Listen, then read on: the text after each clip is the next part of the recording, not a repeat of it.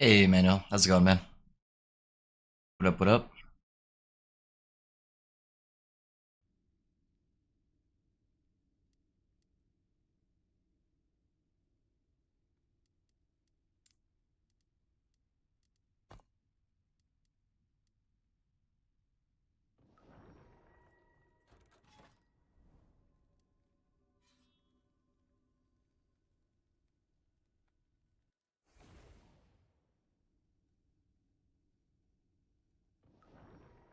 Hey, single malt whiskey. Thanks for the follow, by the way. I think you followed right as I was going live.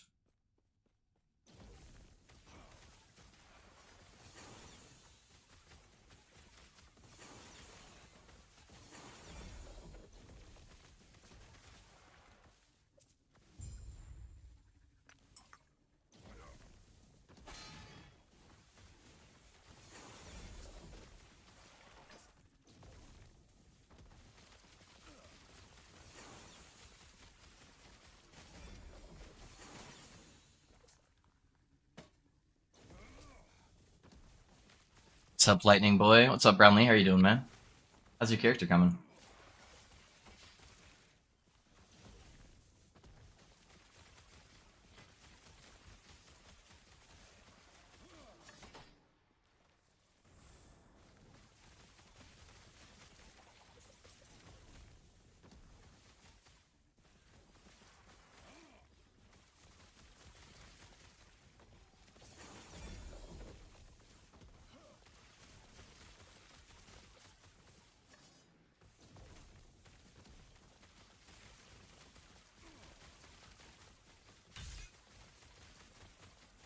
Level 45, easiest leveling ever? Yeah? Hell yeah, dude.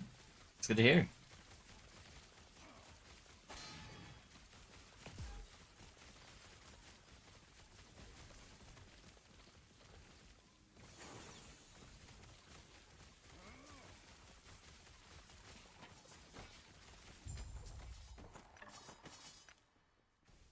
I was respecking some stuff, testing some stuff out, so I need to put some points back in.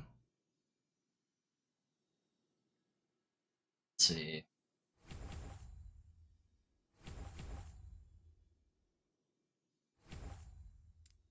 That for now.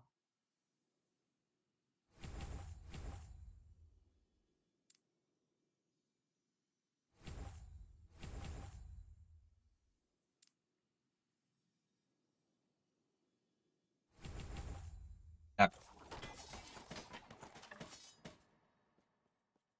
Look at him go. What's up, Brett? How you doing, man? How's the paladin treating you? Had to work yesterday, but now a few days off, trying to decide what to start. Is Dive Bomb Falconer cheese? They nerfed Dive Bomb Falconer by quite a bit.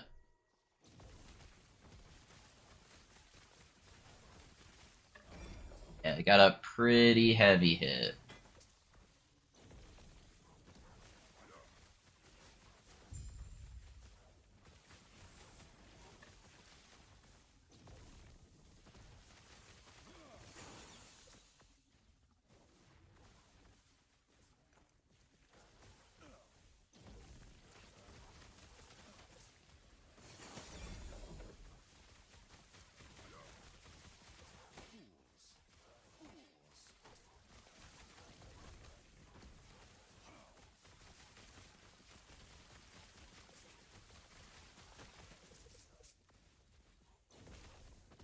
The Nemesis monsters, yeah, they kind of fuck.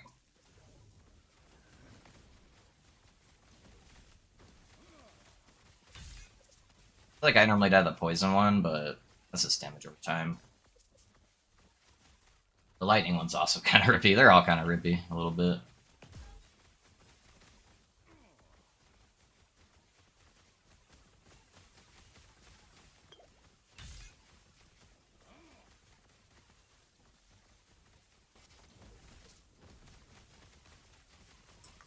Yeah. Colorblind.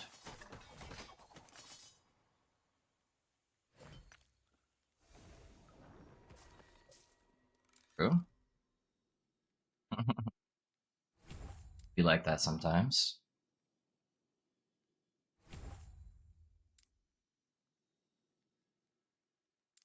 that out right now. Almost 83. I'm getting there. Nice, Marique. What build are you playing again, Marique? I can't remember.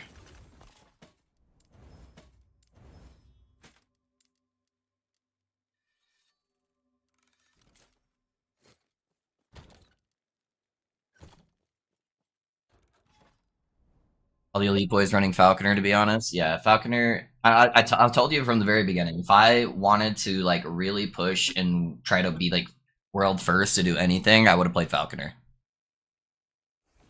How long did you end up streaming last night? 16 hours, aggro? Yeah, we went 16 hours. And then I realized how old I am and I got tired.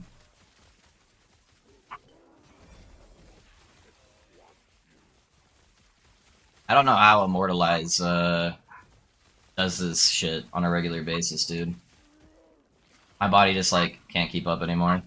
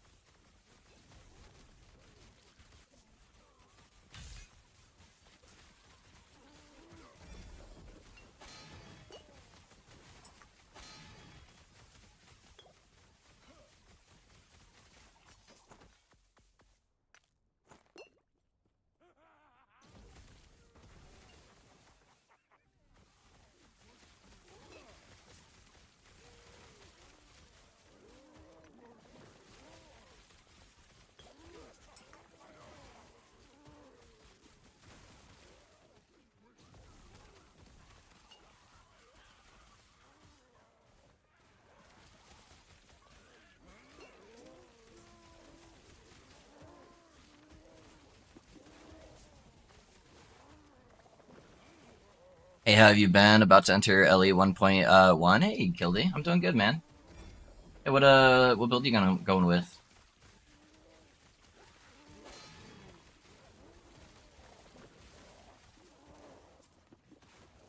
Guys, I'm gonna be a little tired today. Little tired today. Is Smite Paladin good in 1.1? It's okay. There's some other variations. You don't want to play like Healing Hands, I don't think anymore. You can play like Warpath Smite. It's not too bad with the new sword. There's some other options. They kind of nerfed Healing Hands across the board. Look, risky. Sorry.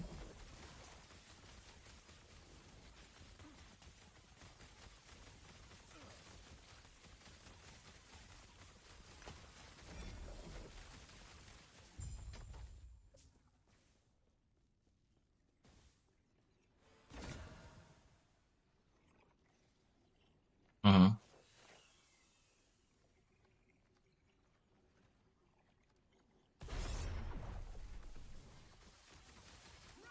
True.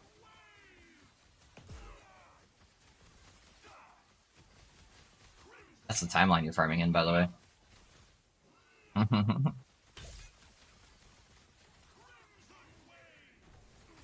That time is really hard to push corruption in. Oh, I died. No, fuck. Oh no, no, fuck. Oh my god.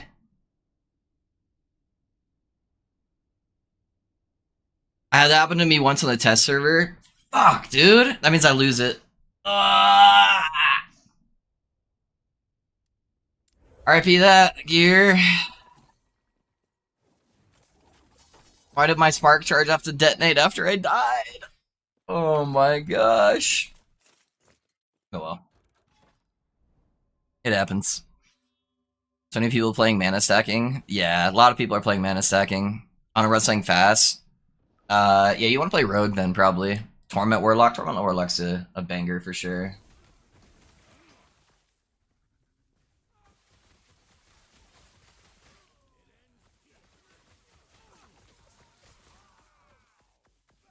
I want to go Necromancer. If you look at my YouTube channel, Kildy, I have a Necromancer like starter build that's like fantastic, and it got buffed this cycle. So if you're not sure exactly what you want to run yet, I'd maybe look at that just to kind of get you going. Help you farm some gear. And then you can kind of transition to anything from there. Hey, Abstract, how's it going, dude? I'm doing good. Other than losing exalted percentile health on a chess piece. Yep, it's not there. RIP. RIP.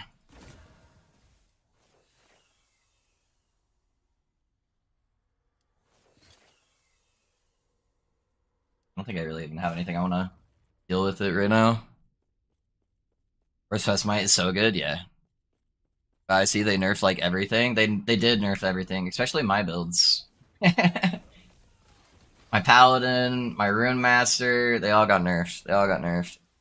Control Electro Wand Evade cast doesn't give mana spent to ward. I've noticed it's been doing some funky stuff with that. Also, it doesn't count as proccing the helmet. Fuck, what's it called? Sorry guys, I'm so tired. The crit helmet with the Ellie shards, you have to manually cast it.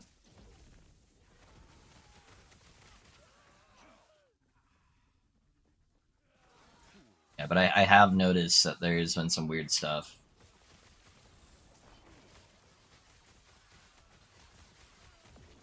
I feel like that's gotta be a bug, but I don't know.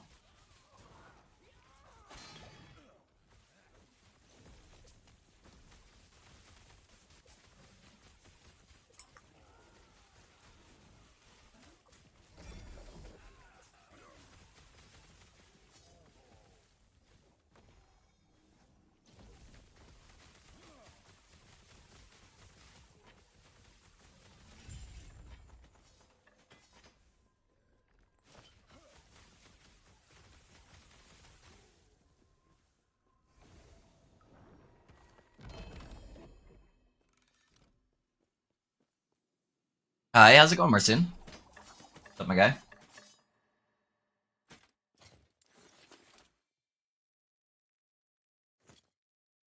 Welcome back, sir. Hey, thanks, Warlord. Just came back from a restaurant. I'm sleepy. I feel yeah. I've heard it's a bug. They said it's working as intended, really. But it says UCast shouldn't be really a trigger skill. Makes the wand like a lot worse. Yeah. Hey man, thanks for the build. Of course, Exitar. I switched to the build from Glacier at level 70, but I'm really struggling with the damage. Hider, so a lot of your damage is coming from certain breakpoints.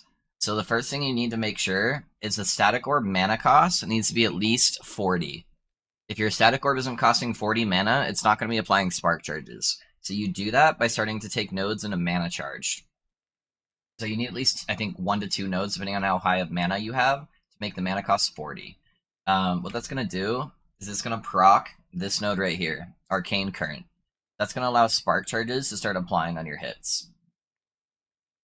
Getting Enigma also really helps with the damage, because you're going to be able to start scaling the spark charge damage by stacking Intelligence.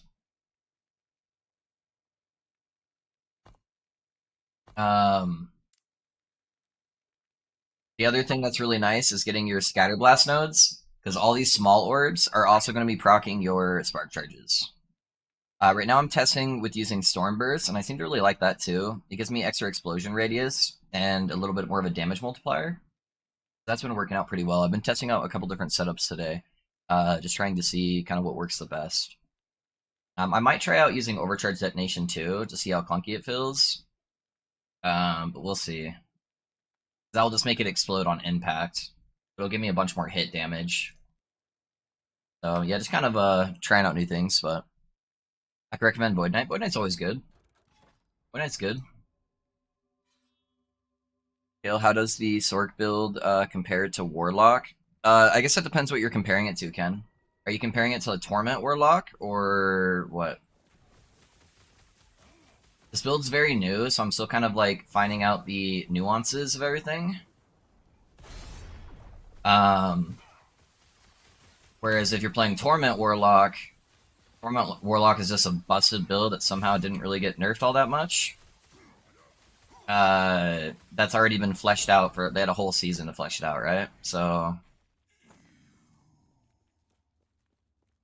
if you compare it to other Warlock builds, there's not a lot of other good Warlock builds out there. The rest of the other Warlock builds are kind of whatever. They're kind of mid.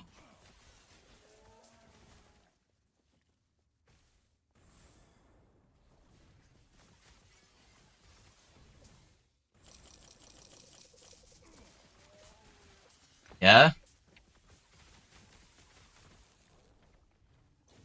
Which one?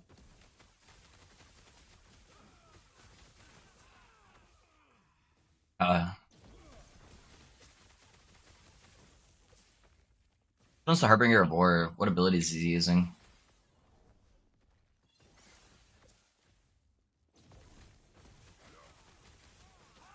Yeah, he still was one of them. Yeah.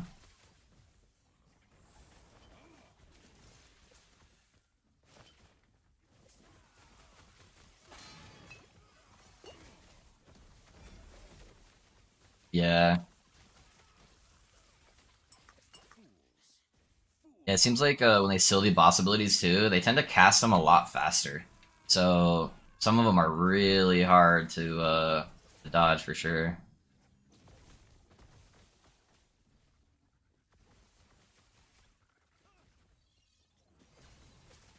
Yeah.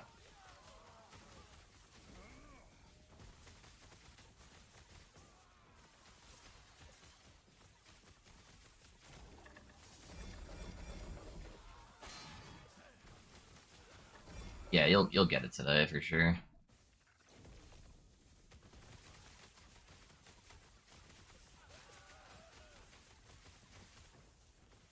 Well, I just died. Time to keep going in softcore. Yeah. Yeah, dude, just keep playing softcore, man.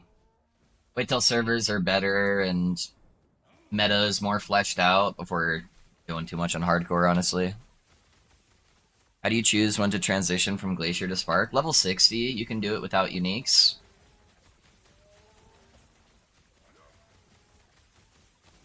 Yeah, otherwise, if you have both the uniques, it's not too bad. Morning Loaf, love my Warlock. Yeah, Warlock going well. Warlock's fun. You just kind of throw down your fissure and then it does all the work for you.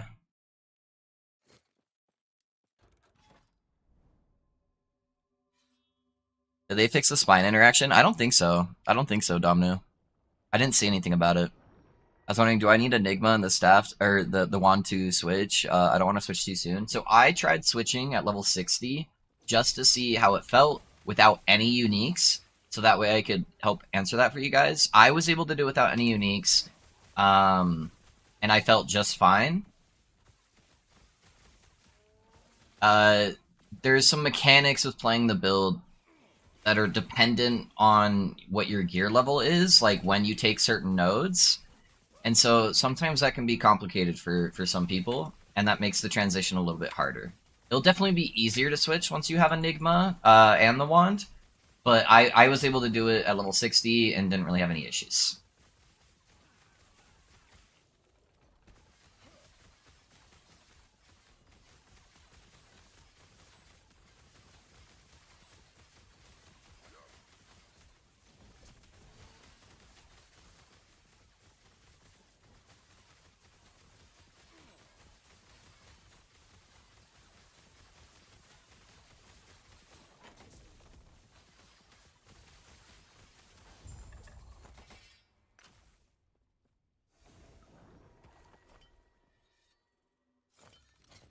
Another giga fucking idol. Game's trying to make me play Frostclaw.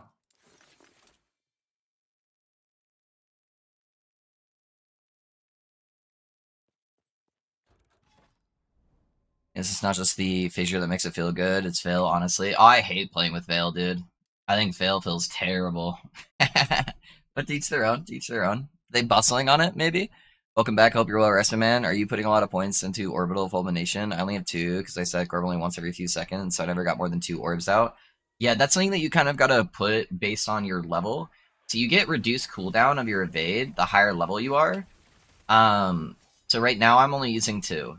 When you get to 100, you can probably squeeze in the third one, and then you should be able to max that out. But right now my cooldown's just not high enough. Or low enough.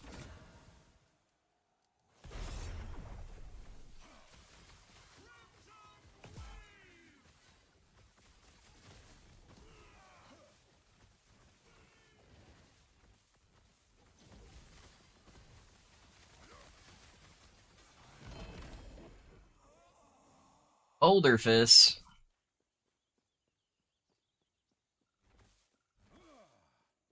I see things. Of course, man. It's great because with defenses being shit, it's a lifesaver. It does damage for you. Yeah. The downside with Warlock is it's very similar downsides to Lich, where I feel like most of the builds all kind of set up the same way. Everybody's using Fissure. Everybody uses the little fucking ball thingy. Makes you immune to damage. It's just like everybody uses the same gimmicks, you know? So it's really fun your first Warlock playthrough, though. But then when you try to do something new, it just feels like nothing really feels good unless you do the same shit, you know? So.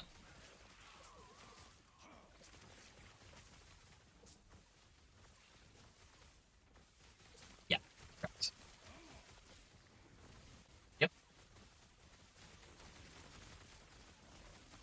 Yeah, those Harbingers are definitely overtuned. I've had a lot of people talking about those.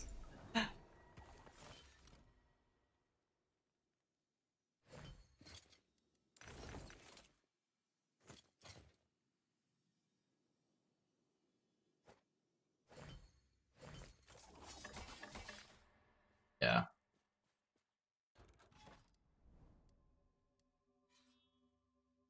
I think so. So on YouTube, guys. I appreciate it. It seems Torment it is for Lock. Yeah, definitely. I switched to both unique, but my mana is flying away like crazy. What would you suggest? I have 500 mana at the moment. Yeah, Hyder, so what you're going to want to do is grab 2 to 3 nodes into Atomic Manipulation, and then you're doing a rotation with Lightning Blast. So you're clicking Evade, Lightning Blast, Lightning Blast. Evade, Lightning Blast, Lightning Blast. You see my mana start going up when I use Lightning Blast? It's because the next 2 to 3 casts of Lightning Blast are going to return 25% of the cost of Static Orb.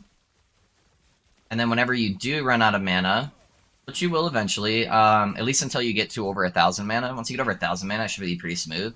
Then you just tap Focus. So you wait till you get negative mana, then you tap Focus, and it jumps your mana back up. So you'll see me run out here because it's an arena, and the arenas I'm like constantly fighting, so it'll run out. Yeah, it's just a quick like 1 second tap on Focus, and then you're back to going good.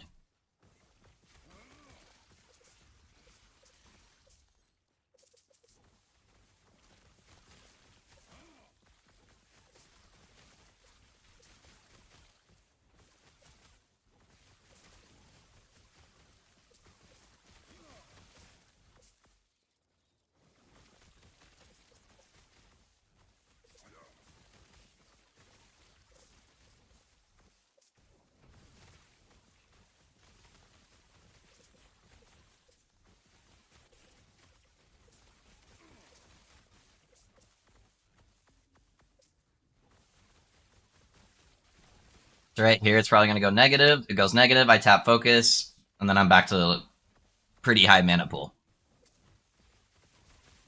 A little bit of a casting rotation, you know, but you get used to it.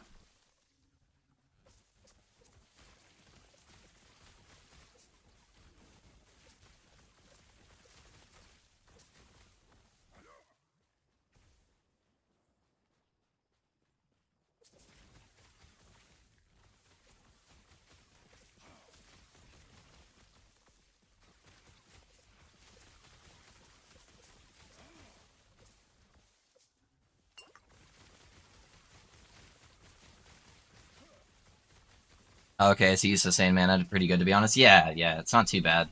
And this is like the worst it'll ever be is in arenas where I'm just like never get that breathing room. So, and then once you get to 1,000 mana, you hit the next threshold for Archmage, and then you have 100% chance to refund 20% of your mana. Because right now, sometimes it's missing because I have a 70% chance. So it's just occasionally it starts dipping down slowly over time when I miss that 20% refund. You know. So once I get to 1,000 mana, that should solve that. And then I'm hoping once I get to 1,000 mana, I'm actually planning on dropping Focus.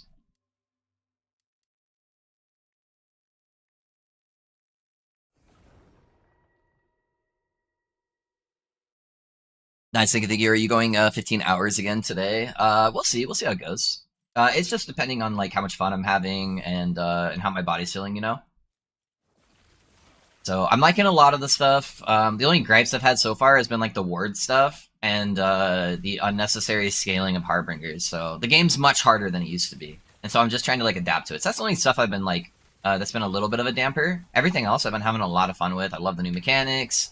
I love the new bosses that are there. You know, I just feel like I'm doing 500 to 1,000 corruption bosses at like 100 corruption. You know, so other than that, though, I love the aesthetics of them and like the feel and the fact that we have this new endgame push and all of that. So I'm sure today my gear will get to a much better spot, and then we'll start really blasting.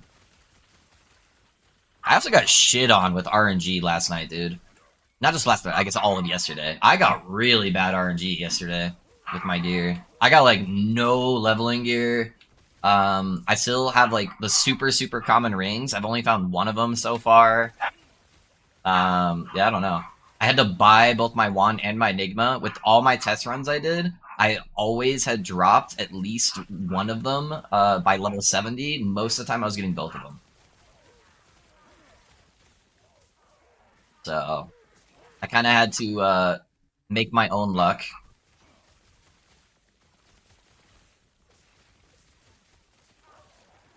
And then now I'm mainly just looking for those like mana exalted gear to really bump it up to the next level.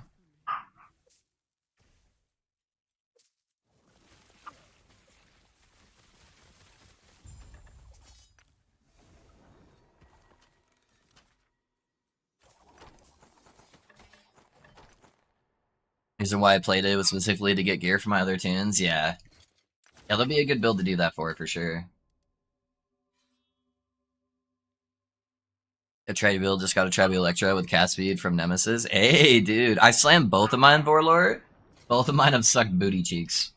I got a damage over time one and like a blind on hit one, but my blind on hit one was worse stats.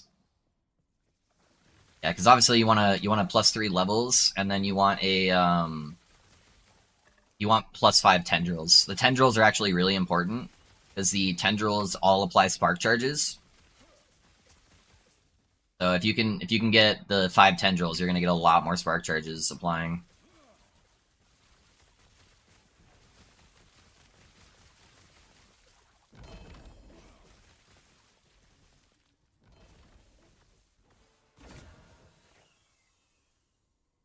Apogee.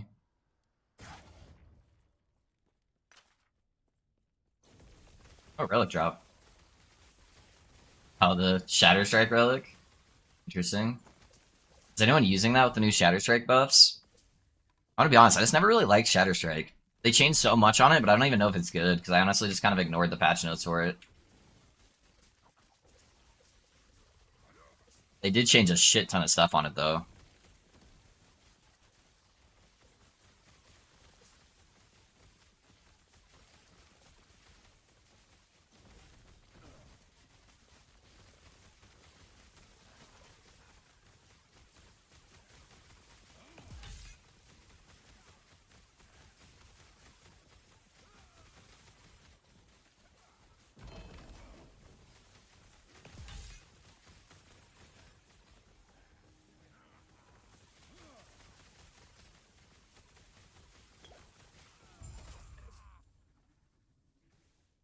Hypertail.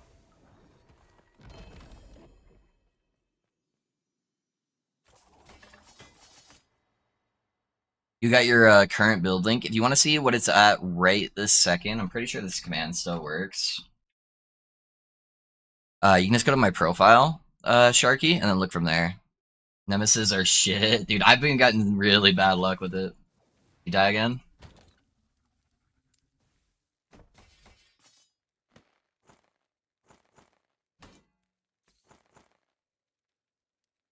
Yep.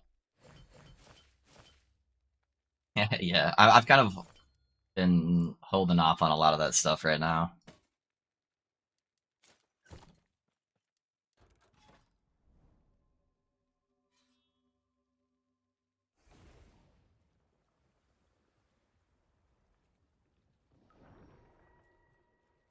I think within the next day or two, we're gonna get a hot fix that's gonna nerf the Nemesis monsters. I think they just wanted to like really make it hard for the people the first couple days, like get that rank 1 push, you know?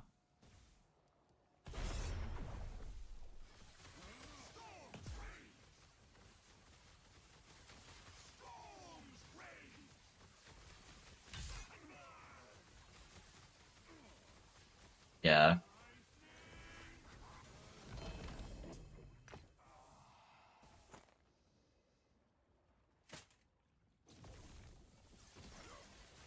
yeah.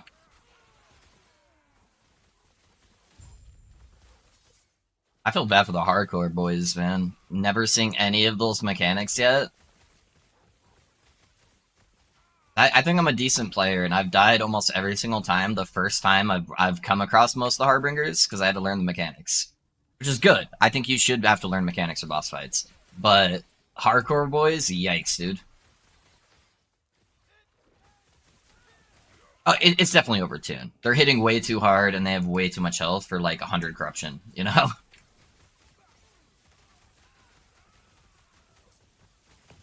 Yeah,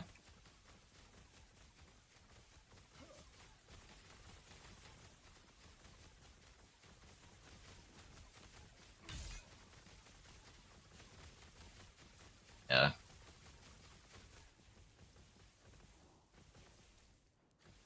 Ah, I ran out of mana.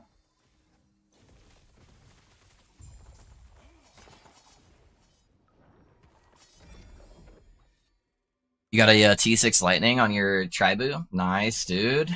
Let's go. I keep searching more then, since the one I got's like +2 levels and +3 then it'll 6 for the tip. Yeah, of course, Warlord. Yeah, mine's not like super good. I got +3/+3 right now, but I got a really good evade cooldown recovery. So it does the job for the time being, you know.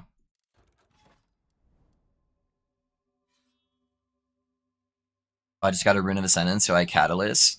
I think the Catalyst will help your damage and area clear a lot more. The Tribo Electra is going to give you a lot more levels to make things smoother and add a lot of quality of life.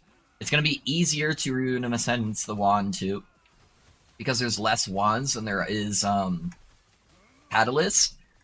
So I was using Runes of Ascendance on wand first.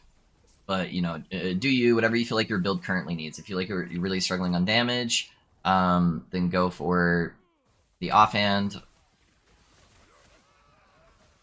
But if you really just want to add that quality of life and get into like the fill of the build, then the Tribo Electra is going to be more impactful for you, you know? They're both pretty close, though.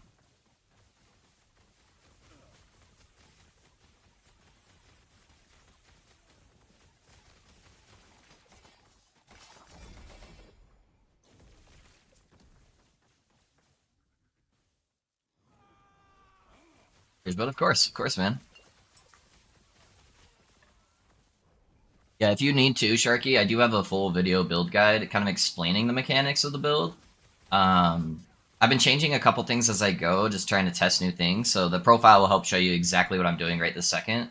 But if you need to, exclamation point starter will link you to the YouTube video. And I go through like node by node explaining why I'm taking each thing. Hey, thanks for the follow, Sharky. Appreciate it. You have a better version of this build? I mean, like a BAS items and blessings and stuff. I have like a general planner that shows like items that I think would be really, really good at endgame. Like my reses are obviously fucked in this version of the planner because like all uniques. But I'm kind of just like showing what I think would be really, really solid. So the big thing is getting the Seed of Yggdrasil. I would love to get one of those. Hey Sharky, thanks for the sub with your Prime too, man. Thanks for helping out the stream, dude. I appreciate you. But this kind of shows you like some items that are you can aspire to. So I can give you that. Yeah, man, I'm not sure if this cycle is for me. Back to Elden Ring for me. Yeah, you struggling a little bit, Kyle? It's got a really heavy difficulty spike this season, which is typically the least popular type of seasons for most people. All right, I'm probably gonna get shit on, boys, because I'm gonna try doing this Harbinger. My gear sucks, but whatever. So they nerfed so much stuff, man. I think they buffed too many things, like enemy wise and corruption wise, and then they nerfed too many defenses all at once, and they didn't really realize the full repercussions of that yet. Where it kind of forces you to go more meta, and it got killed a lot of the in between builds. Anyone works with the rune, I mean, yeah, correct. Imagine them at 700 corruption, yeah, for real. Yeah, it doesn't matter which wand. Almost to empowered monolith. Let's go, dude. Use 4 runes of ascendance on wands. No luck yet. At least got enigma as a natural drop though. Hey, that's not bad. That's not bad. Might as well use it. Hey, I appreciate that, man. Thank you. Alright. I'm not worried about Space Chicken, but Harbinger's probably gonna fuck me, so these guys are just crazily overtuned. And I'm not tanky enough. I don't have my tank items yet to like space tank stuff yet to keep doing damage, so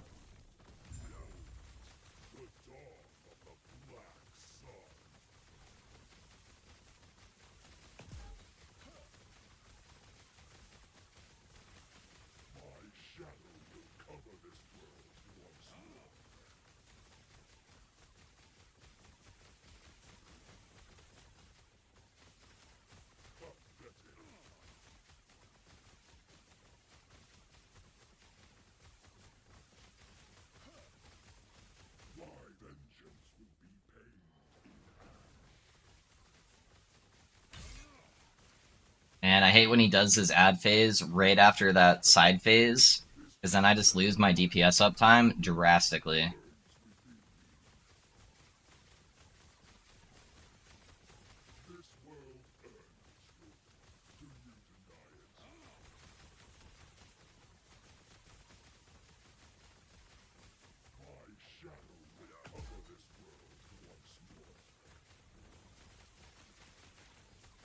It's at least a good ad phase here.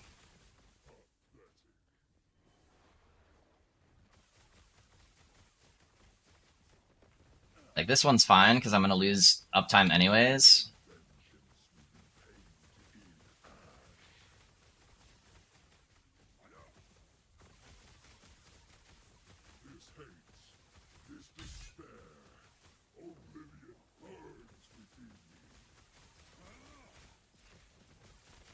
Oh no, I fucked up. My mana. RIP. I wasn't negative when I casted Focus.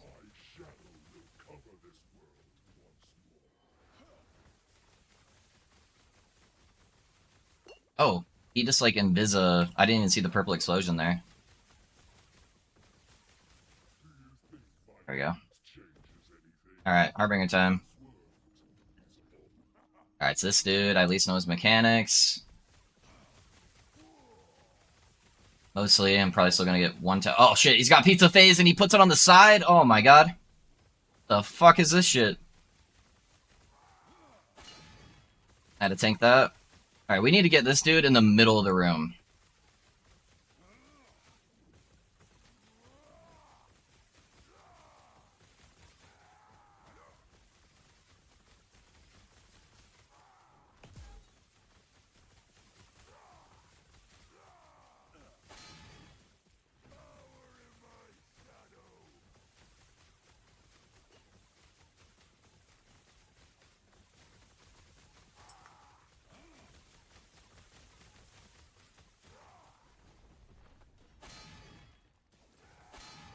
I need to get mana back, but I'm trying to like dodge shit.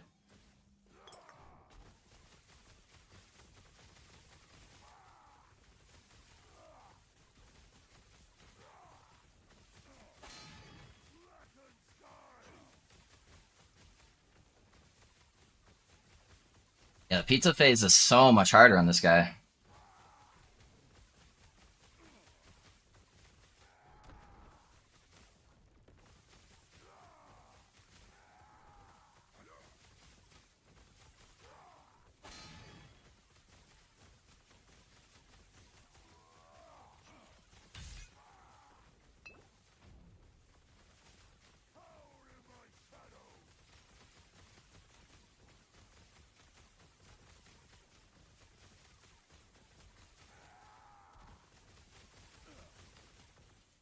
I have to be really careful on how I dodge too. because I can't get him out of the center of the room. If I do that, then I'm just gonna fuck myself on that pizza phase, you know?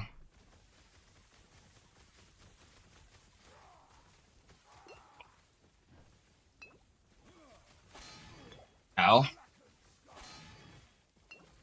Wait, doing pizza and I didn't see? Oh my god.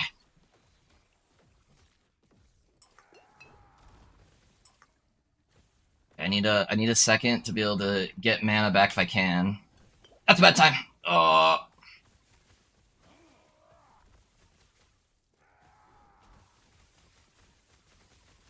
So much area denial.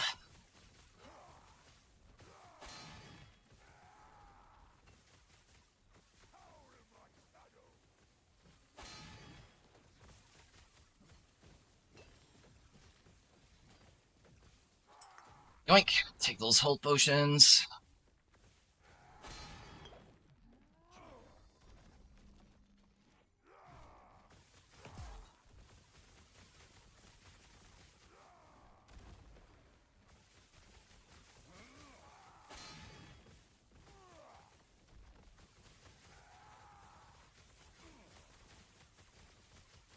Yeah, I need to do hokey pokey here.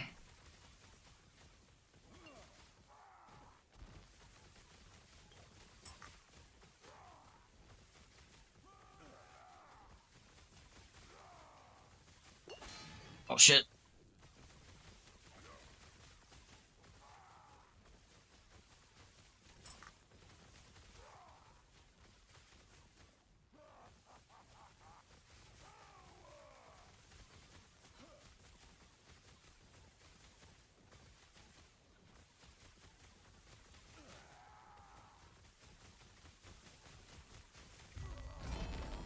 Holy fuck, dude! And that's how you completely under gear and just outplay a fucking Harbinger. Holy crap.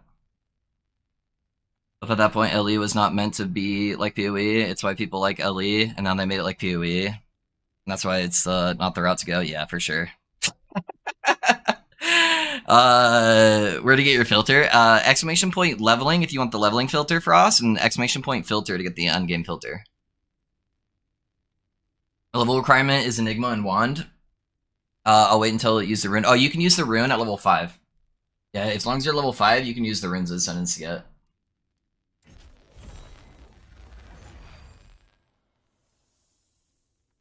You could always just not kill Harbingers if you don't like how it feels like PoE. Yeah, that's true, that's true.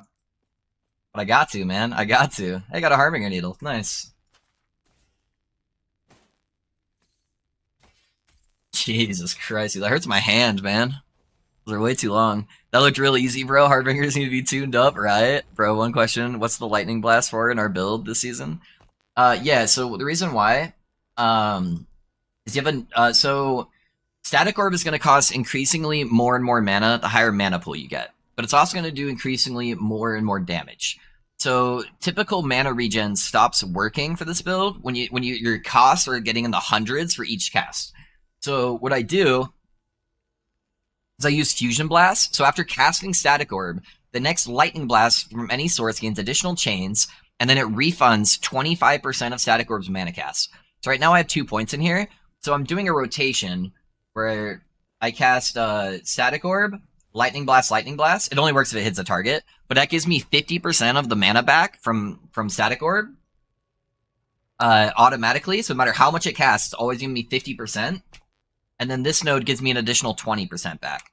So it covers almost all of the mana costs.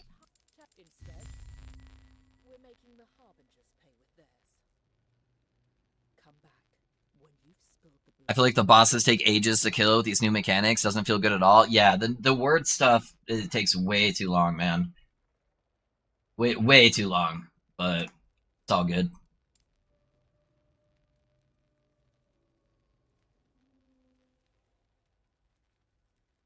Oh, I already did the Black Sun before, so I guess I didn't count that one twice, even though it gave me a corruption thing for it. I don't know. Ending Storm is gonna be so hard.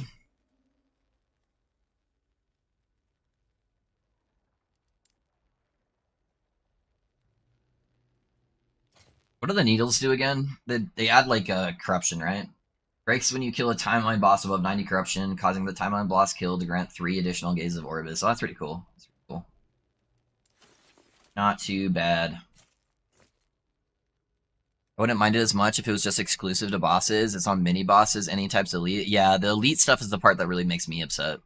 A quick question: which of your skills cost 40 or more mana? Just wondering, since I'm not benefiting from lost knowledge yet. It is static orb. As long as you have 1 point, or depending on how much max mana you have, 1 to 2 points in mana charge, it should cost more than 40 mana. So, all right. Well, let's go do. I have to up the corruption on these before I kill the bosses now. I have to be like what? Harbinger Part 4 was the quest out. What's the corruption need to be? It needs to be 150. So I need to go to another timeline and then get it over 150 spawn.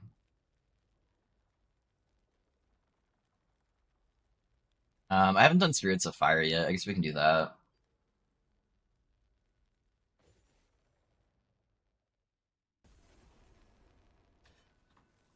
Haven't checked in since your first 30-ish levels. How's Merch Guild feeling so far? Uh, very unimpactful. I don't know.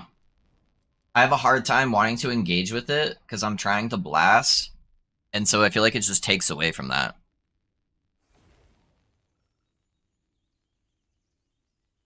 Yeah, like it's nice to occasionally go and grab a piece of gear I need, but I feel like I was just getting way more gear by playing COF, you know?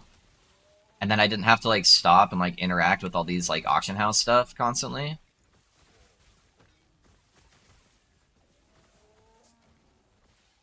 Yeah, just kind of felt unimpactful so far. It did help me get my wand though, so guild probably makes for bad streamer content as well. Yeah, nobody wants to watch me just like selling stuff, you know? So that part COF definitely feels better. But we'll see as like there becomes more of an actual economy set up. Maybe I'll want to engage with it more. I just haven't really had like the need or desire to.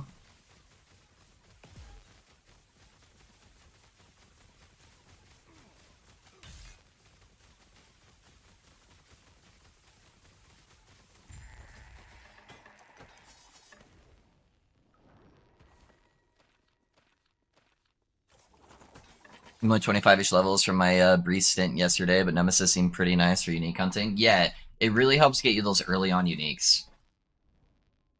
Definitely, definitely.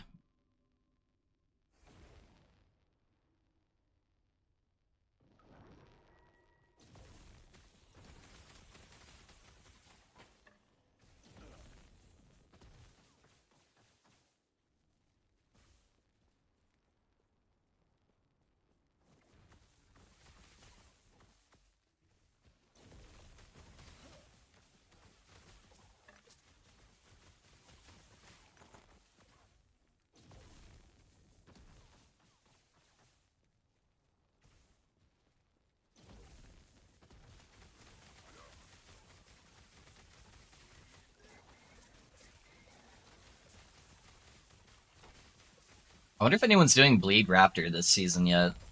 That new dagger for Raptor looks insane.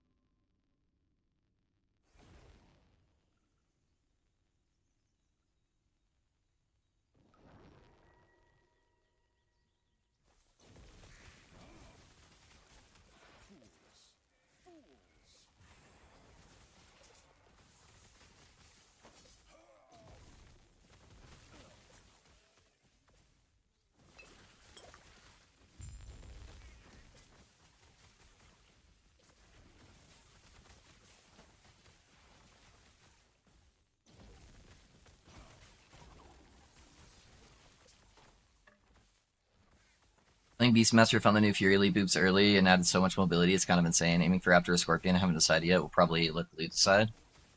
Edgar, are you playing COF or are you playing trade? I think I have a Raptor dagger, so if you want to play Raptor, I'll just give it to you, dude. If you're playing on Trade League.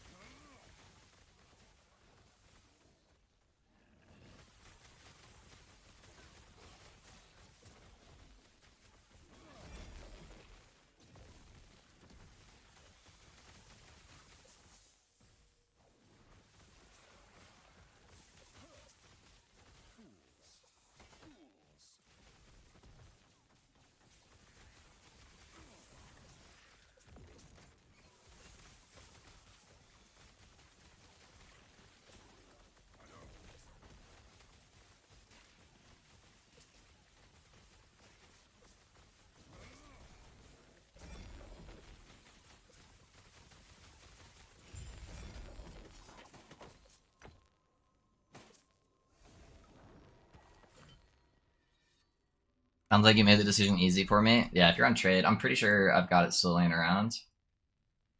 If not, it might have gone into the trade thing, but if it hasn't traded yet, I'll pull it out. Let's see. I think it's in my auction house thing. Let me go pull it out for you. Unless it's already sold, but I'll check. Bro, my first rune of Ascendance turned into a Tribo Electra. Yeah, dude. Hey, congrats, man.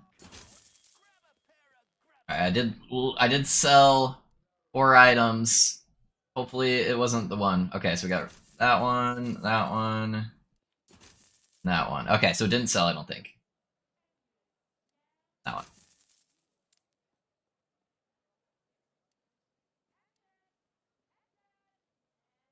Where did it go?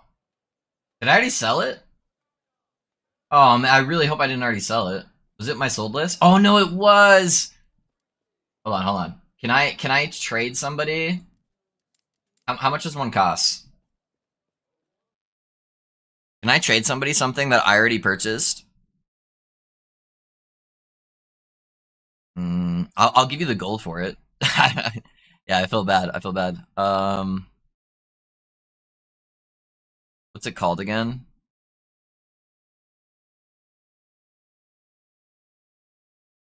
Yeah, I basically just gave it away for free though. I was just trying to get points. Oh, the Nulls, dude. I wonder how much they go for. What am I doing? Oh, I'm in gloves. That's why I can't find it. I'm like, where is it at? So bad at navigating this right now. Oh, that's two-handed swords? What the fuck? Alright, where's one-handed swords? They look the exact same on the icon.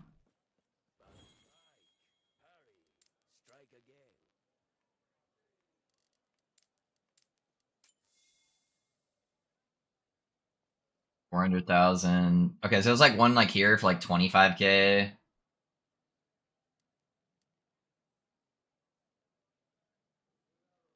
Yeah, they're not too rare, I don't think though. I may have definitely undersold mine though. I think I sold mine for like 10,000.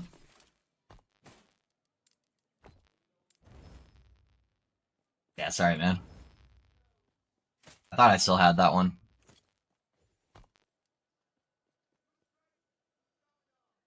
Okay, which what level am I? Level 6.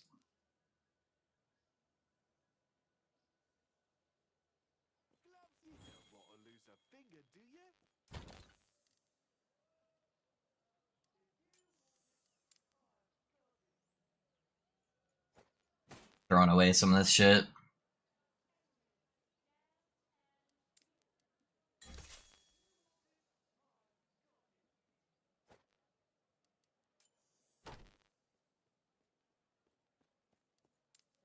So I can level up fast.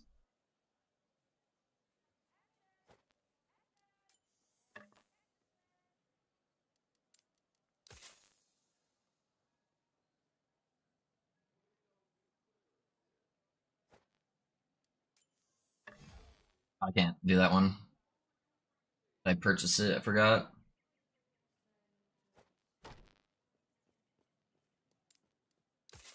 Alright. I don't want to spend too much time with it.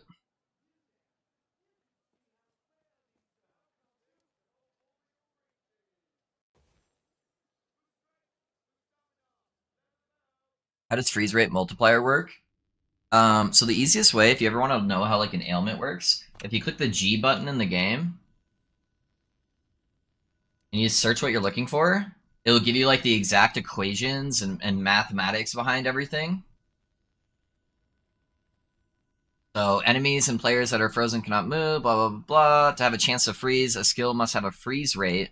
Most cold skills have a freeze rate, which is listed in their tooltips. The skill's base freeze rate listed in their tooltips and will be increased by freeze rate per sec of chill stat. And then the final number is multiplied by the freeze rate multiplier. So then here's the actual like mathematical equation. Okay, it'll give you a full breakdown on how to do that. So just click G and then type in freeze. Thank you, thank you. Of course, man. Yeah, this game makes it really easy to know how things work. Because unlike like PoE and stuff like that, they just tell you. They try to give you all of the mathematical equations for like almost everything. How's the static build leveling up compared to Lightning Blast? You mean like last season? Like doing Mad Lightning? Nothing's gonna compare to Mad Lightning because Mad Lightning was an immortal tank that was able to abuse just so many different things inside Rune Master, and then they took all of those cool toys away from us. But it still wasn't bad leveling. It's just I couldn't like face tank everything, you know?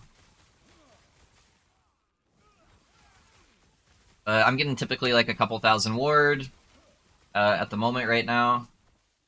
And that's with Static Orb not proccing mana cost gained as ward for some reason. Because EHG counts it as casting when I use Tribo Electra sometimes, but then doesn't count it as casting other times. So like it counts as me casting when I'm trying to get the extra chains for Lightning Blast, but then it doesn't count me as casting for the mana spent gained as a ward. So yeah, there's some weird stuff, but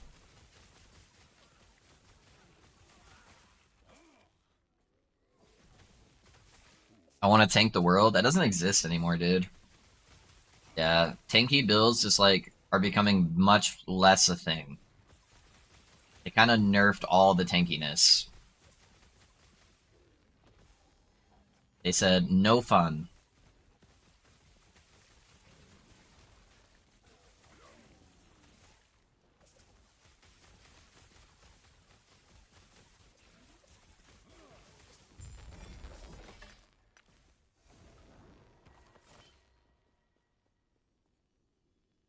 Yeah, damn, that sucks. Yeah. Yep, it does suck. It does suck. Indeed. Look, Harbinger.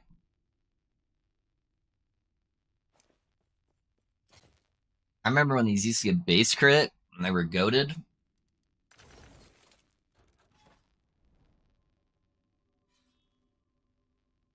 You know, Loaf, I bet you even with those neat little things on last season's build, the way the mobs have been scaled, it might have given them a run for their money. Yeah. I think Mad Lightning and Holy Fire Paladin probably would have still shit on them. It's because they were so tanky and got so much damage for free. But it definitely would have been harder than what the current content was, you know? And these Glyphs of Envies drop like candy, dude. Getting so many of them.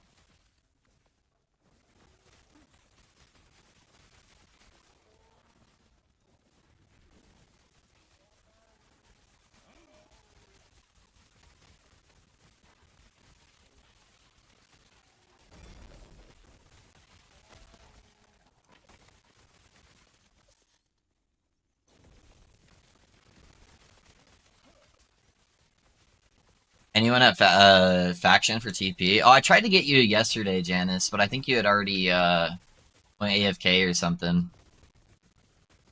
Sadly. Yeah, sorry, I didn't see if you asked me when I was there.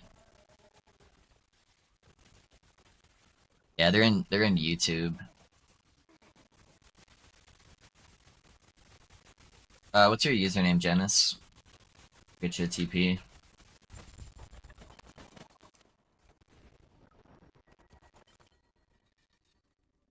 I can't wait to try that katana. I find combo wombo rogue so fun. Yeah.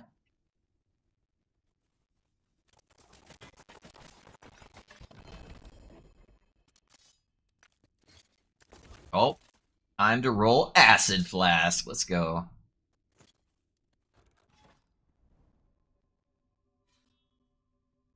Yeah, from what like the testers were saying, Manuel, I feel like they said the bossing felt really good, but like Echo Clear felt a little clunky. That was the feedback I was getting.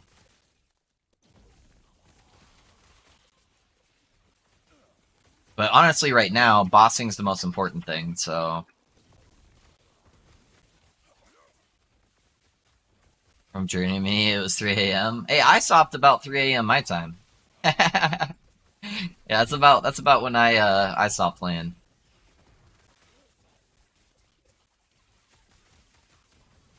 Yeah, the melee rogue is not clearing very well, just good enough. Yeah, if you kind of just like let everything follow you, then you can kind of just like AoE it down. It's not too bad, probably. That's typically how you play most of the melee builds. You kind of just have to like group mobs a little bit more. Okay, Janice, give me 1 second to finish this echo, and then I'll post that in the Discord for Risky, and he can get you a teleport. Hey, yo, what's up, Ben? How you doing, man?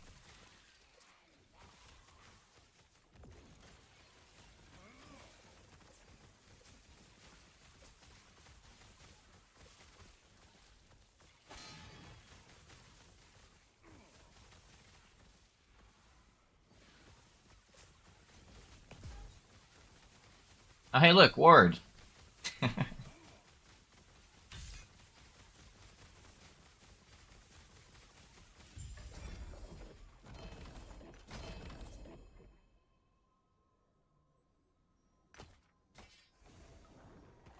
Alright, let me grab this name real quick.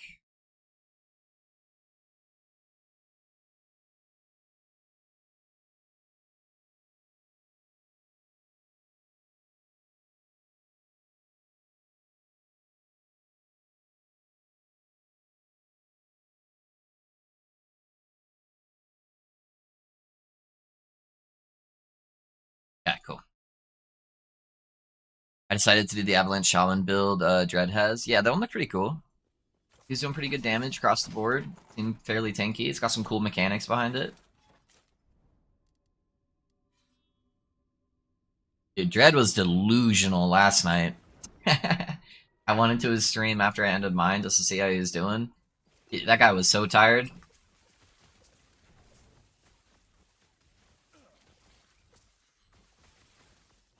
Seemed a little clunky. What do you think, Ben? It's just got like some weird like transitional stuff that you're doing with like transforming. So it is gonna be a little gimmicky to play, but it looks cool.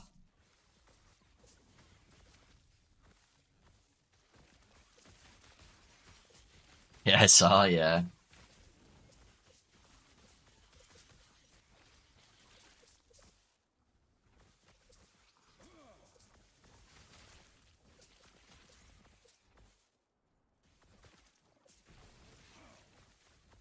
I abandoned my shaman at level 50. Oh no, not like this. Yeah, they keep coming out with new toys for shaman, and then everyone thinks it's gonna be goated, and then it's pretty mid. So that's why I was gonna let other people mess around with shaman this time. Although they did like double the damage on my tornado shaman for frostbite. But then they also nerf ward, so it might be even squishier now. Hey, we still got that arena bug. Spawning monsters after I finish.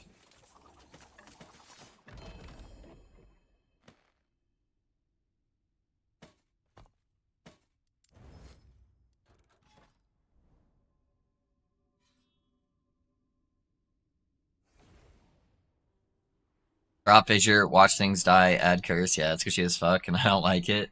Yeah, the shaman's very squishy. Its defense kind of comes from like CCing stuff, or like being a shaman but not actually being a shaman because you're still doing druid transformations. That's typically the only way to really play him. I'm not a big fan of. I just want like a full Shaman caster that's like actually good, you know? Not too much to ask for.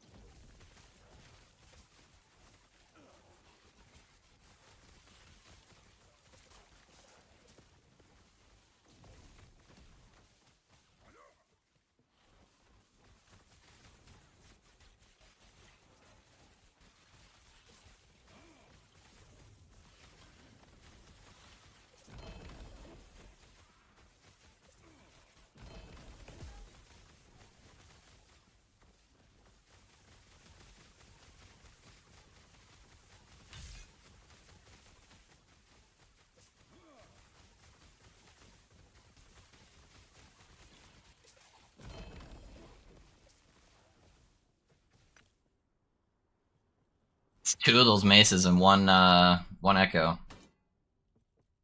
Got another rune of research at least.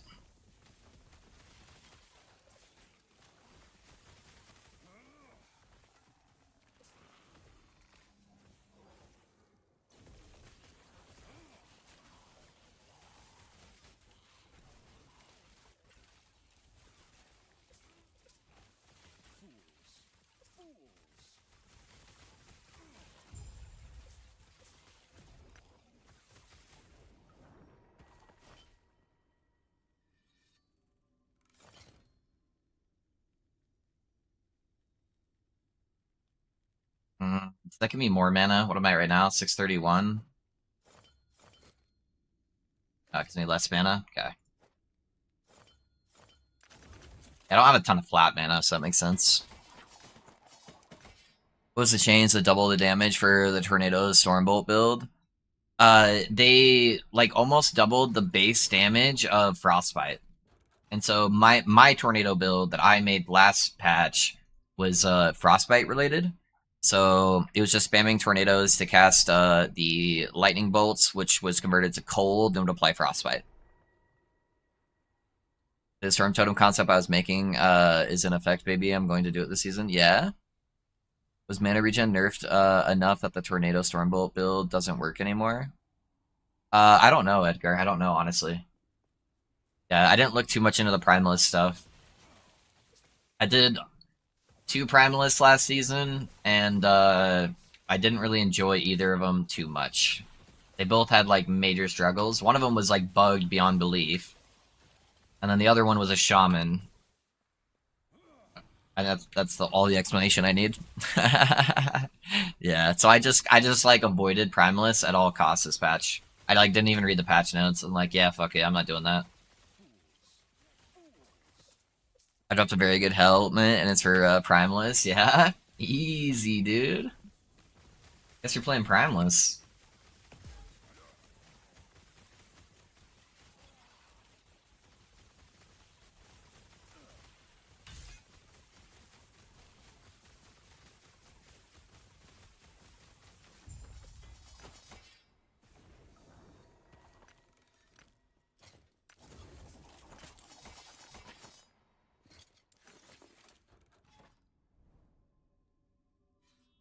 I'm also better at leveling with Primeless because I've practice. Yeah, so has PTSD from it. Yeah, something like that, dude. Hey, what's up, man? Do you think the closed circuit node is worth taking now on Lightning Blast, or do you think boosting the base crit as the spell is the way to go? Base crit all the way, Blake. Yeah, closed circuit is dead. The only reason why it was good is because I had 300% cast speed, and I could stack it infinitely very, very, very quickly. And so I could get instantly 100% critical strike chance with no critical strike investment. Yeah, where now it's just giving you like a little bit of percentile crit and a little bit of damage. So I don't even think it's worth the node anymore.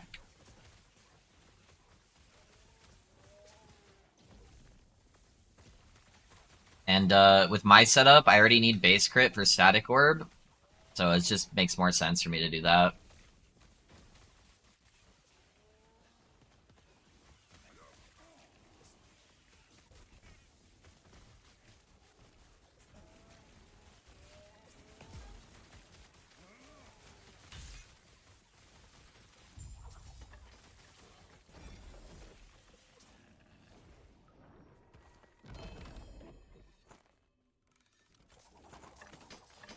Dude, and Risky drop Ravenous Void. That was crazy. Oh, yeah, yeah. I think you already went to bed, Manuel. Yeah, you got a Ravenous Void. He did put it in an egg. Sadly, it rolled Intelligence, which isn't as good for Intelligence characters, but... Because the Tempest is actually working for me while leveling with Gathering Storm and Wolves. Don't have enough experience to say if it's really close to the pace of an ideal BM leveling path, but it's fun. Sick, dude. Hell yeah. Yeah, I liked the idea of playing like a Stormbolt minion build. Thanks, man. Can't wait to see how the new build fares against High Corruption Harbingers. We're getting slapped right now at 300 Corruption Harbingers. Yeah, man. Harbingers are just overtuned. Doing 300 is probably like the equivalent of killing a boss at like 900 Corruption last season.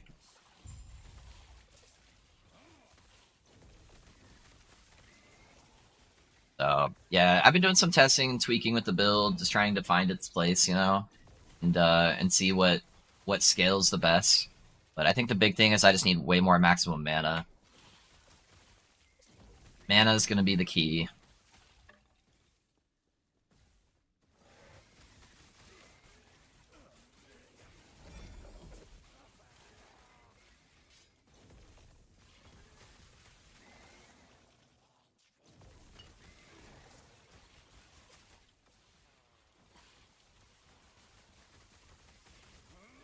Yeah, so I'm stuck at the Altar of Oblivion. I killed a Harbinger in all the timelines, but there's still a lock.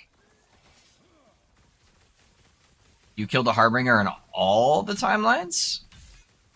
If you click Y, does it say that it's there? You were blasting, dude. Did you sleep last night? It's like, I have nowhere near that. So if you click Y, and you go over to Forgotten Knights, and you go to Harbinger Progress, and go to Harbingers, every single one of these should have this check mark. Every single one of these should have this check mark. If they don't all have a check mark, it's going to be locked. 6 runes ascended in, still no tribo. Damn, yeah.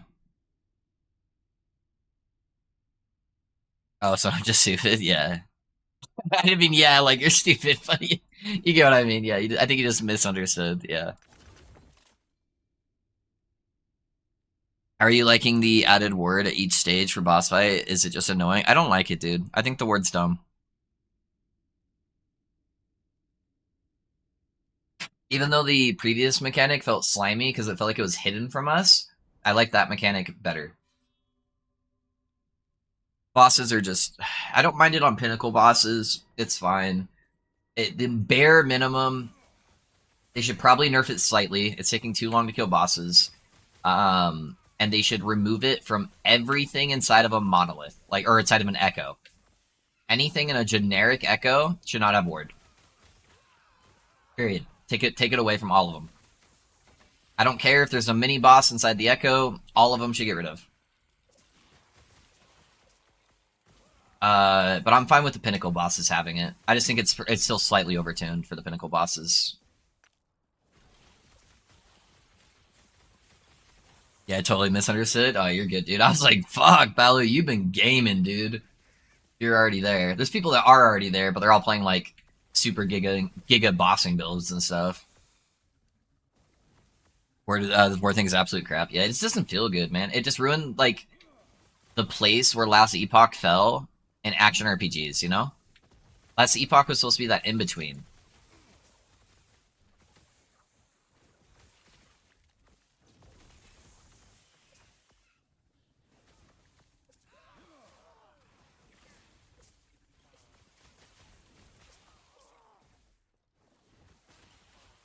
Part of it's just the psychology of seeing their health bar go up. A lot of it could be. A lot of it could be. I feel like it's harder to kill bosses, though. It's drastically harder, you know? The elites are definitely harder inside the echoes. They're like 4 times as hard now to kill them, I feel like.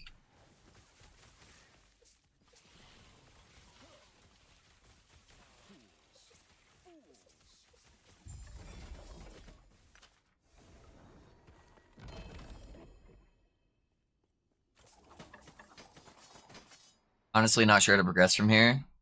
What's your issue running into him?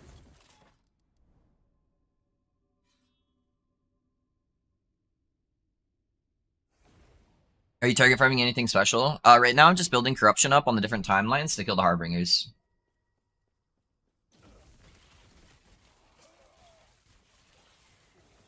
So I need to get this timeline to 150 corruption, kill the Harbinger, and then move on.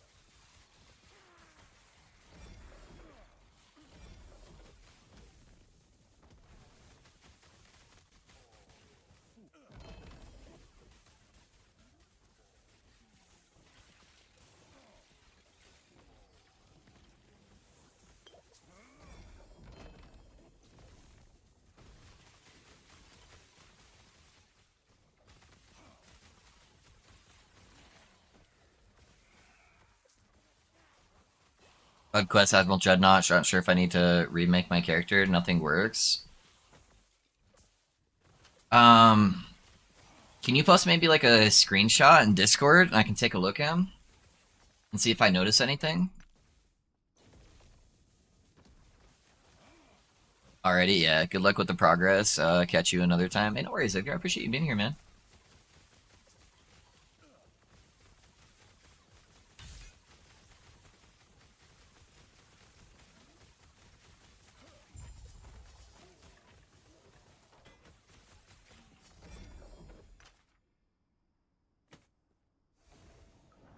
Halo, playing COF or MG, mana things look mighty expensive, but they're also hard to farm. I'm playing MG right now. I played COF all of last cycle, and some people are wanting me to try out MG, so I'm just trying MG for the first time. So, it's going alright so far. Some of the stuff can be kind of hard to farm, though, for sure. COF, it's all going to be just about leveling your COF as fast as possible, and then just setting up prophecies. I like when I played COF last cycle, I could farm almost any unique within like a couple hours once I had my stuff leveled up, you know? But yeah, they'll take time. If you're trying to play mana stuff, I would just play Glacier if you're doing COF early on until you get the stuff you want. Glacier requires almost no gear. Just like standard T5 mana stuff is like plenty.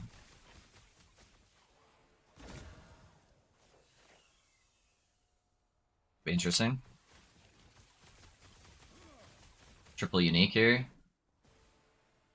Have anything cool I can throw in here?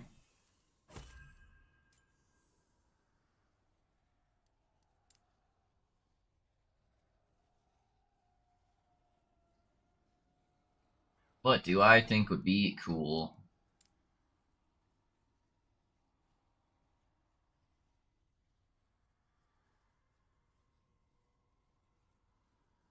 I do a Stygian Coal.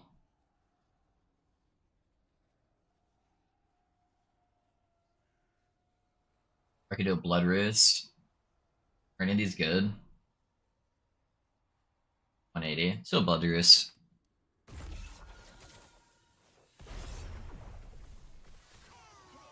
Not the poison one. This guy fucking hates me. I can't stand close to him at all. Alright.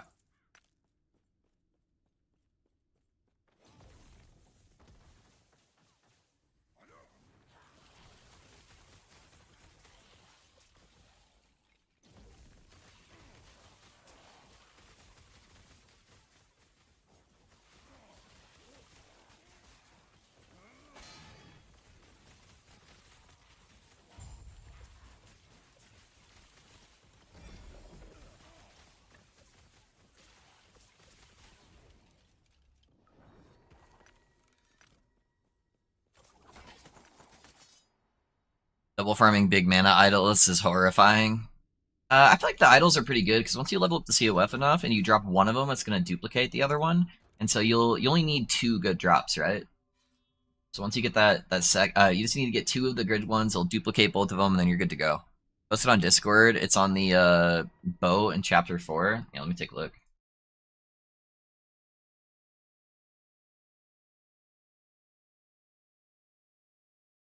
So your character just like can't move? You're just like stuck in the middle by the waypoint, and you've like tried relogging, and then when you come back, you're still there? That's a weird place to get stuck on, man. Is that what's happening? I just want to make sure I understood. I died during a fight, and now I have nowhere to go. The door is not a portal for me. Oh, it's not letting you get back through the portal. Um, can you try swapping your server? So when you first launch the game, try swapping to a different server and see if that re-instances the boss. They don't duplicate anymore? Interesting. Yeah, that makes that a little bit more hard to do.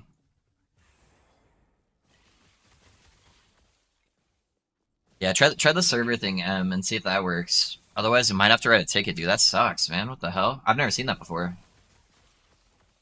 Oh, true. You could join a group and teleport to somebody.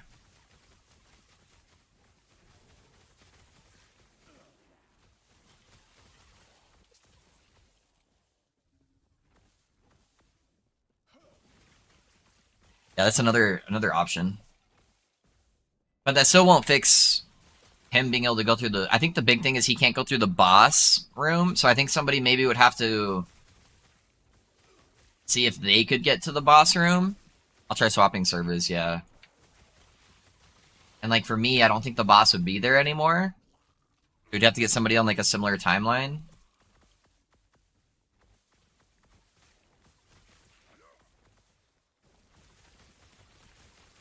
I'm gonna be honest, I don't know if it skips the timeline. I typically avoid multiplayer in this game. Yeah, that's such a weird bug, man. I'm glad we don't have as many like server issues, but there's definitely been some really wacky bugs. Holy hell, do you have to kite around bosses playing Mike's marksman? What happened to your sword, Diablo girl? Oh no. Another soldier has fallen. Another soldier has fallen.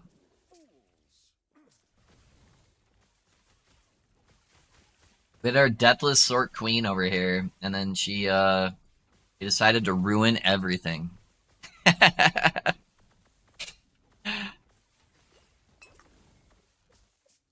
Salute, yep.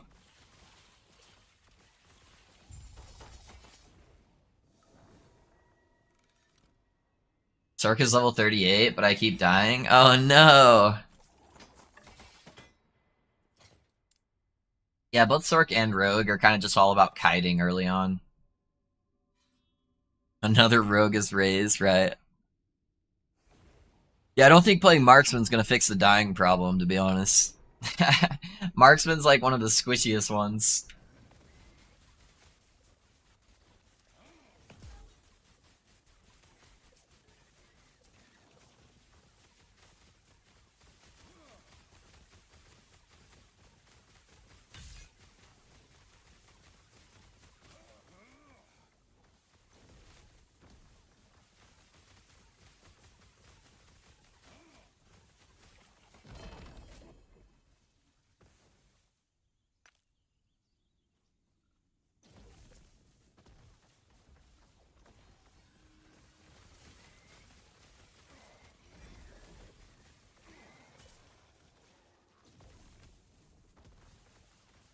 Did I swap build too early if I don't have Enigma yet? I swapped at level 60, Balu, without any uniques.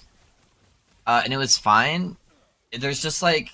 It's hard to tell people exactly how to swap, because it really depends on like what your current mana level is and stuff like that.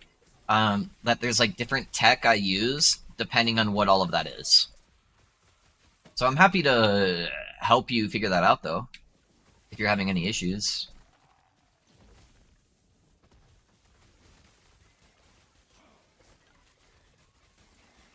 But I did it without the wand or Enigma at level 60, and I felt fine.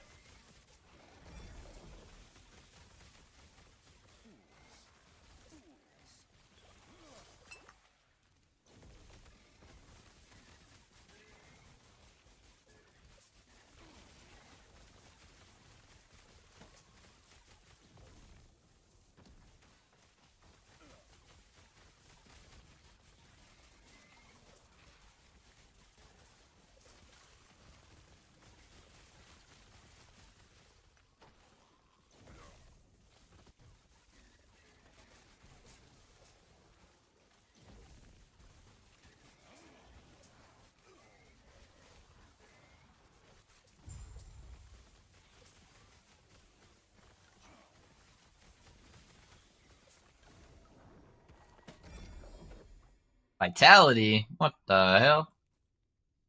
Oh, it's for the Broken Crown crafting.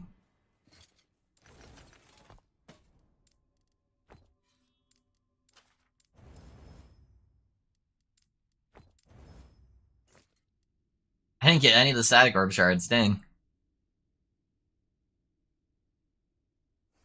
I think it's squishier than Sork. Yeah, it is, definitely. I hope they buff multi-shot soon. Yeah, multi-shot... I think they did change some of the multi-shot stuff. They buffed something on it. I thought. I think it was more for, like, manually casting multi-shot that they buffed versus using Flurry to cast it.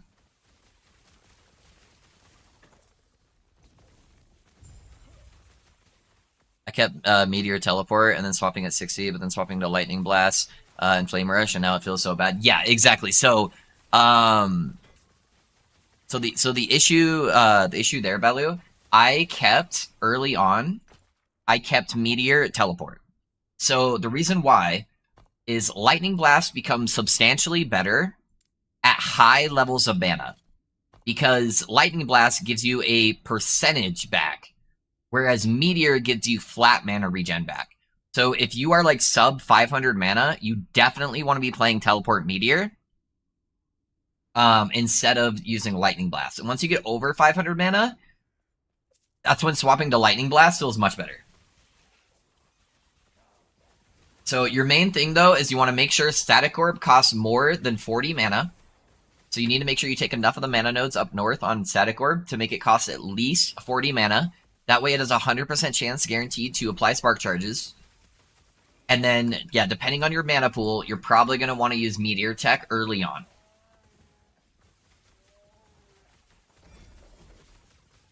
Or in a swap back for a while. Yeah, swap back for a little while. And then you have to play kind of like a rotation style when you're playing Lightning Blast. So like right now I have 2 points into the refund for Lightning Blast, so I'm going Evade, Lightning Blast, Evade, Lightning Blast, and that's kind of the combo, you know?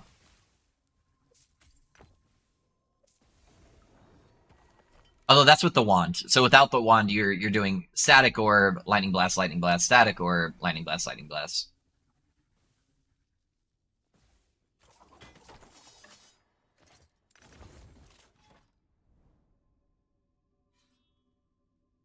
Is there a cap for the cost? Mine's at 83. No, it'll keep going up.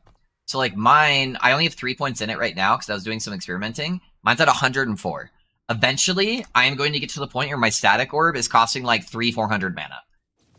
But because all of my refund stuff is percentile based, it doesn't matter.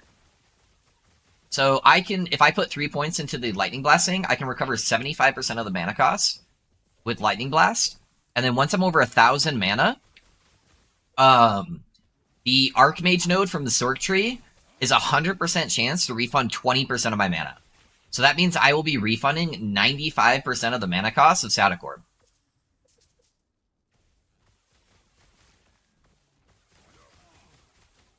Is it a Lightning Blast passive? No, it is in Static Orb tree.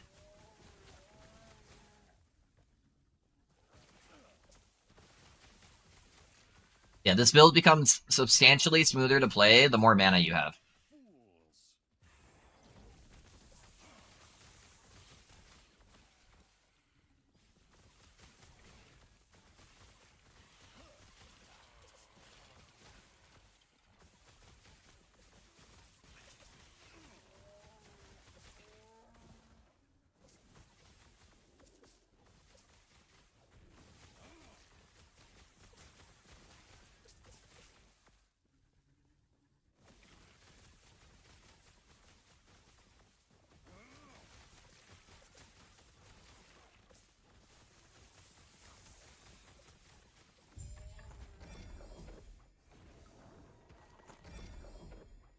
Hey, John the Crown. Thanks for the follow, man. How's it going?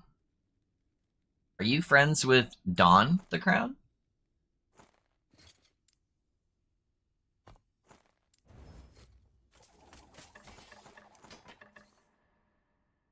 This is all foreign language to me. I used to face tank bosses in D4. Mechanics? What mechanics? Yeah, right?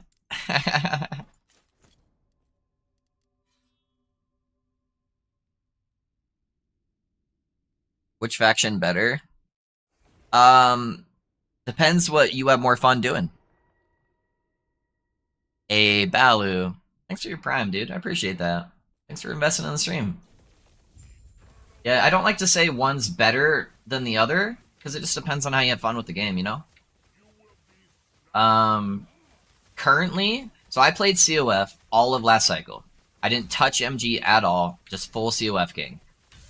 This is my first time experimenting with MG. I think early on, COF feels a lot more fun to me. Because I don't really like just sitting in town, messing around with the terribly optimized auction houses. But some people, their whole fun comes from having a marketplace in a game. So if that's you, then MG is really, really fun. If you're just looking at it in terms of which one can I get the most giga min max gear if I play ridiculous amounts of hours, yeah, MG is going to be better for doing that. But I generally enjoyed the gearing experience a lot more on COF. It felt more rewarding and like I was doing something with the game rather than just trying to min max gold making and then just buying gear, you know? So that's just where it goes back to how you enjoy playing the game.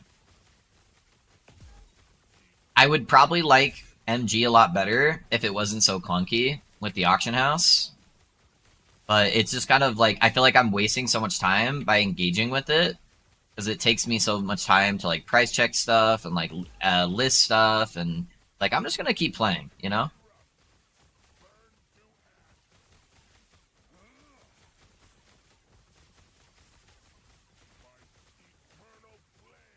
Oh, I wasn't negative mana anymore when I clicked that. Oopsie.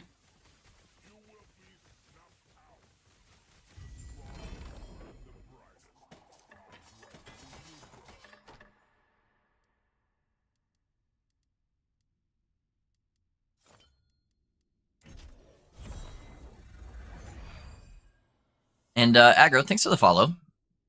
Sorry I missed yours. I appreciate you. I'm a Souls player though. I'll get it. You will. You will get it.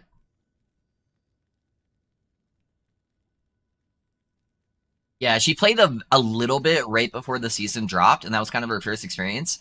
This is a much harder experience than what it was last season, for sure.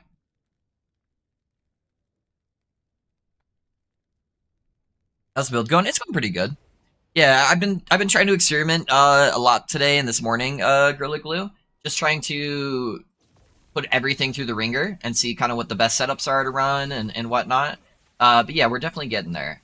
I think I'm going to swap a couple of things around on the endgame build. I think instead of using Knowledge of the Erased, I believe that's what the relic's called. I think I'm going to use a fucking Twisted Heart.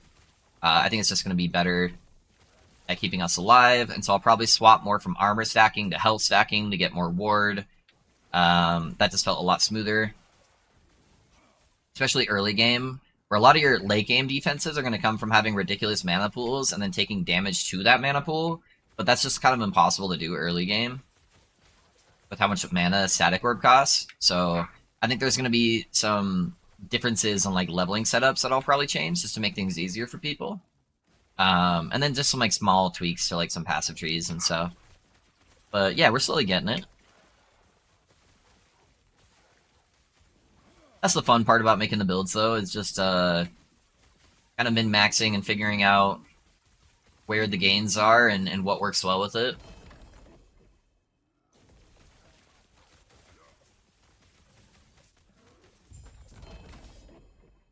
And final the erase.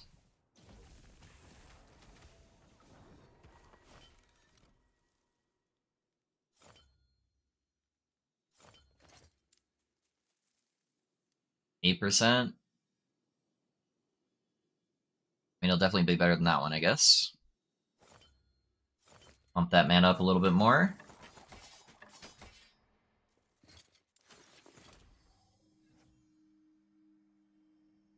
Rogaseki, Sork is not. What? Bro, are you saying that money isn't sexy? Have you seen Tywin Lannister? He's the richest in the realms, dude. What are you talking about?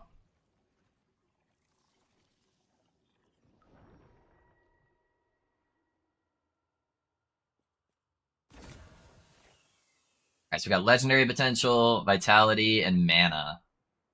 Alright, we're gonna hit it again just for the apogee.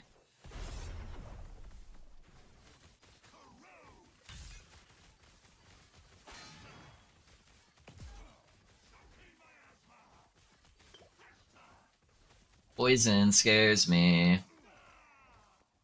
I'm dying! Poison is by far the scariest thing in this game. Nothing even comes close, I feel like. Dot damage in general is scary, but poison is definitely the scariest.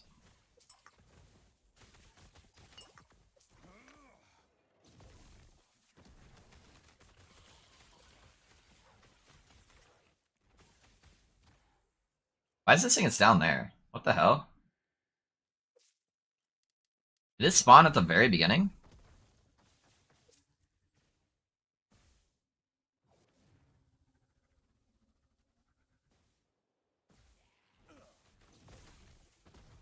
Okay, I think I can wrap around this way.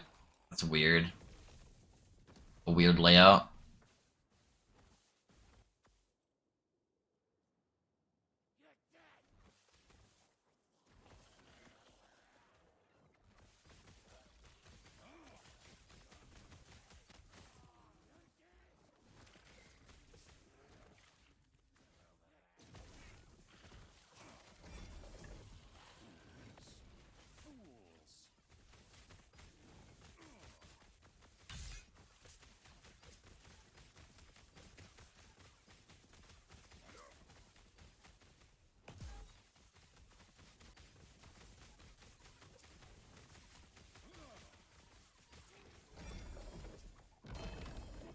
Oh shit! Doesn't have LP on it, but we got a Mad Alchemist ladle. Doesn't fit in inventory. RIP. Alright, boys, time to make the change. No, I'm just kidding.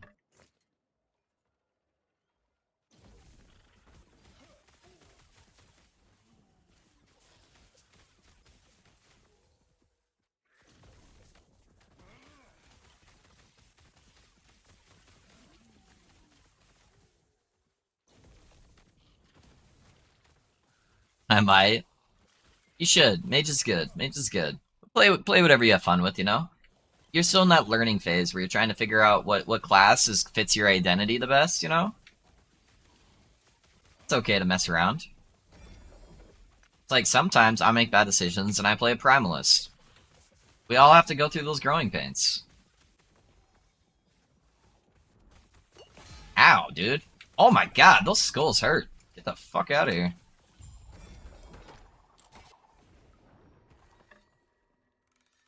Just mentioning you should play what you think is most fun. Yeah, I can't read Wingari without thinking Leviosa. It's like, dude, I do that all the time. I do that all the time, Manuel. Wingarian Leviosa.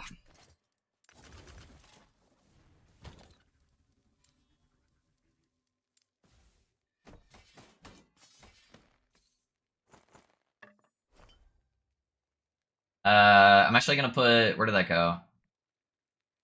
Where is it? I'm gonna put that with my eyes.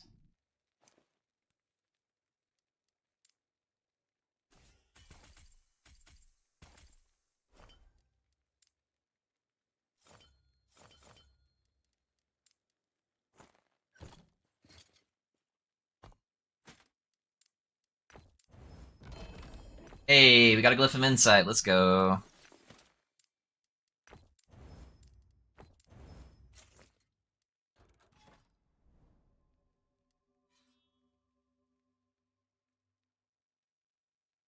Primalist is my favorite, but yeah. Uh, I'm not a big fan. I'm not a big fan of Primalist. Hey, Rexus, thanks for the follow, man. I mainly just hate the early leveling stage. I feel like you have to play a leveling meta build, otherwise the leveling just feels dog shit compared to the other classes, you know? I've never just really been a fan of, like, the transformation stuff either. Like, in any game. I didn't really like Druid and WoW. I just have never really been, like, a big fan of that archetype. I like Shaman, though. It's just Shaman kind of sucks booty cheeks. Unless you're playing a transformation build.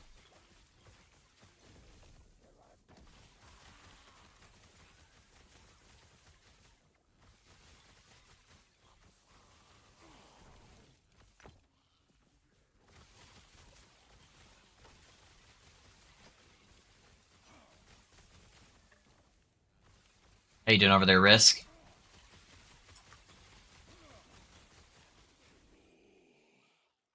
Bro, I'll lend you the gold to buy the staff. Yeah, it doesn't matter, dude. Just give me the gold when you farm it. It'll take you like a couple hours. Uber.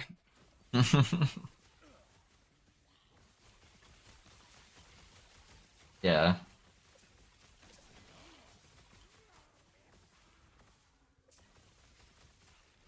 Once I'm geared up, it's back to Beastmaster TS for me, though. Yeah? Beastmaster not too bad. Can you explain the build rotation? Yeah, of course, Walmart. So with how I have it set up right now, I'm doing Evade, Lightning Blast, Lightning Blast, Evade, Lightning Blast, Lightning Blast, Evade, Lightning Blast, Lightning Blast. That's basically it. So the reason why is I have nodes right here, where after I cast Static Orb, it will make my next couple casts of Lightning Blast return 25% of Static Orb's mana. So right now I have 2 points into it. Eventually I'll probably put 3 points into it, but I can trigger it twice per Static Orb cast, so it gives me 50% of the mana back. So I basically just use Flame Rush whenever I want to go long distances. Other than that, I'm just doing Evade, Lightning Blast, Lightning Blast. I cast Flame Ward on cooldown pretty much. Focus I only ever cast if I get to negative mana, and that's pretty much it.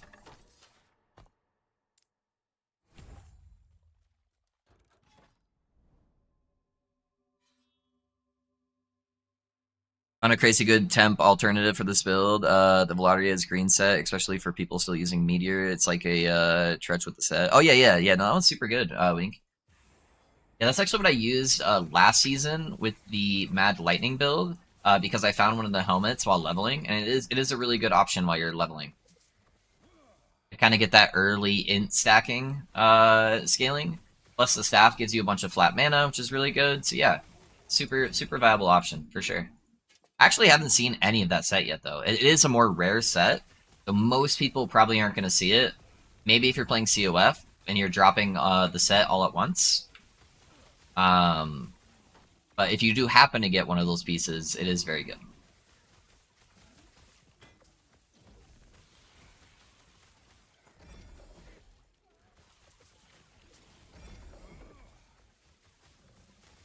What stat priority and mana 1k before and then in?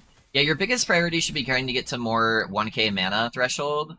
After that, it's probably int. I'm going to have to test it at like super high end to see. We do get a lot of damage from mana. So int gives us more area clear. Mana is going to give us probably more single target damage. So I'm going to have to find where that line is on like min-maxing.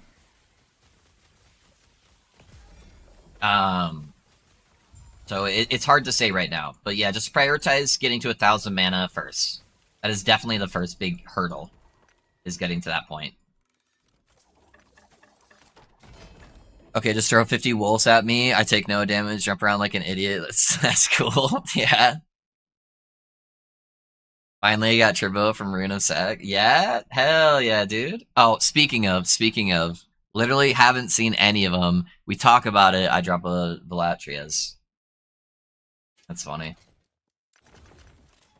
Maybe I'll try Lightning Meteor Sork later on.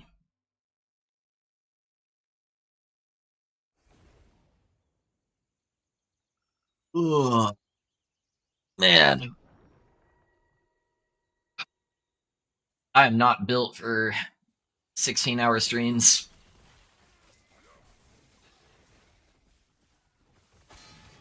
Dude, my dog was so mad at me yesterday for streaming for so long. Moody was throwing a fit. She was living up to her name. She was like furling her eyebrows and she kept like pawing at my legs and like stomping around. It was pretty funny. She was not having it.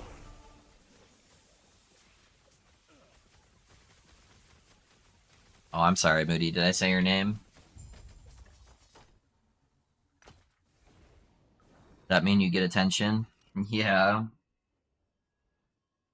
Oh, come here, baby. Oh, hello. You need all the attention, huh? Seriously, they kept jumping at me. They take no damage. I have no clue how to beat them. For the wolves, yeah, it's just kind of like having to like pre-aim your stuff, like where they're gonna be jumping at. They are kind of harder to hit with like projectiles, though. Going for Lagon, wish me luck. Oh, you got it, dude. You don't need luck. What are you talking about? Should we use Heart Relic for now? I think that's adds a lot of tankiness early on, so that's what I'm using. Hey, Pinch, how's the build so far? It's going pretty good, Darn. It's going pretty good. Yeah, we're just testing out new stuff and like seeing what like the best setup is for everything, you know?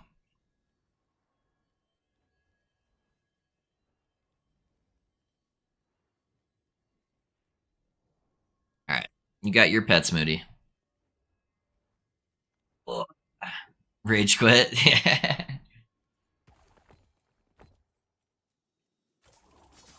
Yeah, depending on the wolves you're talking about, some of them will apply bleeds too, and bleeds do a lot of damage. A lot of damage.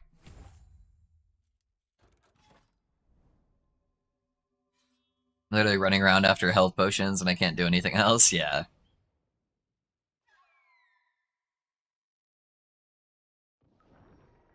Yeah, that's the part that we're getting frustrated with right now, Diablo Grow, is like they made the game just like a lot harder at the early levels. And I don't feel like there was any reason to do that. Because then it just makes new players like yourself just really frustrated, you know? So I think they're gonna have to do a rebalance here soon.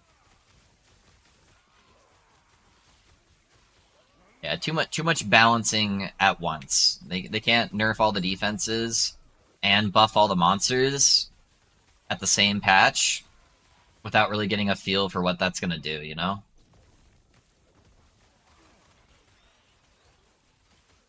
Yeah, yeah, no, I 100% agree. That's why I've been bitching a little bit the last day. Is just like that's the only part I've had a gripe with so far. I just feel like the balancing was not there.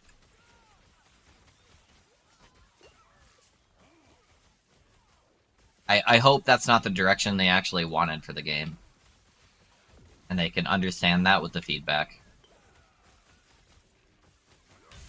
The dev team for Last Epoch has definitely the reason why I really like them is they'll admit when they're wrong on things, and they'll typically make swift action on that. So I'm hoping we give them a couple days of feedback. They can kind of see stuff, and then they can make appropriate changes. You know. There's been multiple times where they've changed stuff, and then they've come out and like said, like in forum posts and stuff, and they're like, "Hey, we were trying this. We were wrong.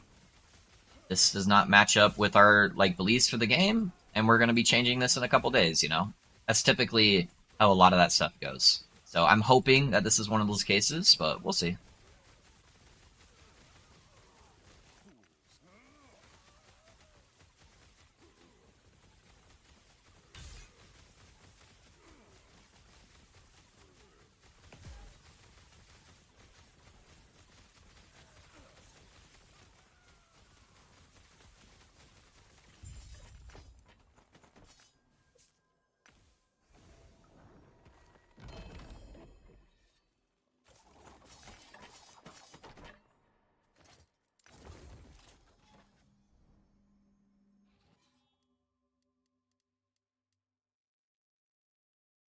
I really want to get a +3 wand, man. I'd love to have my other lightning blast back for 75% of the refund costs there.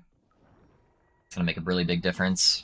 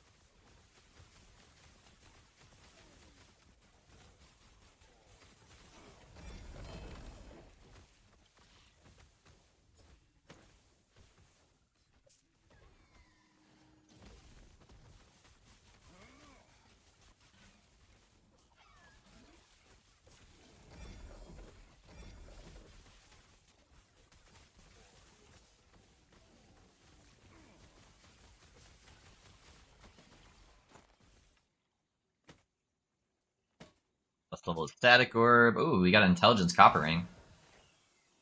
I just got more mana. 2 LP. Alright. I'll take it.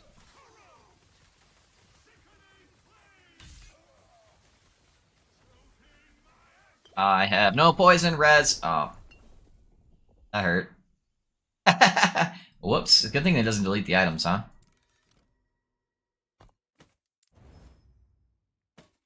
Let's get that. Alright, what do we got? What do I need when I take this ring off? Lightning Cold, a little bit of Void. If I can get it, I don't really need the Fizz. What's the minion at? That's T5. So I'm gonna have to pull something off for this or it'd be good. Okay, that works. I just want spell damage.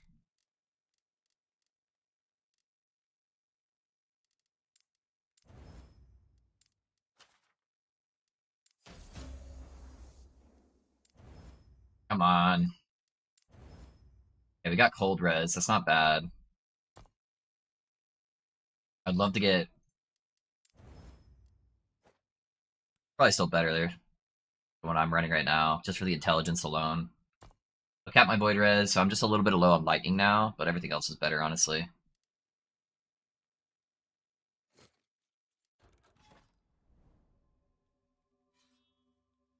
Does CDR affect evade? Yes, it does. You also get evade CDR the more you level up Hotshot, Josh. So I'll get more evades as I get closer to 100.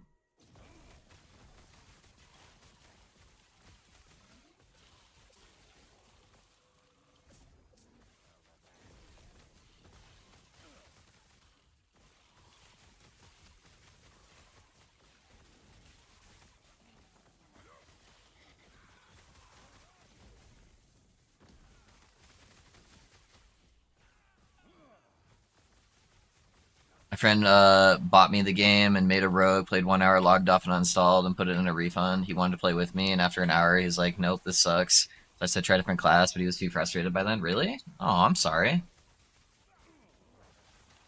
What were the issues he had with it? Was he just struggling to like kill stuff? I don't know. Most of the time, at least previously to this season, new players seem to really, really enjoy the game because it had such a like level of just easy entry where you could kind of just build whatever you wanted. Quick non-related gaming question, but do you mean to not have music playing in the background? No, there should be music. I'll fix it if it's not picking it up. Thank you, babe. There's music, I think, unless that's from another tab. Yeah, let me know if you guys can hear music. Do you guys hear any music playing right now?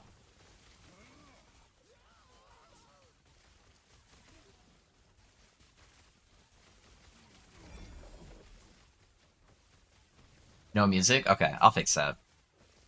Yeah, I have it set up so it doesn't pick up in my VODs anymore.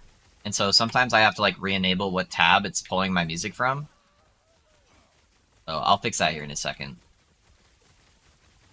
Thank you for letting me know.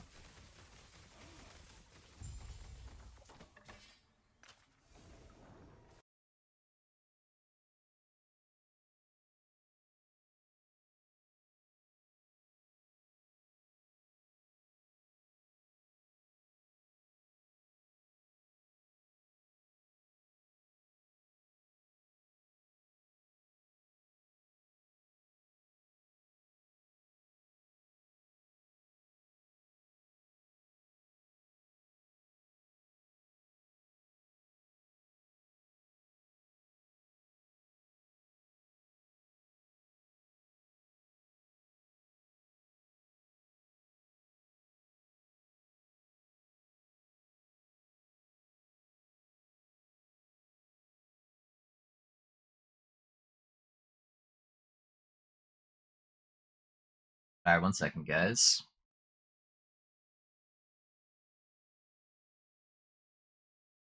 I'm gonna close out the music tab completely here.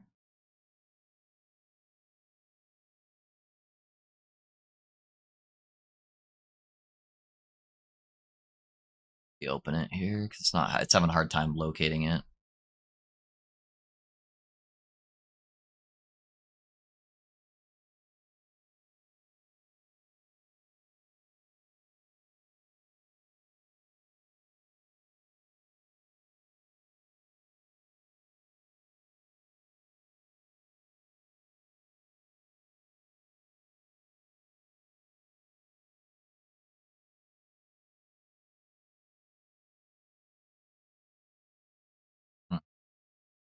Okay, we'll just do this.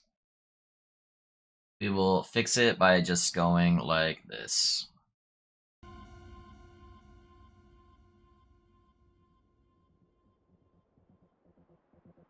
Okay, that should hopefully fix it. Let me know if you guys can hear the music.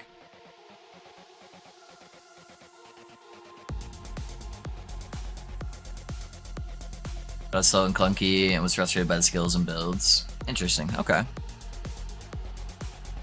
Yep, okay. He thought it was too much like PoE, and he's not a fan of PoE. That's funny, yeah. I don't think it's anything like PoE, honestly. I could see how it could be overwhelming if you don't just kind of take it step by step, but I tried those gloves changing evade to terrify, and it feels so good, actually. Yeah? I do have a pair of those. It gives you the more damage multiplier, which is nice too, but it does kind of sacrifice your glove slot, which sucks. Because I don't really have a whole lot of good stats outside of that, I feel like, but... Want to be asked after stream and not remember again? True. Something I can try where I won't feel like I'm a toddler trying to beat up Satan. As far as like builds, yes, you should try a bleed Falconer. I can give you a build planner. So it's a rogue still. Have you already chosen your marksman, or have you just started leveling up the rogue, Diablo girl?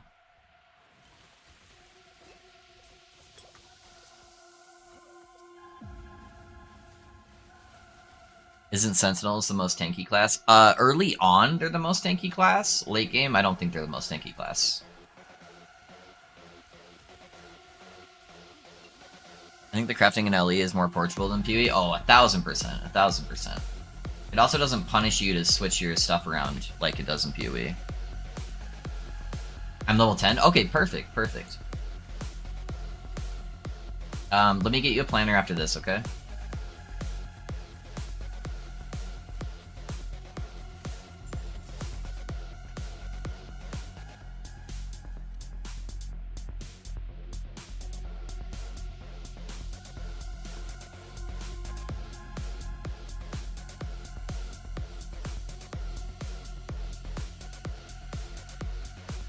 Really started following yesterday and got a gift sub immediately. That's crazy. Yeah, there's been a lot of people coming in, Jasper, and sharing some love. Alright, so click on that, Diablo girl. And then if you look at the any of the skills or passives, if you click on any of them, there's a little... oh, I didn't put a bar on there because I just updated it. Fuck.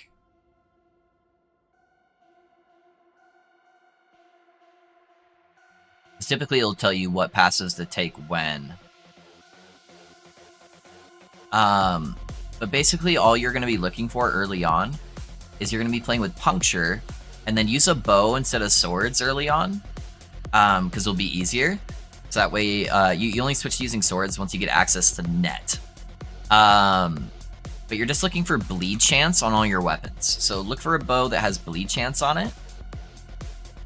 And then you're basically just shooting stuff with puncture and then walking away from it. And it just dies behind you. It's one of the best leveling setups that you can do.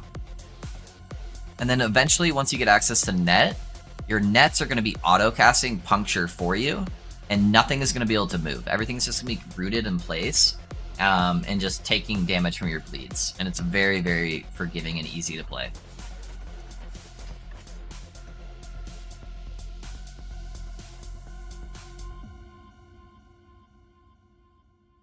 Yeah, just spec into puncture, grab all of the perforate nodes for the 100% bleed chance, and then you're just grooving.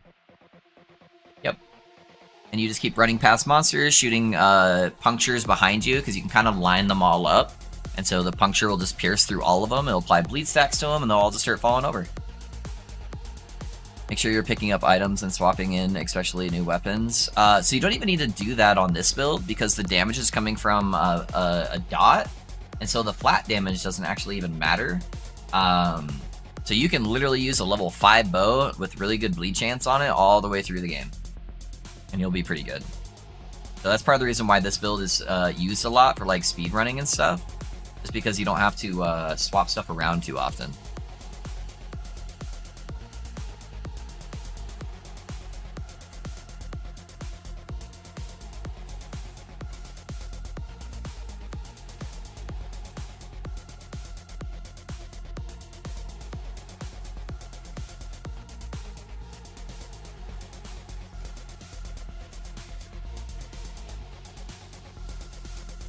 Yeah, for your first skill, you're gonna specialize puncture. For your second skill, I would specialize smoke bomb. There's a node towards the south end of smoke bomb that says it changes it into a movement skill. That's gonna be the node you want to get to first, because then smoke bomb will just become your movement skill. So it will just automatically be applying smoke bombs around you to help with your defenses too, while you're using your movement skill. So those are kind of the only two things I would pay attention to early on. Get bleed chance on your bow, specialize into puncture, and then change your smoke bomb to your movement skill.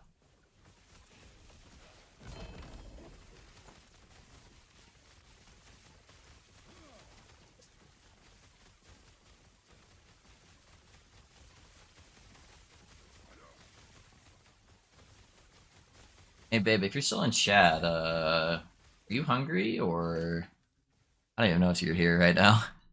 You might already have left. Or should I just get lunch?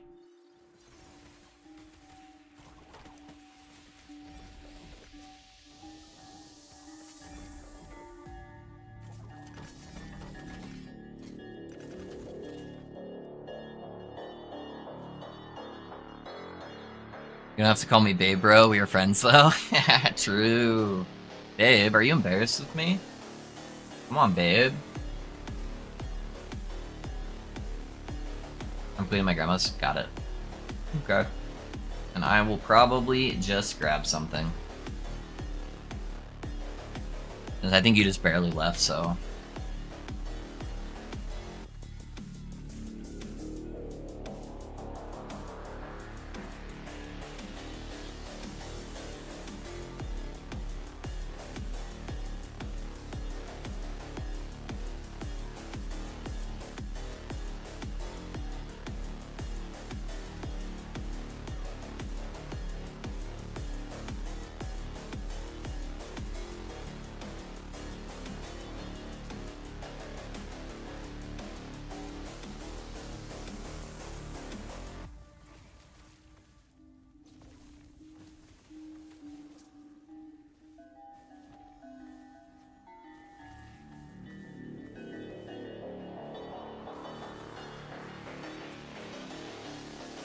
Oh my gosh. My allergies have been so bad the last 2 days. Whew.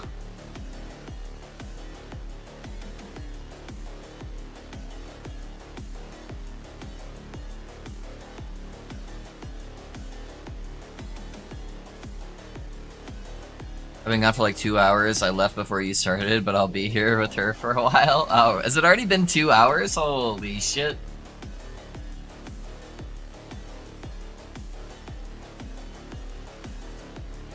I've been gaming.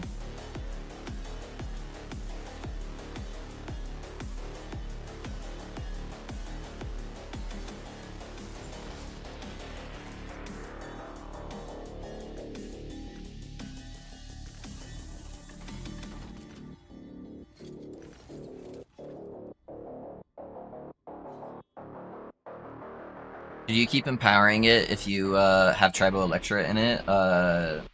It gave one mod. If the mod's good, then keep empowering it. If it's bad, it's very unlikely it gives you anything good.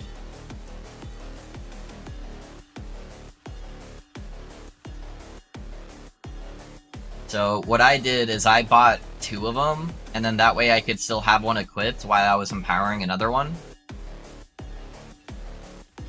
But both of mine have given me pretty bad mods. But if you got a good mod, it'll have a Ignite on hit. Ignite on hit's pretty bad. Yeah. I'd probably just grab it.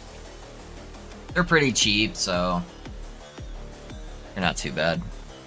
Still waiting for the Nemesis to give me something useful. Yeah, I haven't really got anything crazy from the Nemesis yet.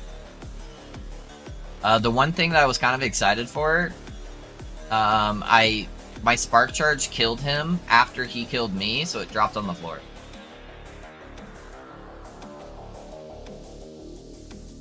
And then I did not get the item. It went into the abyss.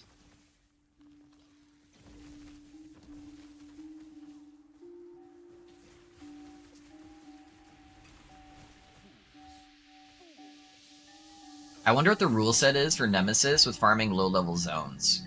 Because I feel like if you really wanted to make good gold, you could just go farm really, really low-level zones that you could one-shot the Nemesis monsters on, and then you could just use that to like farm uniques and farm like empowered stuff. Give it the old PoE approach. Just abuse the crap out of low-level zones.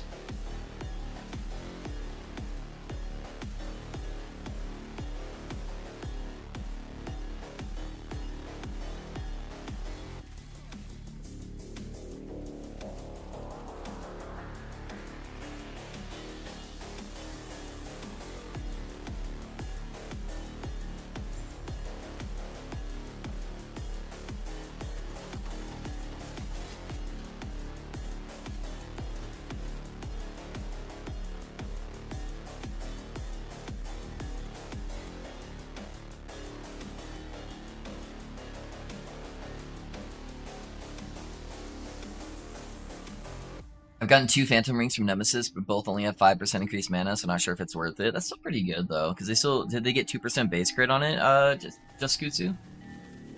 Just Ketsu? Something like that? Yeah, did they have, did they at least have the 2% crit? If they both had 2% crit, that's not bad. Getting percentile crit on this build is really good. I still have only found 1. Luckily, mine was, like, perfectly rolled, at least. It was a 2-8.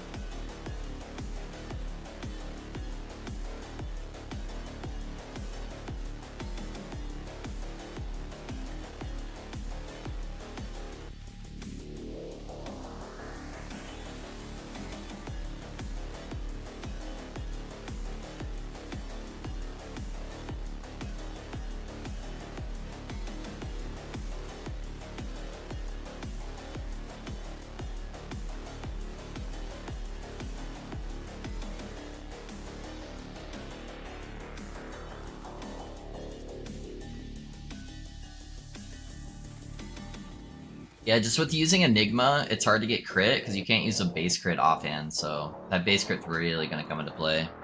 Yeah, that's 2% crit. Yeah, then I'd probably use it. Yes, that's what I got. I got stun avoidance, which is whatever, you know, but 2%, 8% mana, not too bad.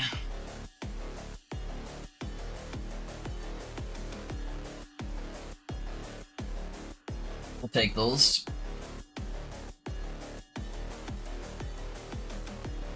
Just sold an Enigma for 750k, did you? Was it pretty well rolled? I need to buy another one so I can slam the one I'm wearing. So Arctic Burn Impetus is stupid. Oh yeah. Yeah, sadly we didn't have it. I could have took Impetus, but I was Luna. I didn't feel like it. Yeah. Game over? Yes, sir. Alright. Give you some gold. Yeah, let me know how much the staff costs. I will let you know how much money I have.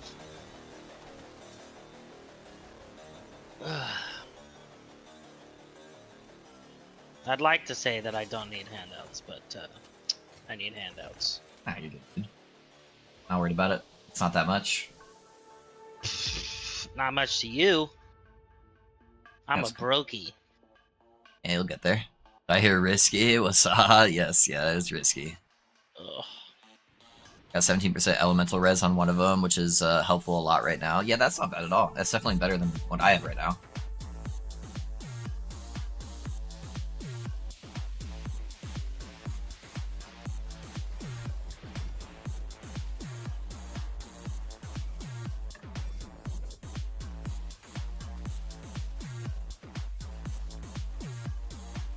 Yeah, I was struggling for res for most of the game.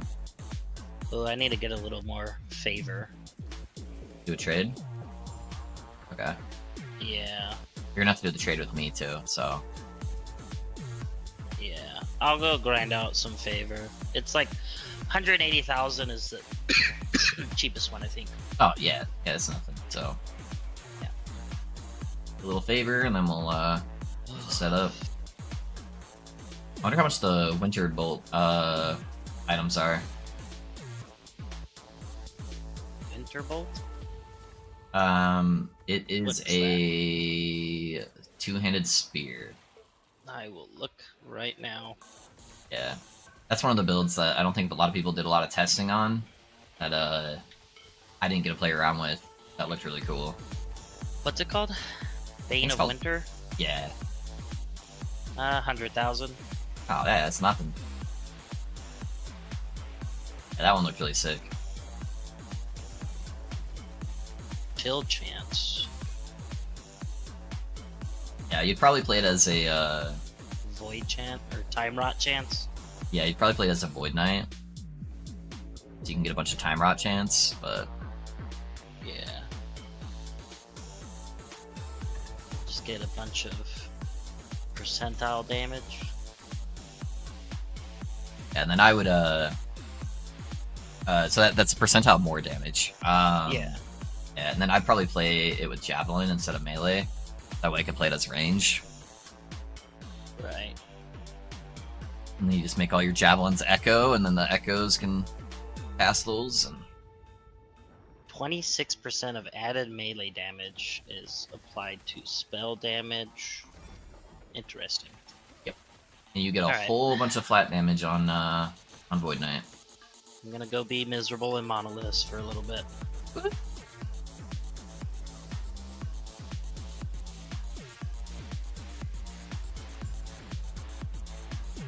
I don't know why it's hit me so bad. I feel like when it first dropped, I played a ton. Yeah, I feel like you do get burnt out really fast if you don't like immediately are strong in action RPGs. That it's harder for you to keep pushing. Yeah. And And it's not everybody's even that feeling I it right necessarily feel like I want them to be broken. I just want it to be like, I want to feel like I can actually move through content. Yeah, everybody's kind of hitting a sluggish feel right now. I feel like though. And maybe they'll fix some stuff. Yeah, they just need to rebalance some things. Do XP books get favor? Absolutely, yeah. Your favor is tied to experience. So if you do want to farm favor, you want to go for those tomes of experience. Kill everything. If I agree, fun really. Ah, time to do detonating arrow. They nerfed the shit out of that. I know, I just dropped one of the daggers. Oh, did you? Jelcors? Nice. If Doom Pulse doesn't do decently after getting a decent amount of gear, then probably just do like net. Yeah, you should. Yeah. Do rogue, drop a dragon song, swap to that. Just you can blast everything. That's the issue. We want fun. It doesn't need to be related to be overpowered, but you need to be able to feel good when you play. Yeah, 100%. Yeah, there's just this weird disconnect, which is so weird. I've never really like felt this way before in Last Epoch. So yeah, we'll give them time though. We're day 2, you know. I don't want to discourage them from trying to make changes because I think that's important for them to try to push the boundaries and take risks. And yeah, so we'll give them some time. The only thing I'm worried about is PoE season is right around the corner, and I'm hoping they can get it fixed before they lose a bunch of people. PoE. But servers were much better this time around, at least. So See, if I wanted to like legitimately be overpowered, I'd just go play like Dynasty Warriors. I mean, games where you just slaughter. yeah, I think part of the reason that Elden Ring was so fun is because you could get to a point with builds where you're like, I feel solid. I feel like I can fight anything. Whereas with ARPGs, I have a harder time when I run into things that it's like, oh, it's literally not possible right now. yeah, I get that. I just don't have the. I'm mentally weak. We'll go weak mentally. Give us all the Mad Lightning juice back in one way or another, right, dude? I wish. Yeah, if Mad Lightning was still juiced, man, I'd just start Mad Lightning again. Would have been great. It's kind of my brand, you know. Would have had a good time. Holy shit. There is so much going on here. Everybody needs to calm down.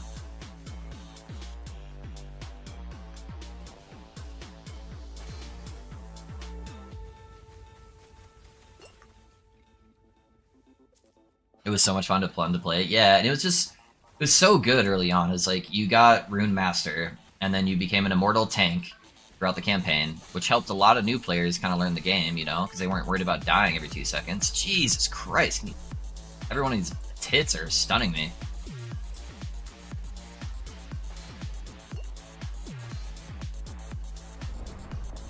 I just can't move fast enough to keep dodging. Getting overwhelmed by hits there. Holy shit. Yeah, speaking of frustrating, doesn't matter. PoE loses half of their players in their first month. They have no retention, and they know it. Some leagues do. Some leagues do. I need to blast my ears with music to get through this phase. I'll be back in a bit. Yeah, no worries, Belly. No worries. Huh, you know what build did not get nerfed? What's that? Poison Warlock. Oh, yeah, because it didn't exist in the first place. Ouch. It wasn't that bad. Yeah, the dead scratching their head. They're like, wait, what build? We have poison abilities on Warlock?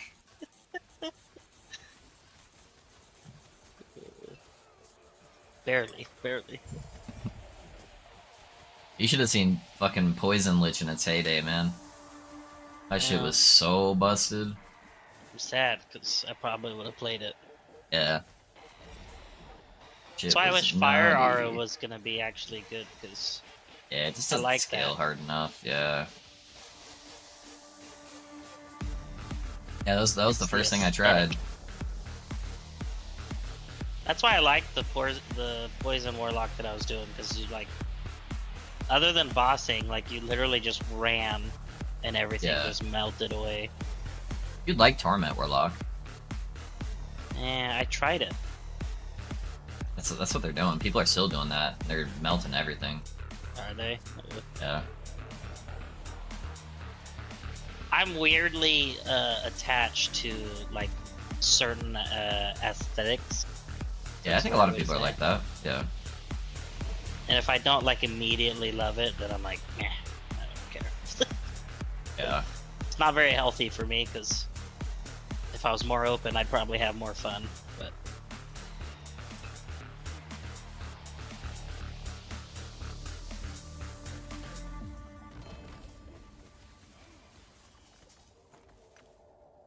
I don't like the like all the best builds have always been like a ton of hits, like a ridiculous amount of hits that do decent damage. Yeah. And there's like no builds that's just like boom billion. Big bonky. Let me wait 5 seconds. Boom billion. There was some shit in test server that was like that. Yeah. And then they were like, no. I'm gonna take that away. See, I just like that a lot more. What do you guys conversation about? Love and hate. That's what it's about. Poison Warlock, what's that? It was amazing its heyday. I had one. Once you hit like 60th as a Torment Warlock, it was amazing. Everything just starts melting. Yeah. Yeah, he liked the big poison explosions, so that you just don't get with Torment Warlock. They looked freaking dope, that's why. Yeah. It did look cool. Yeah. I really like the Bleed Warlock. I like the red explosions everywhere. I thought it looked cool. Yeah. Lots of fun stuff.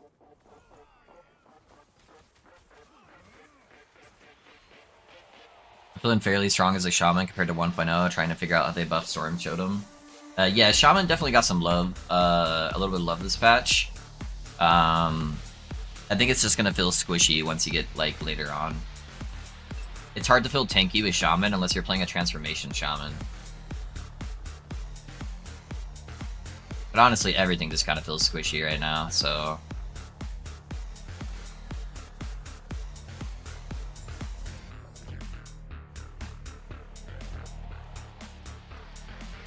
Do you remember how much favor I said I need?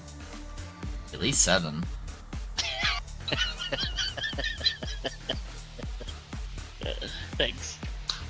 I'm never wrong. Wait, so am I just trading you an item? Yeah, just trade me the item. I'll just give you gold.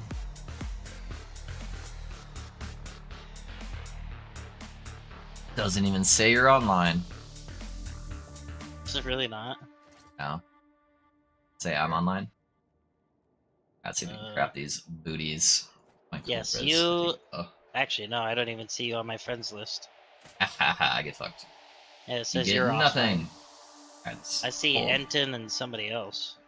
Ooh, there's T7 move speed. I think I have to take the gamble, though. I have 3 dead sets. Ready to rip some boots, boys? It didn't rip, but I still have dodge rating. I think I just have to take the gamble here. Do that. Fuck. His res. It wasted too much stats, though. I want intelligence.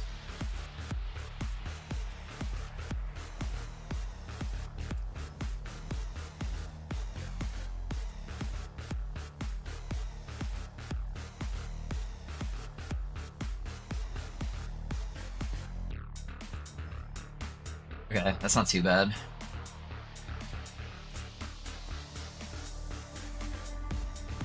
Not too bad. T7 movement speed, pretty good. And it gives me the rest of my critical strike reduction. I'll take it.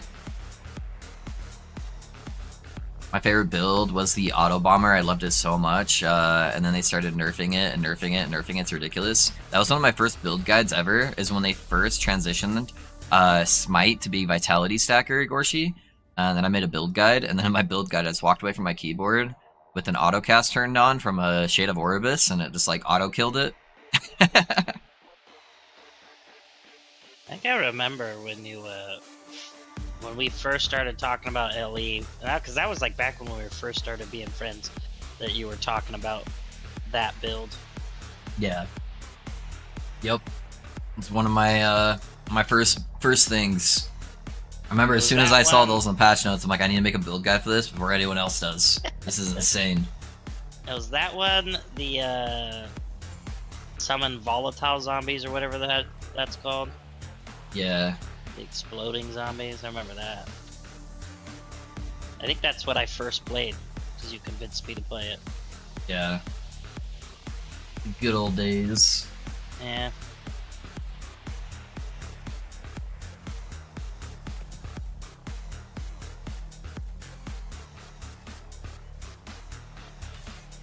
Okay.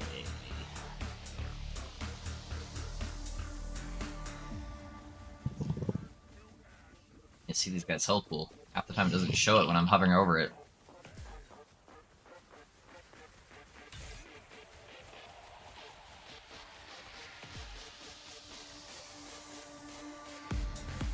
Hurry.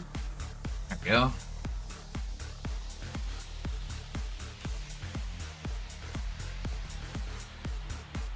Alright, I have enough now, thankfully.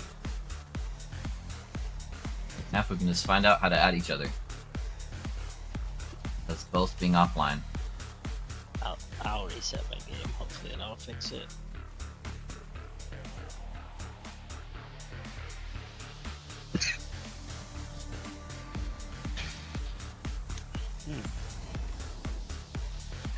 Boulder's Wrath. I'm rich.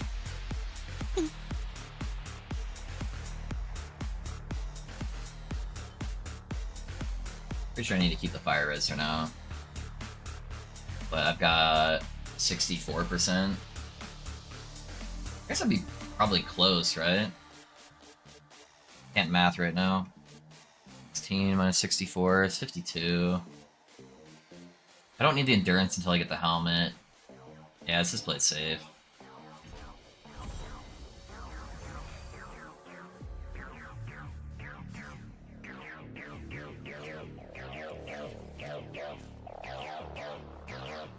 You click on the party in the social tab, you can select a manual invite option to type the name in. Oh, okay, cool.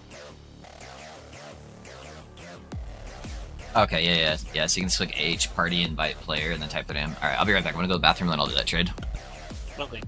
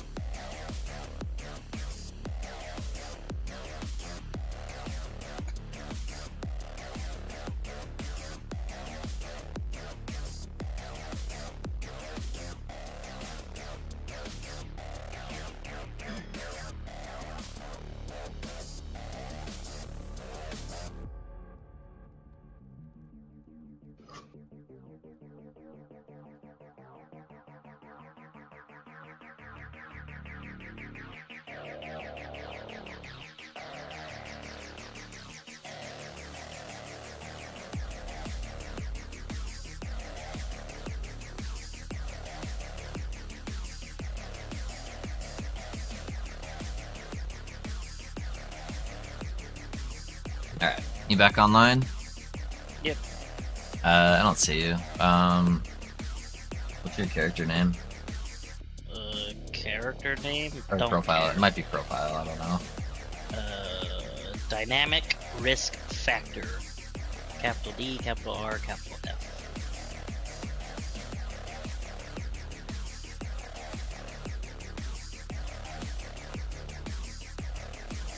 You say capital L? F.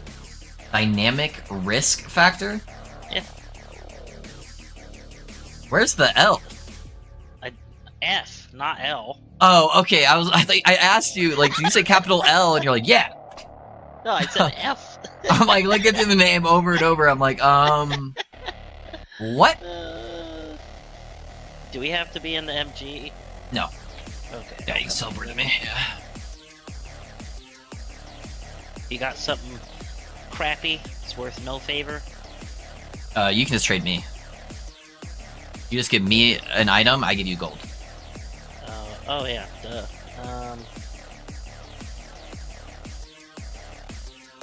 I have something worth nothing? I mean, like a rare item.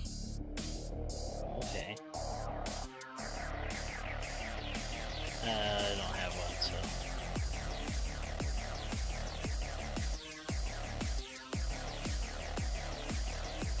so. I get to eat.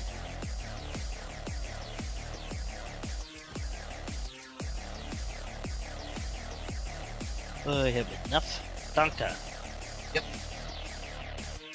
I should let you buy your thingy, my bob. And then be more depressed when it sucks. Woohoo! Love that. Okay. I need to kill a Shade of Orbis here soon. Bump up this corruption. Yeah, he's gonna be trying out Doom Pulse. I don't know. Have any of you guys tried out Doom Pulse yet? With the new staff? The only people I know of that have tried anything with it have just used it for the increased maximum mana and haven't actually scaled the Doom Pulse at all.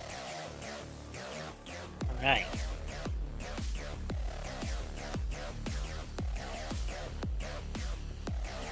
How much flavor do I still have?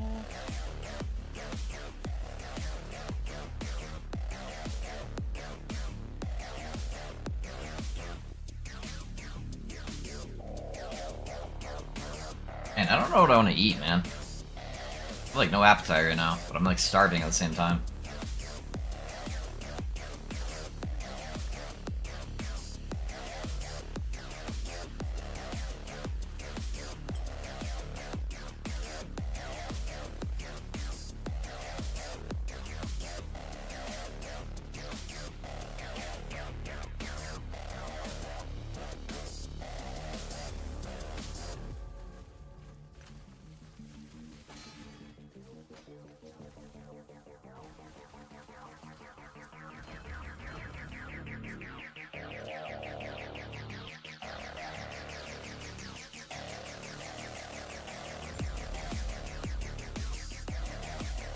You're in Act 3? Let's go, Ben. Congrats, congrats. Uh-oh. 2LP Falcon Fist. Uh-oh. We playing Cinder Strike, boys? Do it, do it. They rolled +2 on Falconer, sadly, not +4. Kind of important for that to have +4. Heads up to all the Prophecy loot drops after a boss is killed before the Harbinger spawns. Toxic, 2 Harbingers left before Pinnacle. Hey, you're getting there, Blake. Getting there. I just need to get a Shade to spawn here. I should be able to get this one in range.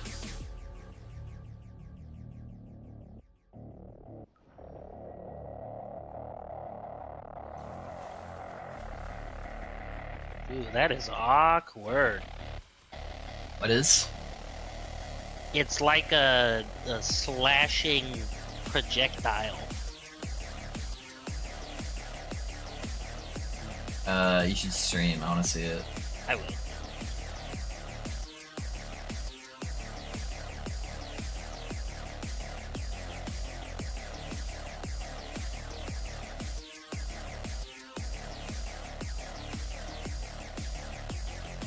That's not too bad. It is working on the Ellie Nova though. Yeah.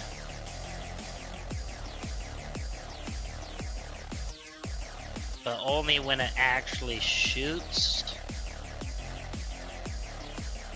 Yeah, it's not too bad though.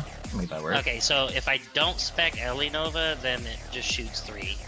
But if I spec into it, then it only shoots whatever one actually pops. Got it, got it. So we should try to do too, is see if you have like an exalted cooldown piece somewhere, and then see how long it takes you to get the second set of Doom Pulses out, and see if the cooldown affects it or not. Be a good idea. Because that will be a drastic change on how you play that build. If you can just cooldown stack, and then you can just have those things flying out like crazy, then that could be pretty insane. I want to see the event Horizon Hammer in action. Oh, the big bonker. I don't think I've dropped one yet. I've dropped one on test, but I never played with it. It does look. That's probably one of the coolest looking hammers in the game for sure. Something looks sick. It's got like the void like coming down the side of it. Yeah, the hammer definitely aesthetically looks super sick.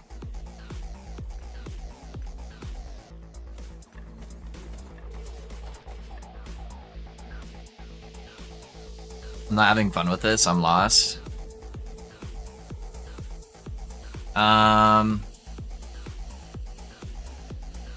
Hold on, Diablo girl.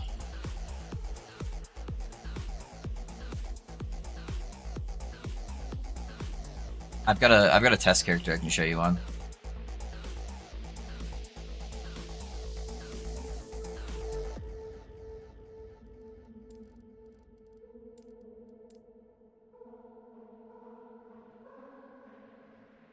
Getting lost on quest because there's no quest. Oh, you're getting lost on the quest marker? Is the build feeling okay? Is the build feeling okay? Sorry, I jumped to conclusions.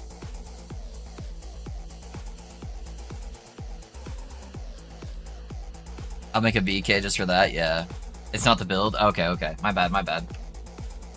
What quest is it? Can you describe it to me? I'm bad at quest names. What is it trying to have you do?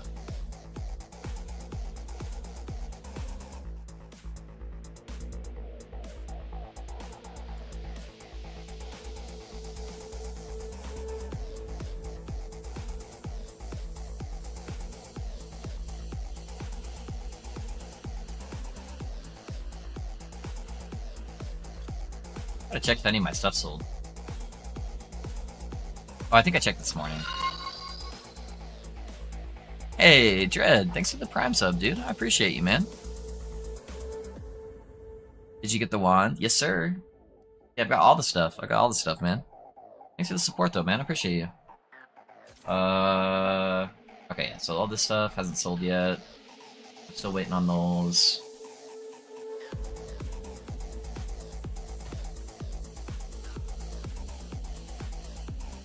List a couple more random items while we're here, I guess.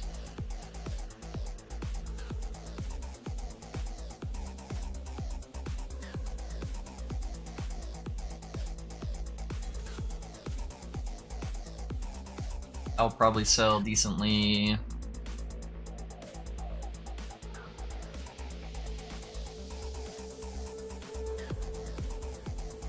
I don't know what else will I have. Oh, I can probably sell. Let me see how much the idols are going for. I've got some really, really good Frostclaw idols that I bet would sell. It would be a mage idol.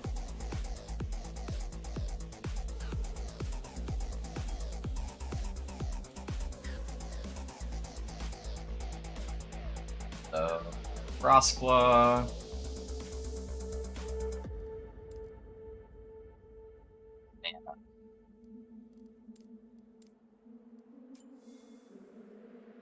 $100,000, 270, 300,000. So I could probably get like 300,000 for them. They got good rolls, maybe more.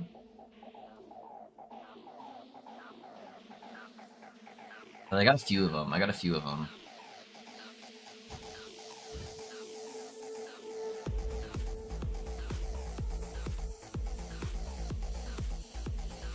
Like, we'll do like 250 maybe for that one.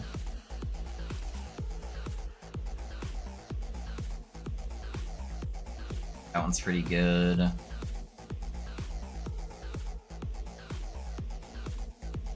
I put an extra 0 on there, I think. Yeah.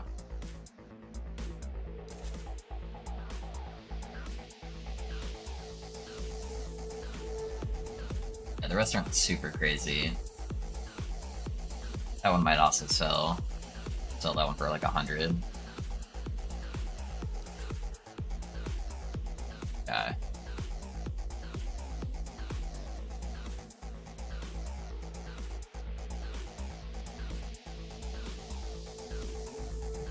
Is it the Spirits of Fire? Okay. Explore your surroundings in the Altari Cliffs. I'm in the Highlands and I've explored the whole area. Oh, is there a stone at the very end that's sparkly? Like a green rock? I think that might be where it's at. You have to click on the sparkly rock. You go to where it would be a dead end on like the top left, and then see if there's a sparkly rock you can click on. Just tuned in, nice, eager to see how it does in its proper form. Yeah, we need to get to the 1,000 mana benchmark, because that will help the sustain a lot and the damage. But it's been pretty good. Not too bad. Lots of lightning explosions.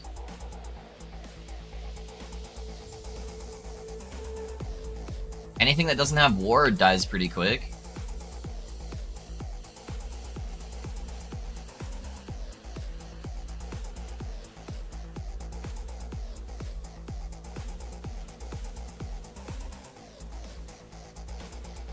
Big groups especially just go boom. So overwalking to each vendor. Yeah, that's the part that's been really killing me, is the clunkiness of the auction house. Kind of makes me want to go COF. But we'll see. I'll try to make some money. It might be more fun once I start getting rich, you know. I'm playing the class that is probably the most popular right now, so I have a lot of potential to like sell stuff.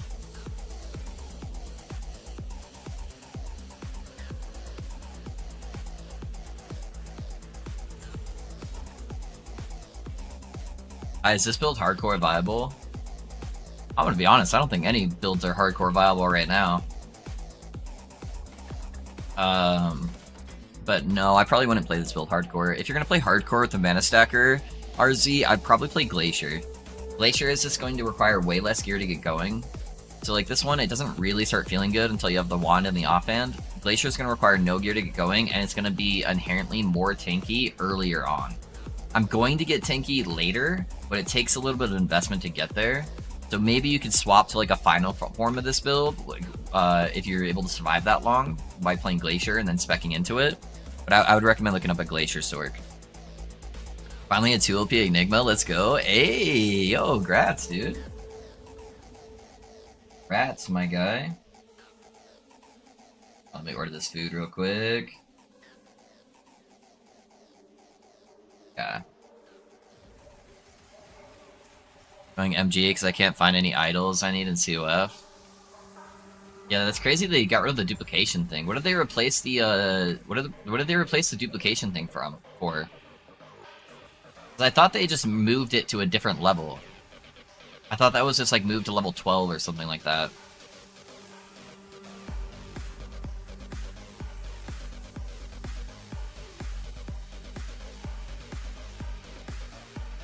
All I see is a door to the Osprix war camp. Is it possible to post a picture in Discord, Diablo Girl? If I can see kind of where you're at? Unless anybody knows the quest she's talking about off the top of her head, that might be able to assist. I'm just bad with like the names of quests and stuff. I'm more of the visual person because I kind of just do it off muscle memory. It triggers twice, not duplicated. Got it. Okay, I do remember vaguely that. I think I like the duplication better, but because then you'd only had to get lucky once, you know. Hey, I got another Nowstooth. Who wanted the Nowstooth? Somebody in chat wanted that. So whoever it was that's playing Beastmaster that wanted to play a Raptor build, I'll give that to you for free. As long as you're a merchant guild, let me know and I'll give that to you. I think she was saying that the icon wasn't showing up. I got an unstable core too. Dude, did that really roll 31 mana? Ugh. It's alright, I'll throw it in my next egg I get.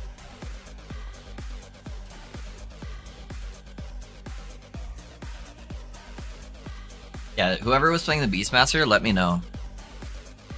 I like the new one better because I get more chances for a better item. That's true. But if you need multiple of the same idol, that's where it's a little bit more annoying.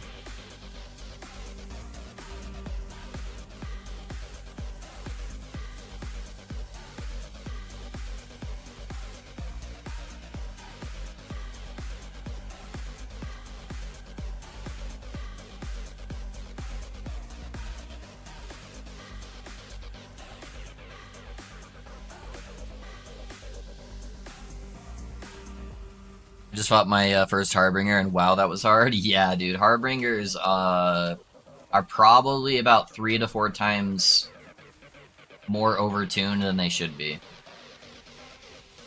And they may have just been doing that so that way it was really hard for that for world first, and maybe they'll tune it down, but yeah, they are very hard.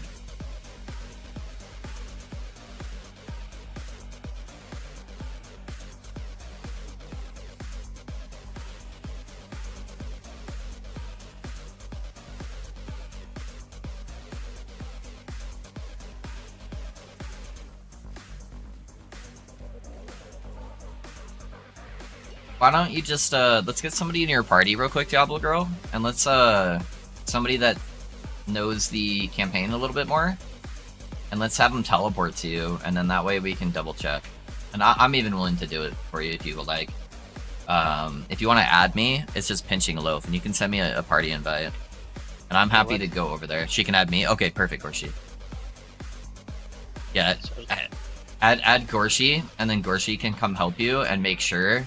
Because some of the quests are kind of weird. We'll figure it out, because it'll be much easier if we just have a visual, you know? She's just getting stuck on a story quest. It's not uncommon for stuff to sometimes bug out, like with where it says it is, so... Hey, I picked up a cruelty. How cruel. Is that new?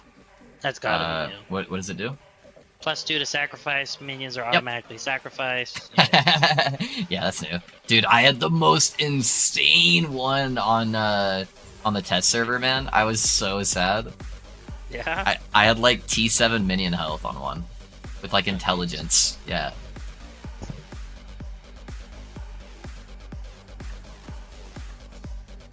What suffix on the wand to slam for your build? So probably... So you have a couple options. You could do mana, crit multi, or spell crit. So if your crit is feeling good, I'd probably go mana.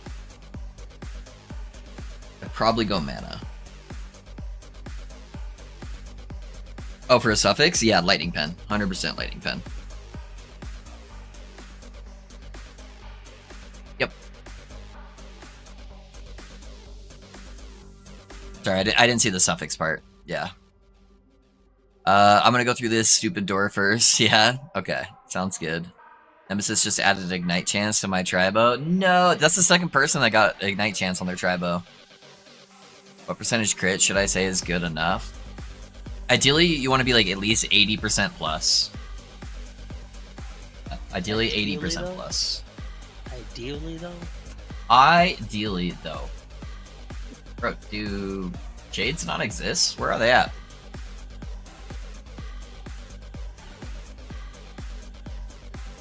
But ideally, though, Ideally, though. I can love Key Appeal, bro. So stupid. Yeah. Spitting fire at me or I'm gonna bite your balls, I'm short enough, yeah. Those little mini dragon guys are like, blah! Those guys? Or which ones are spitting fire?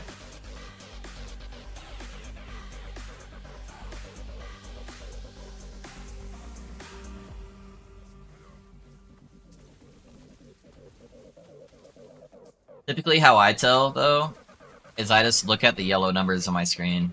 If I'm seeing mostly yellow numbers, I feel pretty good about it.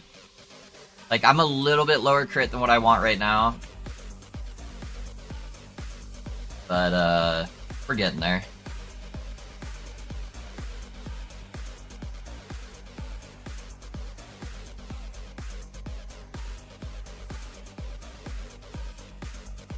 Most of the numbers are yellow, you know?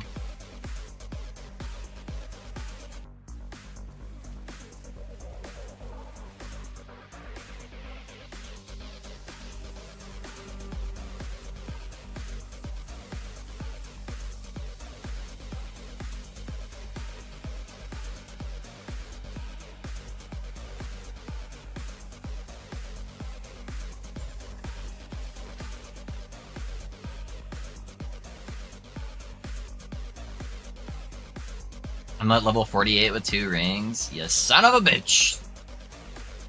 Yeah, I still only found the 1 ring. I'm trying, okay? Trying my best.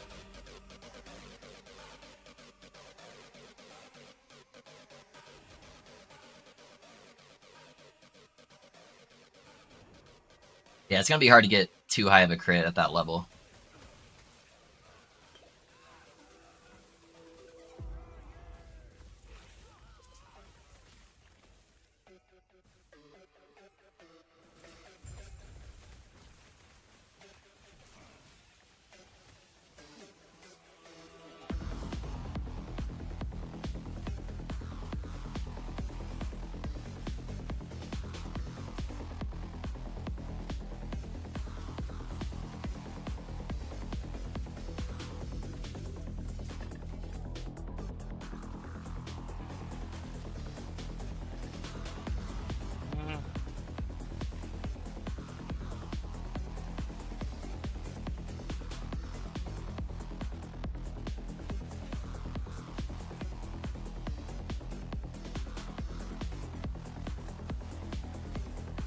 Haven't dropped a single new crit ring yet, unlucky. Yeah, I don't know if maybe they made them a little bit harder to drop. I feel like most people in chat have gotten at least one. But I was getting so many before.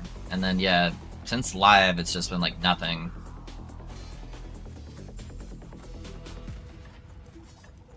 You're definitely more likely to get them very early on. So if you get like unlucky early on, then it's going to be harder. Because there's not a lot of options for it to choose from when you're low level. That's a 12 attunement one. Too bad. They're expensive as well. My friend dropped 3 and gave me 2. Yeah, really? Yeah, those are, if you drop them and get high LP, you're gonna be rich. You get like a really high LP one, that's gonna be goated.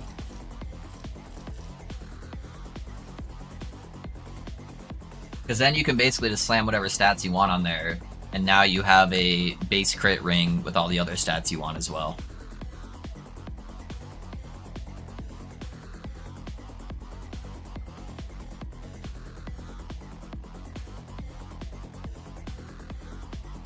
My brother-in-law is obsessed with EverQuest.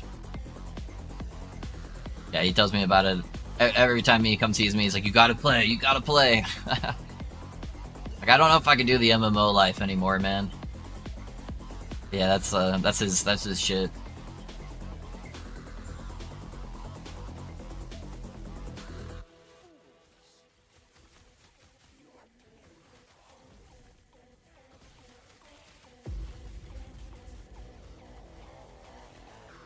Hey, what's up, Rookie? How you doing, man?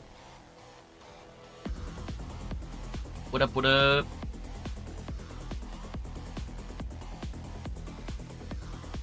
Yeah, I never really got into EverQuest. I did RuneScape and I did WoW, but yeah, never EverQuest.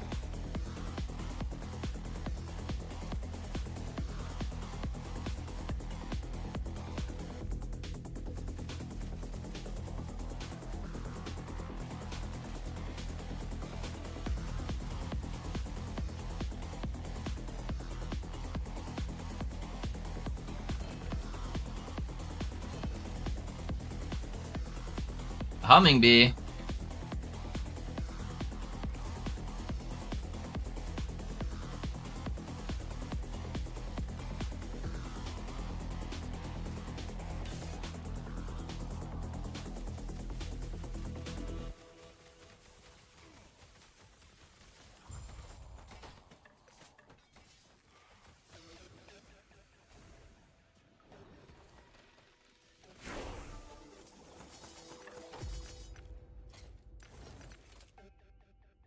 Oh, I got a +3 Frostclaw on a crit multi-base. Fuck, dude. Am I a Frostclaw gamer? That's worth a lot of gold, probably. Not sure yet what to start with. Yeah? What archetype do you like? I'll give you an idea.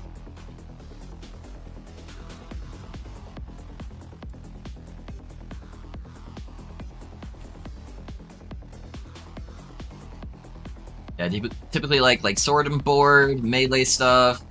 You like spellcasters, you like minions? I was thinking about Lich this time around. Have you ever played a Lich before, Rookie? I'm gonna go grab my food real quick, guys. Have you ever played a Lich, though?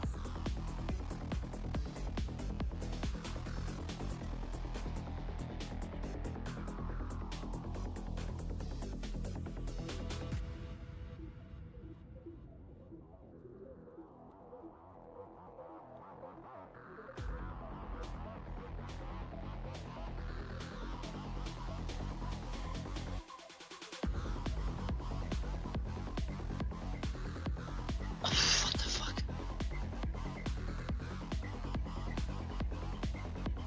Doomstaff coming. I mean, it's rough because I don't have a lot of stuff to go with it, but I'm kind of messing around with some stuff. Is it like hitting hard or?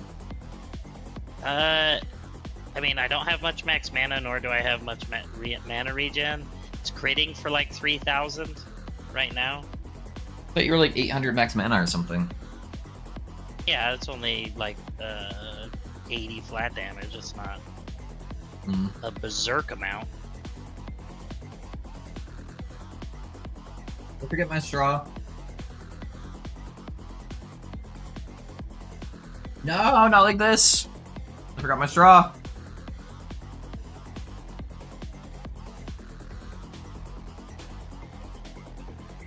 Nope, I was a Forge God main. Remember, you saw my video? Oh, I remember that. I remember that, Fancy. Yeah, so here's the thing with Liches. Liches can be good. They're a little gear intensive, and they're hard to get going. And once you've played one Lich, you've played almost all of them. So keep that in mind. However, they can be fun, especially your first time around.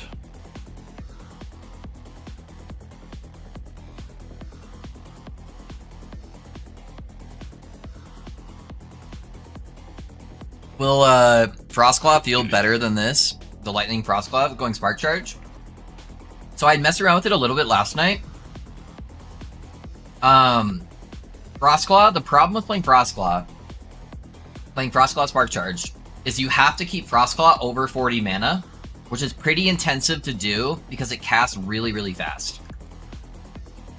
Like, this is 8 mana, but I can show you. I can show you kind of what it would look like. You're gonna have to do probably like teleport meteor setup, because you don't have the ability to do like lightning blast. But I'm down to do some testing with it for you guys live real quick.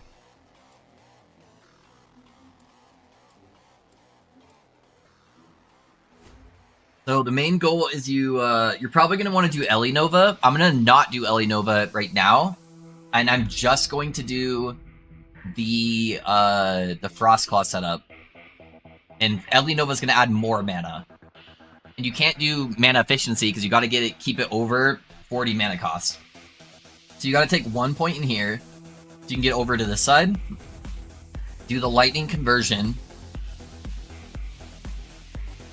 You would then take 1 point here. You don't want to take the 2 points here because it'll give you too much minus mana cost.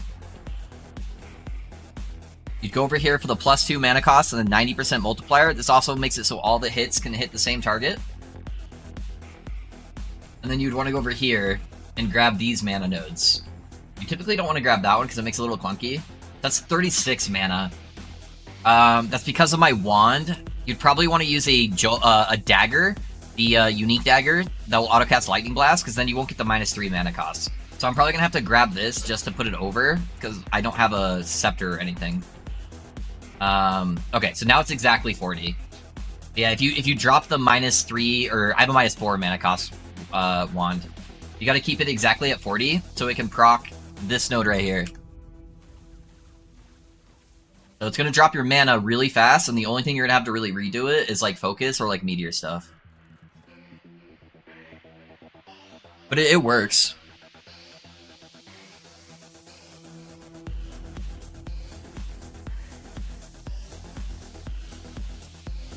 It's got like really high endgame potential.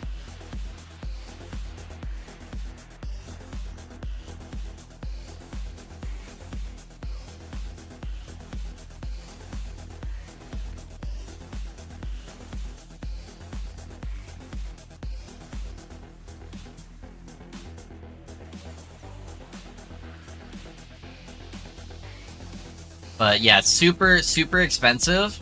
But if you can fix the mana problems, it's going to be really good.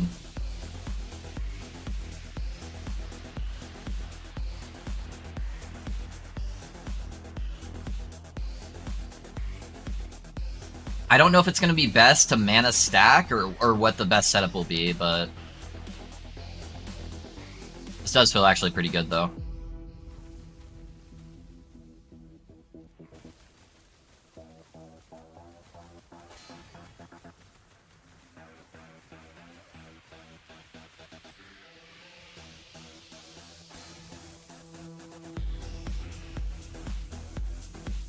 Yeah, if you have like something like super heavy single target, it can be a little bit rougher with the mana.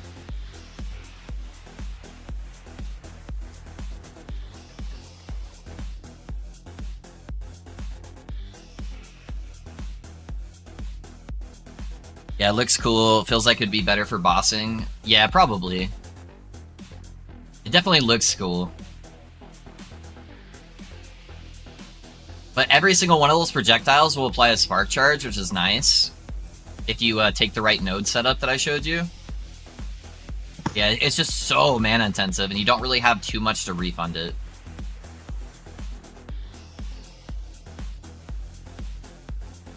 All of the other Frostclaw builds, this was without Ellie Nova too. So Ellie Nova is going to add more mana costs.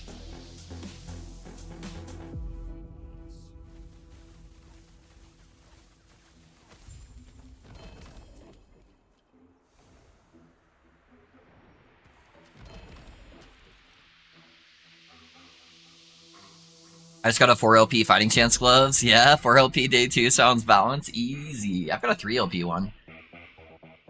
And then, yeah, what you'd want to put your other points in is grabbing the Ellie Novas. Does Ellie Nova cost mana by default? How much is it? 7? What? Yeah, so what you'd want to do with Ellie Nova is go up here and grab the minus mana cost here, and then the spark charges.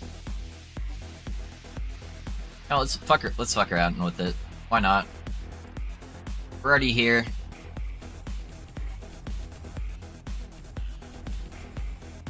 And you just grab all the area of effect. And then you probably go on and grab, yeah, let's grab the Ellie Nova stuff first. And then you'd probably go on and grab the ward on cast. You could also grab the base crit, but I don't think that's necessary. You don't really need the area of effect either. I'll probably just grab these for now. The area's not going to do too much because we're not doing the explosion. We have damage multipliers there. Maybe we do grab the base crit. I wish I could grab more of these nodes to help with the mana cost. I probably could if I could set up a different setup with a weapon. Yeah, whatever. Let's just grab these for now. It's really fast to respec, so I'm not too worried about it, and it's going to be pretty similar gearing.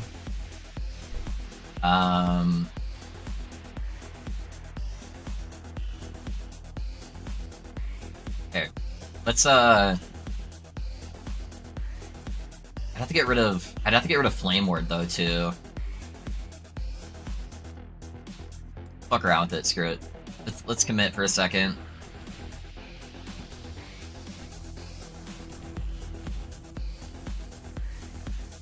It only takes like 2 echoes to get everything re-leveled anyways, so... Oop, wrong thing.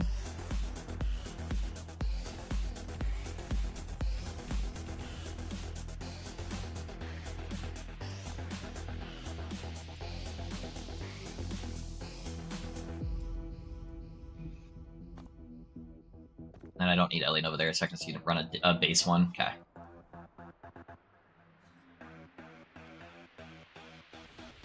What are you cooking right now? Somebody was just asking about Frostclaw, so I wanted to show kind of the setup that you would use for Frostclaw with Spark Charge. It's very mana intensive, but I think this is probably how you'd make it work early. You just have to use all the mana stuff.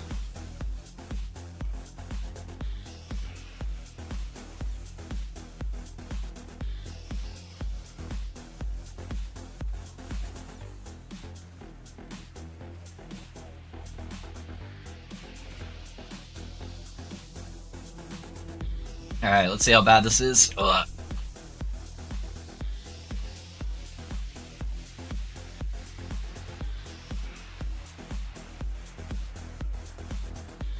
I don't have the full setup yet for Meteor. I'm not getting a ton of mana back yet.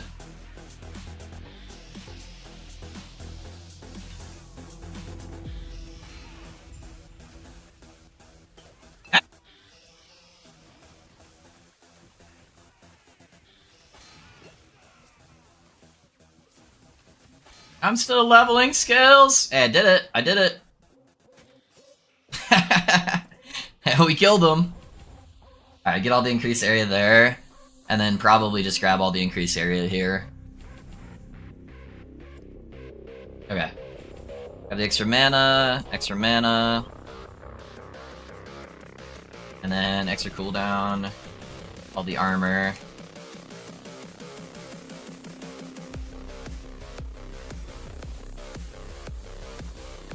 You have a Dragon Claw as a test hit or no need? I don't have a Dragon Claw. It would give me less levels, but I would just take the levels out of here. And then that would make it a little bit easier. Yeah, I don't have a Dragon Claw.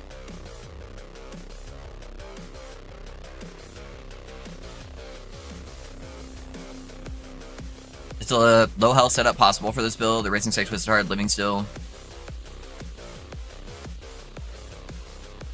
I mean, no, the Static Orb Lightning Blast.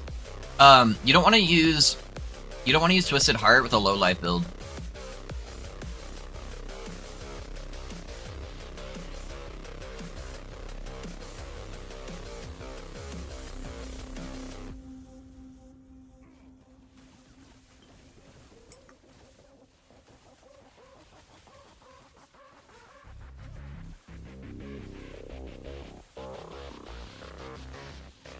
I mean, if you stacked a little bit of cooldown reduction with this setup, so you could get more teleports, you could probably sustain the mana. I need to see how this feels on a boss. Gel Cores would help with your crit a lot too. And it would help your mana situation a little bit, because you could get the chance to get more mana back. I could go buy a Gel Cores for pretty cheap. Which one is the Gel Cores? It's the dagger for lightning blasts.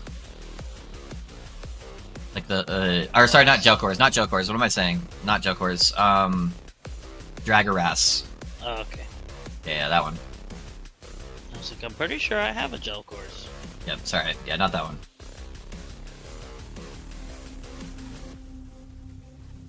Yeah, bossing mana sustain is going to be a little bit difficult, at least early, until we figure out how to sustain this.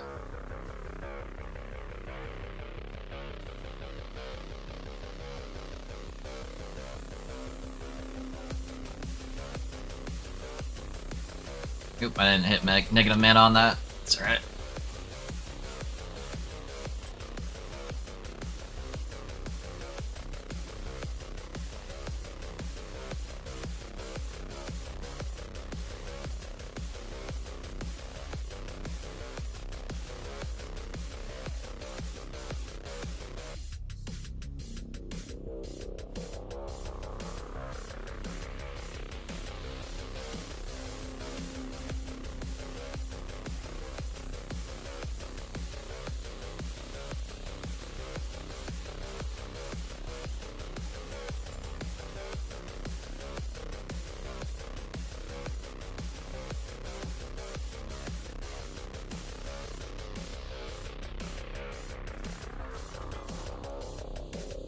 Other have been beaten fourth Harbinger from Last Ruins time. Would advise everyone to complete the Stolen Lance timeline of Last Ruins first. Yeah? Oh, because you have to go higher corruption. I did Stolen Lance one. The Stolen Lance one was really hard. It actually makes sense though to have strat. 1 LP should be cheap loaf. Yeah, I'm gonna go buy one. We'll test it out.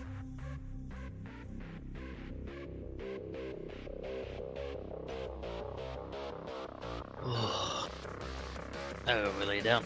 I feel nauseous. No worries, man. Catch you later. Hit you up later. See ya.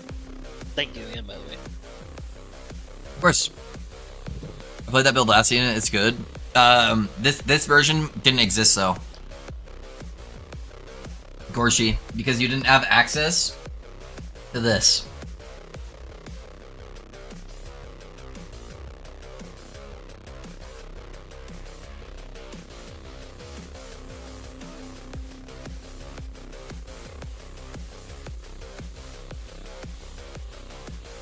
So I actually tested this last night, Gorshi.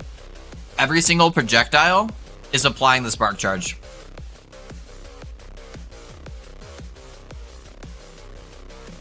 The downside, though, is you have to have a 40 mana cost Frostclaw. So now it is substantially harder to make it function at a high end.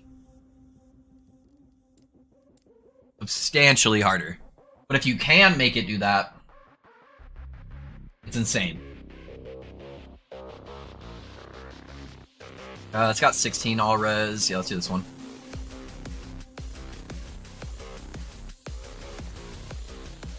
Alright. Let me see what levels it fucked up. Okay, and then I think I actually want to... What's my mana at? 49? Okay. So I think I want to take the point out of here. And then I want to try to grab these points, because it's going to give me a chance to get more mana back on cast. So we'll probably take that point out. And then let's see what our mana looks like when we start putting those in.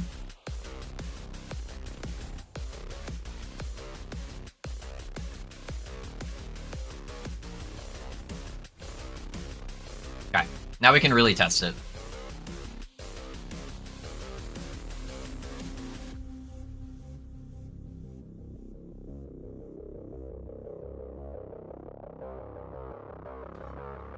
Yeah, Maximus. Stone Lance. Give me Carpal Tunnel.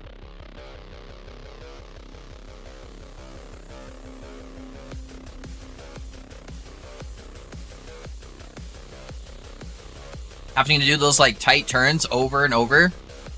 Trying to dodge all the ballistas. Not a good time.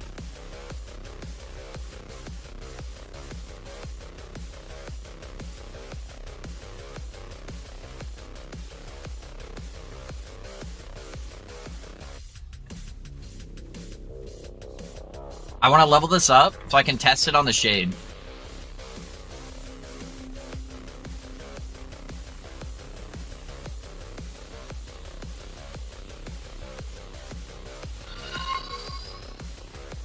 PRZ, thanks for the follow, man.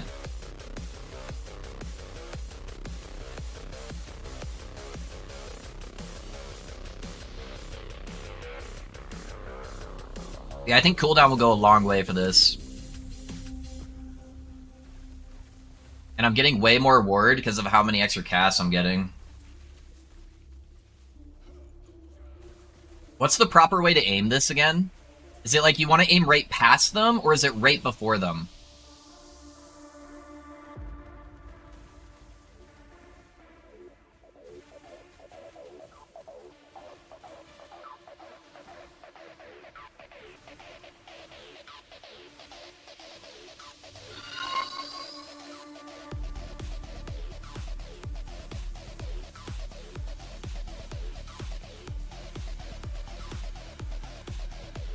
I think it's right past them.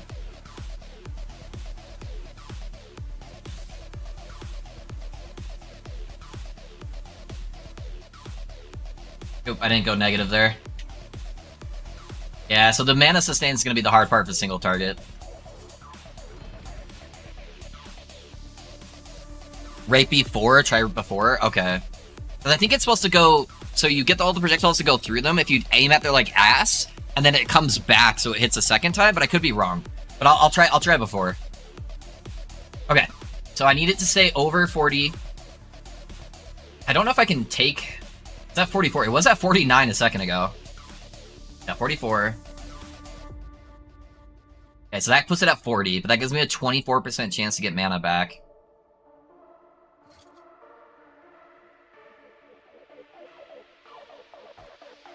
So I won't be able to grab all 3 with this setup. If I did this one, I could. But I'd have to get an extra level, I think.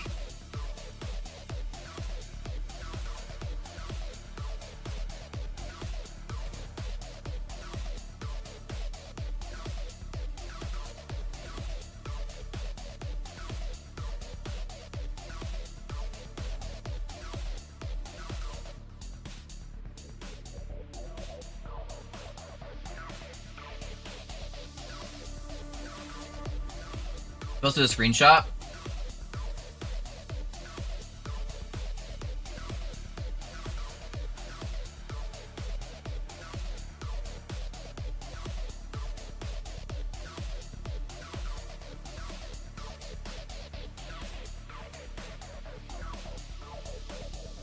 Create a rift that swallowed you both. You find yourself alone in a world that looks strange yet familiar.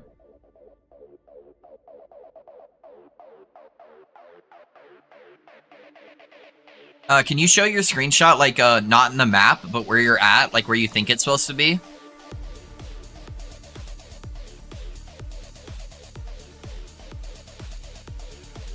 Why does this seem more OP than before? Because they added spark charges to every single projectile. I can tell you I have to have high MP on that. It was mana intensive. Yeah. But before you could use like the idols to you could use the idols to give you like mana efficiency and like all this other stuff. You didn't have to have your thing at 40 mana. So that's like the hardest part.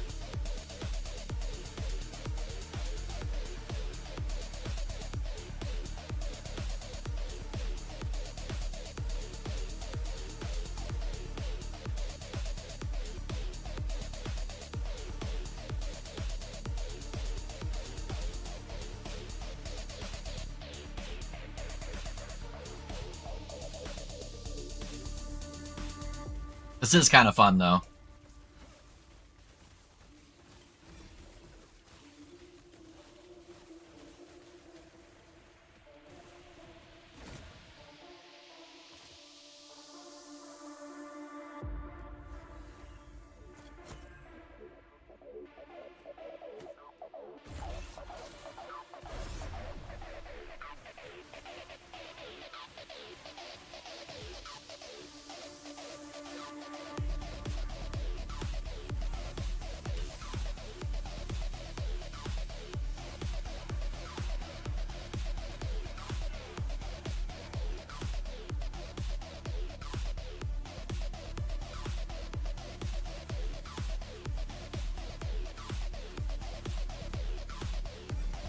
I think I'm over spamming too. Where I'm like putting way too many... Whoa, holy lag. Where I'm putting too many projectiles on like weak monsters. I think if I get better at that, that'd be pretty OP. Oh, it's just this monster type that's lagging me, that's why.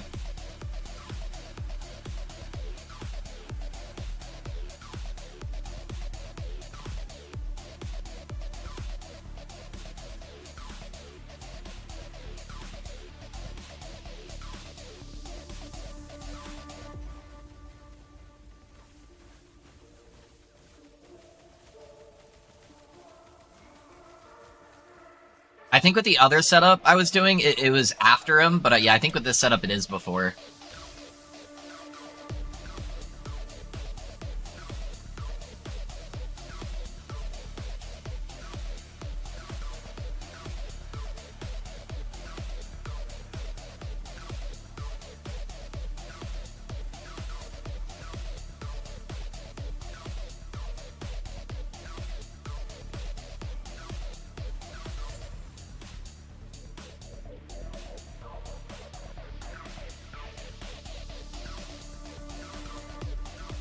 Looks fun. Does it feel more damage or less? When I have mana, it feels like more damage. But it's so much more mana hungry. Like, so much more. I'd really have to fine-tune the mana cost there. Or not the mana cost, but like my mana recovery to try to figure this out. But the good part is I wouldn't have to invest as much into like maximum mana, I feel like, as the other build, because the other build, it was like all of my damage came from max mana too. Where I could focus more on just getting int on everything to scale the damage. Yeah, I don't know. I want to do a boss with it, like a big boss.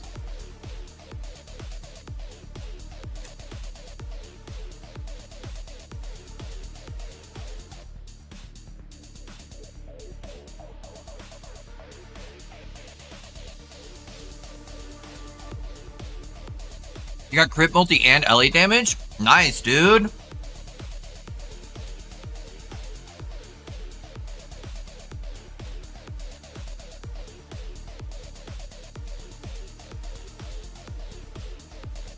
The Dragon casting Frostclaw causes it to recast from the target location to a target location 4 meters behind it. Second cast from On Through the Snow casts a third cast. The third cast can be hit the same enemies as the first and second cast, and then it returns to you. So yeah, I think it is before. I think you only aim it behind it if you're taking this node.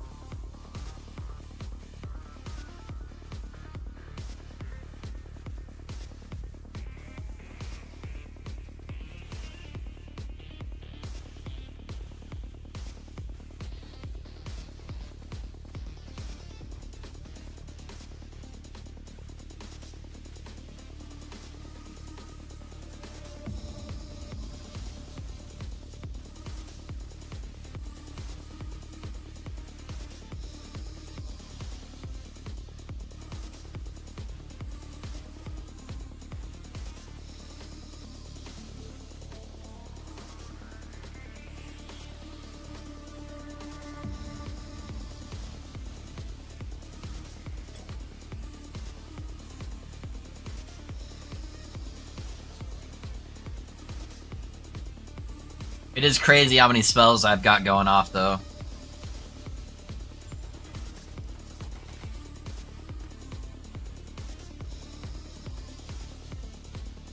Okay, so I can't afford to grab this, sadly, or any of this stuff, because that would pull me under. I've already got all the ward casts on hit.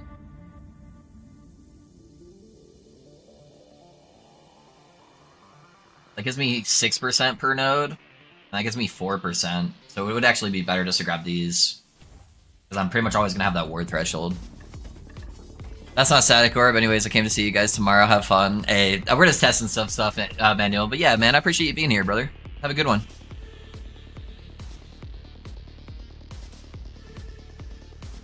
Fifth one or so, yeah. Okay, I've almost got enough for the regular boss, and that'll be a good one to try it on. I don't want crit avoidance, that'd be bad. Because I just did that other boss, so... I cast the Ice Nova too, right? Yeah, it's auto-casting Ice Nova. Or, well, Elemental Nova. It rotates between Ellie and, between Cold and Lightning. But you do this, yes, you take the minus 12 mana cost here, and then the 100% Spark Charge chance. But it's auto-casting it with this node, so there's a 42% chance to auto-cast.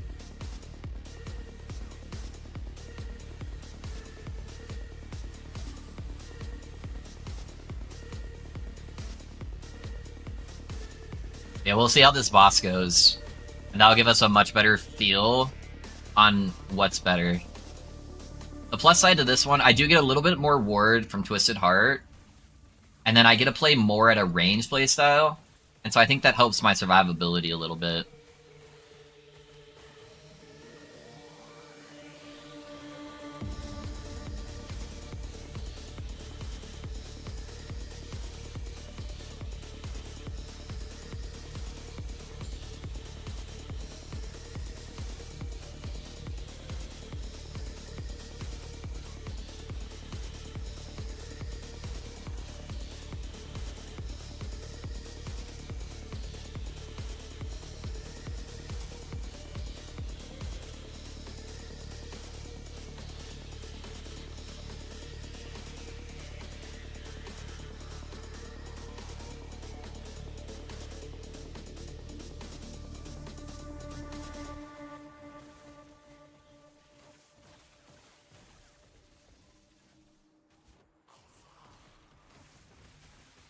Ew, is static build or toast? I said if I bought a wand last night. No, somebody was asking about Crossclaw Wukong, and so I'm testing some stuff for it really quick, and just wanted to see a comparison between the two.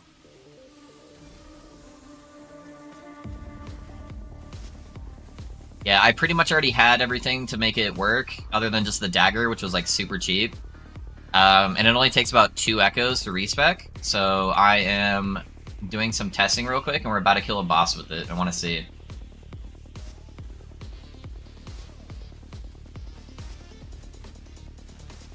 But it's a very similar gear to what I'm using on my other build, so it's pretty easy to do a direct comparison.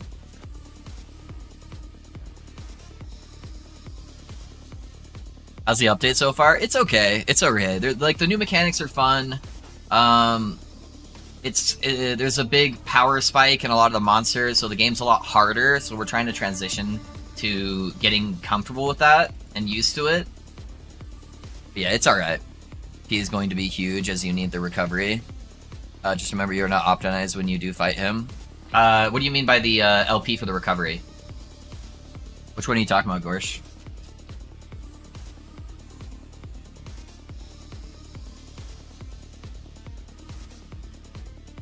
3 mana. What recovery node am I missing though? There's nothing that gives me like mana on hit, right? Monsters buff, defense is nerfed. Yep. Yep.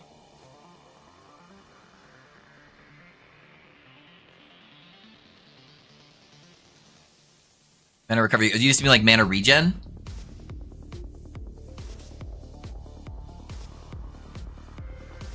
My like base mana regen is 12 right now.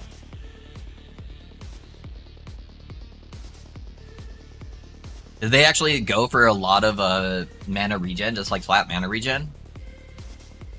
Yeah.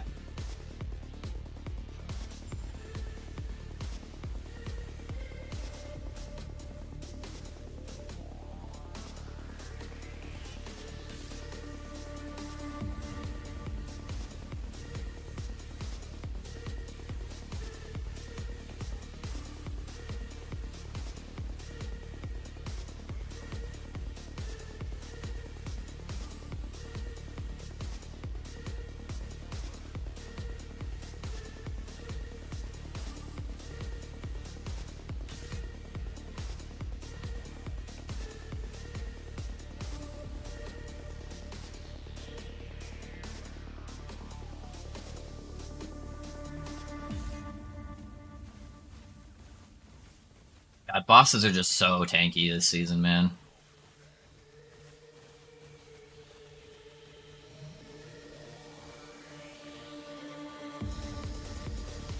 This is kind of a hard boss to do this on, too. But it's the only one I, like, just barely did, so it'd be the, like, fairest comparison, you know?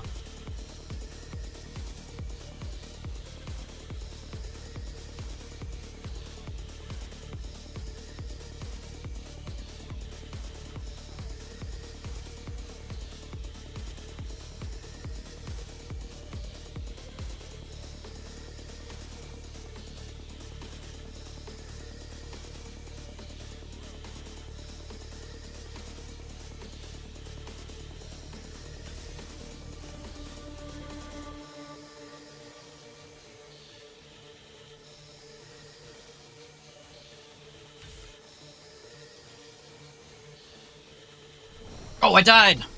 Oh, I was standing and shit. I tried to get the channel off. Yeah, I don't know. I don't know on the damage, man. It feels like it's probably around the same on single target. It's definitely better for Echo Clear.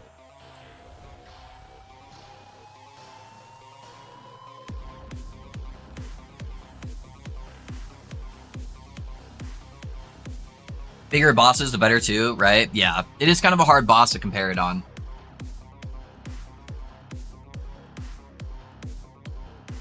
But I felt like I was on there for a long time. How's Frostclaw swap? How's the build feeling? Also, what level did you switch off your starter build?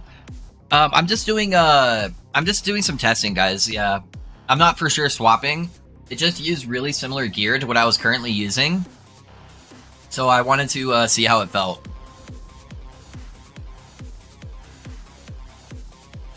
But I feel like the damage on the single target was roughly around the same. And I did survive the other one, but that was my fault because I stood in a bunch of fire explosions. Let me try it again, though.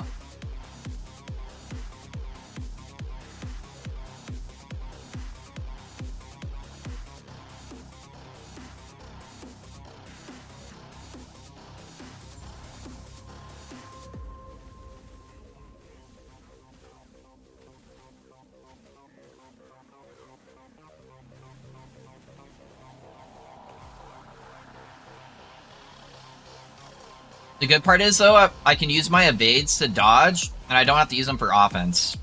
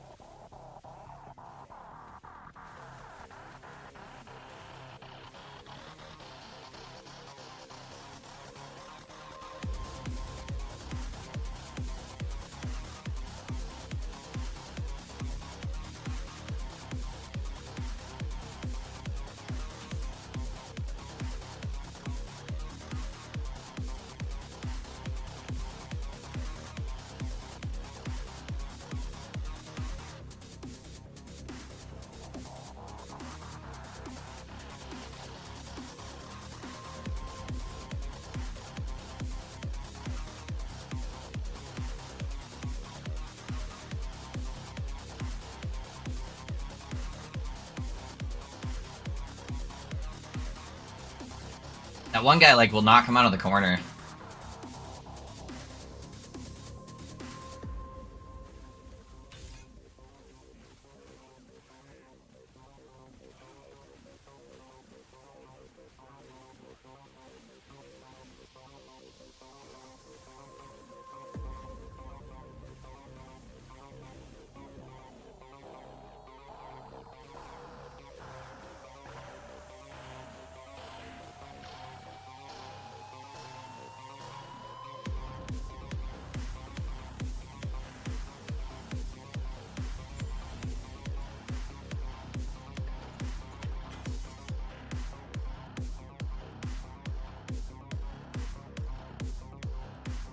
I don't know.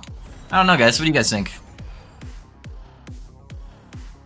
Also, what level? Yeah, yeah. So I swapped off of playing Glacier and went to Static Orb at level 60, but I checked my legacy and my MP wasn't that high. Yeah. Well, look at the mana cost of your Frostclaw. It definitely wasn't 40.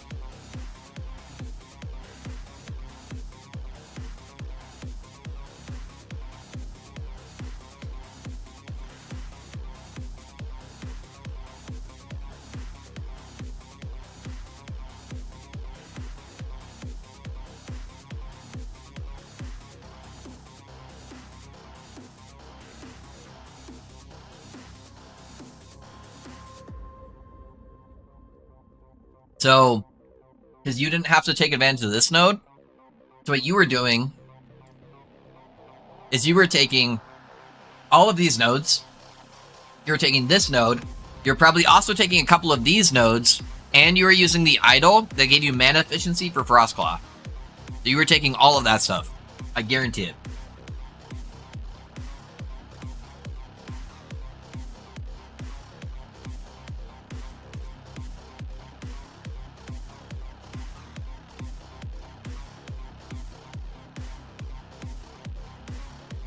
Last call was 31.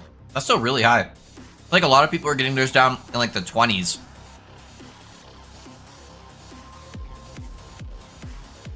But I don't know.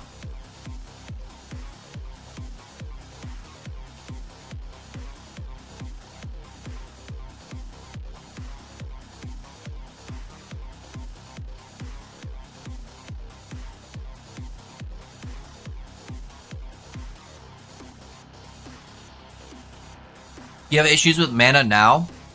Try playing it right now, Gorshi. Try going into something or like hitting a dummy or something to see what your mana feels like.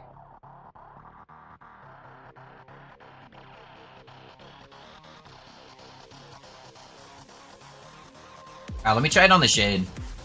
We'll see how the Shade feels. Debating constantly and having to be on top of them. Yeah, that is the other downside, you know?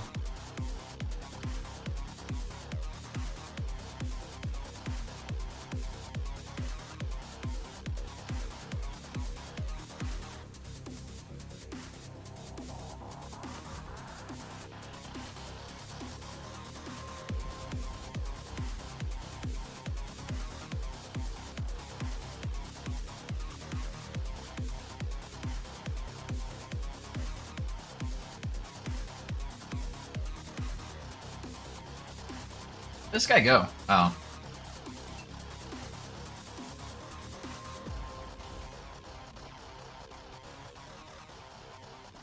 Can't keep track of this guy.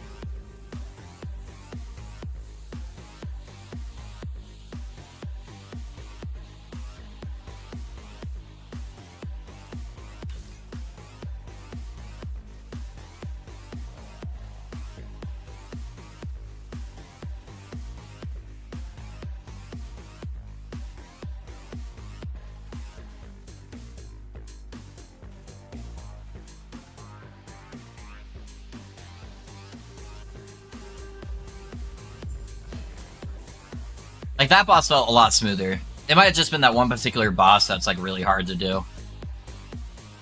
Wasn't too bad, but this is still, like, really low corruption.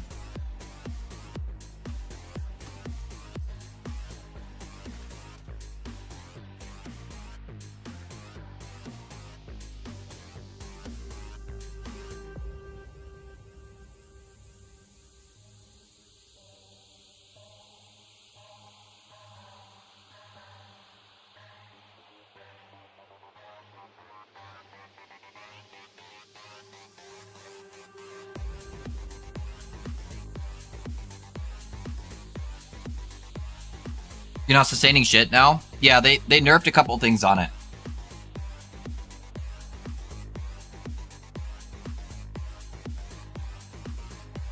What happened to the other build? Did we pivot? No, Joy. Not yet, at least. We were just testing stuff. So, somebody in chat was asking about the Frostclaw version of this build that was using the same nodes we were using, the Arcane Current. And it's almost the same gear. I literally swapped one piece of gear, and so we were trying it out. For Lagan, we take mana or lightning mana.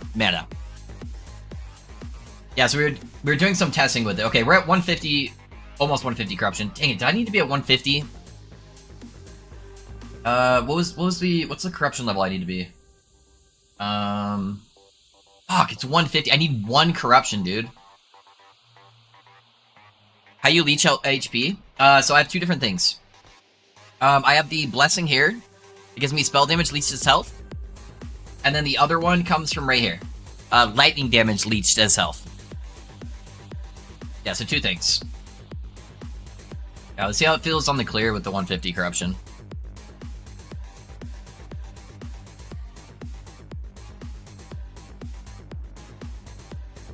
I do like the playstyle a lot, though. It is really fun and explosive and cool. But god, is it mana hungry, and I don't know a way to solve it. Like, mana regen isn't going to sustain this. Your basic mana regen just can't do it. So does it always have to play at this level? Because the only other tools you really have are Meteor Tech and Focus. So I don't know if I just always have to play around that.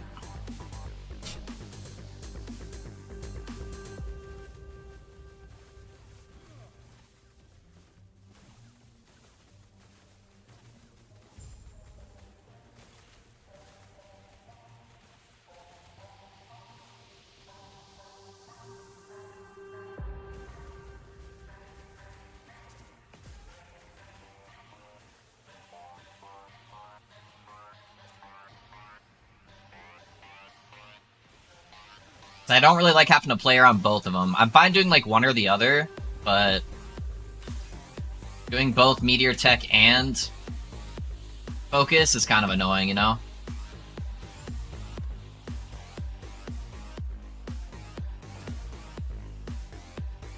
Frostwall Duration. Let's go. I might actually get a 3 LP on that, so we'll do it.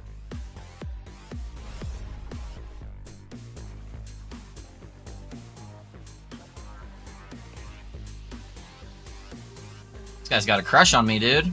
Oh my god. Lightning hurts, lightning hurts, lightning hurts. I hate the lightning guy. That guy doesn't fuck around. Are the rings that give mana regen? I don't think that's enough. Maybe add a T7 mana regen on neck and rings.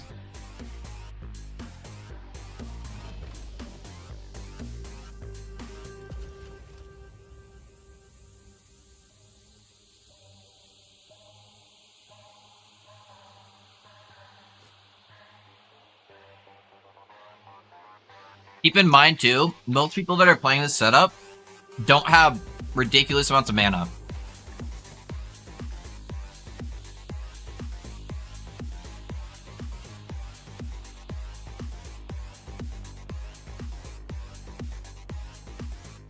Yeah, it might just be better to play Frostbite. Once damage is high enough, you shouldn't drop in a few seconds when they explode. Yeah, maybe.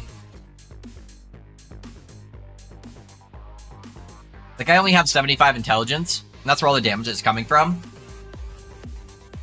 Is the intelligence, so...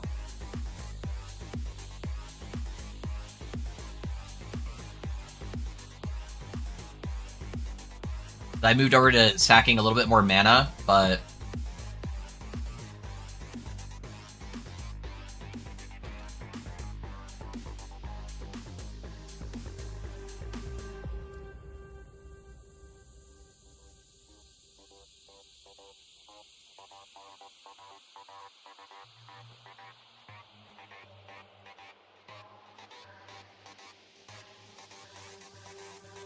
Like, I could put this mana regen on and see how it feels. What does that put me at? 15?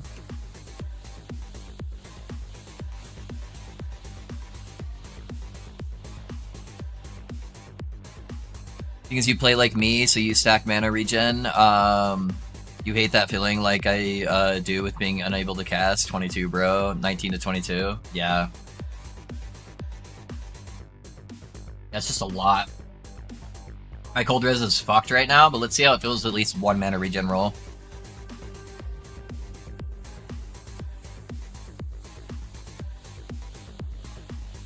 Because I never really played with the hype of this last season.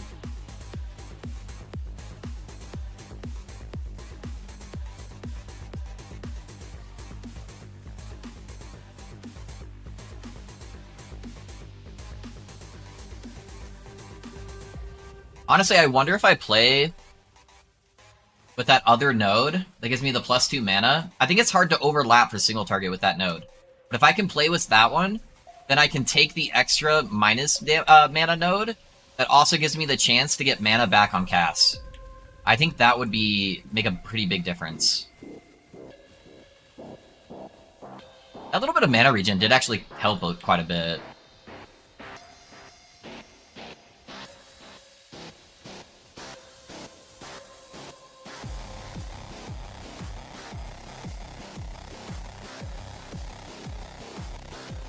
Alright, let's see if we can kill this guy this time.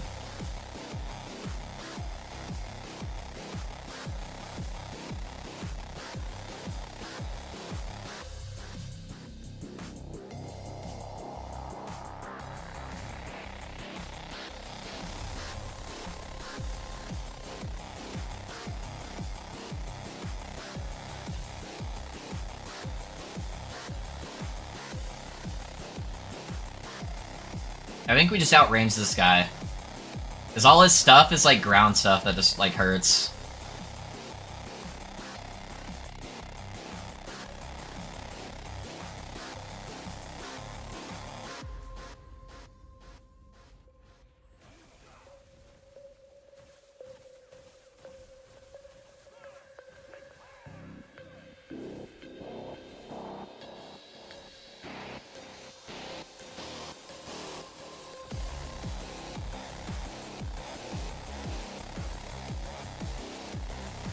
What's the point of Meteor in this build? It's used for mana sustain. So you basically can make with teleport and some of the nodes in Meteor, you make Meteor cost 0 or have 100% of its mana refunded, and then you make it cost as much as possible. So you make it cost like 200 mana, 221 mana, and then there's a node in Meteor that will refund you 48% of its mana. So because Teleport refunds 100% of the mana, so you can see I'm missing mana, I cast Teleport, then Meteor, it costs no mana, but I still get 48% of the total mana cost back. So it's used as a mana regen tool. Yeah, I don't really... This guy lags so bad. I don't really care about the damage from Meteor.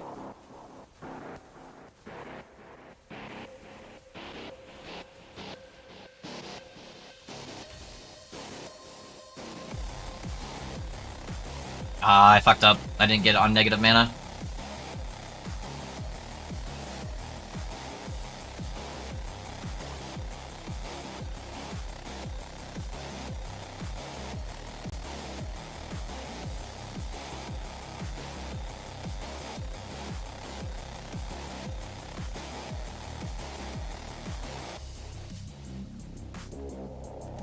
There we go.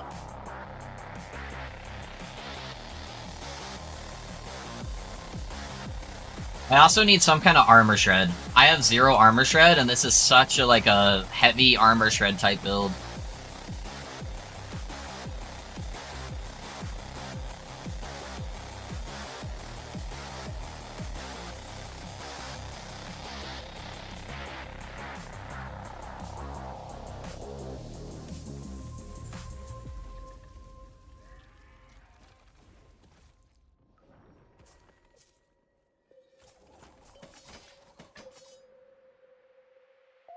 That mana regen has helped a lot. One more ring may make it perfect. Yeah, it's just gonna be hard to crit cap with that. I'd have to run a the helmet that gives you crit, which I do have one, but I would 100% play this build if it wasn't for the Meteor tech. I remember last cycle Frostclaw was so nice. Yeah, I have to do Meteor tech and focus together, just kind of annoying.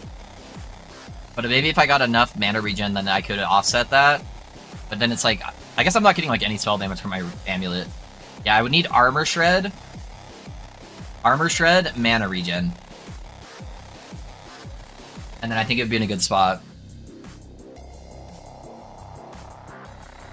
Got bored because of no real end game and the market was flooded with gold. Oh yeah, last season, yeah. Can you get armor shred on an idol? Not on Sork. Not on Sork. I would need to get it on a pair of gloves. I think I have another pair of gloves I was using. Hopefully. Maybe I still have it. I don't think I have it anymore.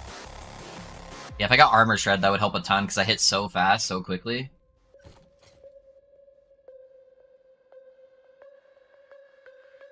And I'd want to swap up some of the priorities. Like, I'd be able to get... I'd want to go for, like, ward on direct spellcast versus the regen.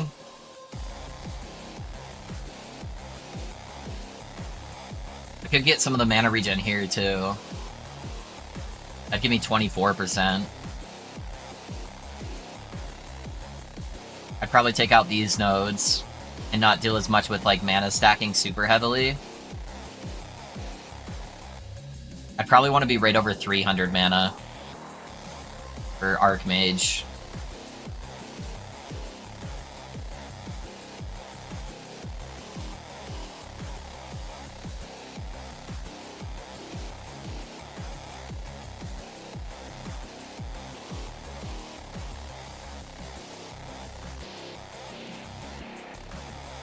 That's why I like it a bit more than being in their face, yeah. Okay, I need to shore up my defenses or do more damage. Warpath Smite is starting to hit a wall. You're just starting to get really squishy. That's typically the problem with Warpath in general, is it just gets a little bit squishy. So in that build, you really want to try to armor cap. So your goal is to hit the 85% damage reduction from armor, and then get several nodes and base types that apply that armor to damage over time effects.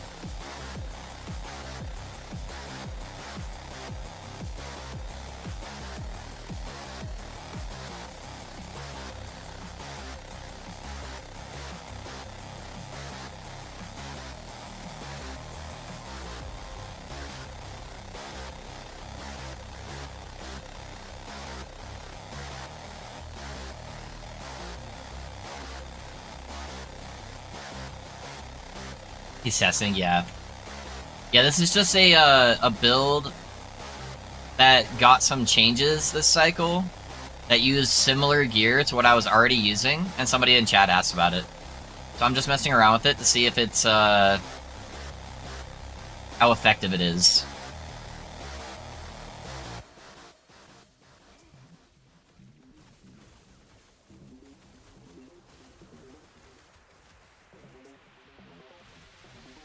I do wonder how this would feel, though, at 700 mana versus... Or, I mean, at 300 mana versus 700 mana. You have two options. You either play this build at 300 mana, or you play it at 1,000 mana.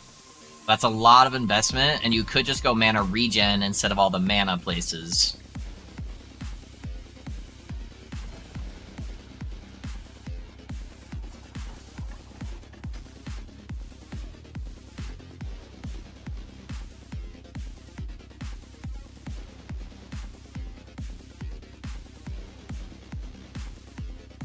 I'm so mad I'm one corruption away. Is it not showing how much corruption Shade's giving you guys when you're killing him? Because it doesn't show me the values. And if you lose some mana, you will have more stats to add. Yeah. Yeah, it would free up some stats. So it'd be a give and take. I'd have less pool to cast with, but I could be doing more damage, so then maybe I don't have to cast as much. I could also have more mana regen. So yeah, it'd be a give and take. I think the play is probably 300 mana, and then you just focus on all ward stacking for this.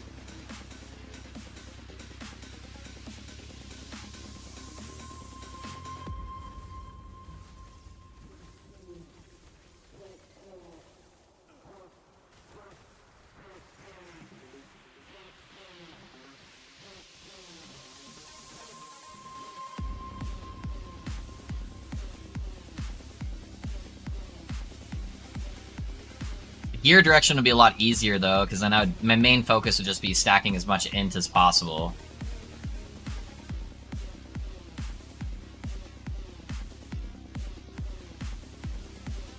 Oh, I forgot to change up one of the skills.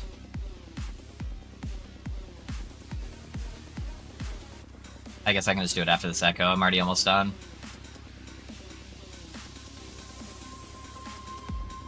Let me do one respec and try it out. I keep not casting Meteor.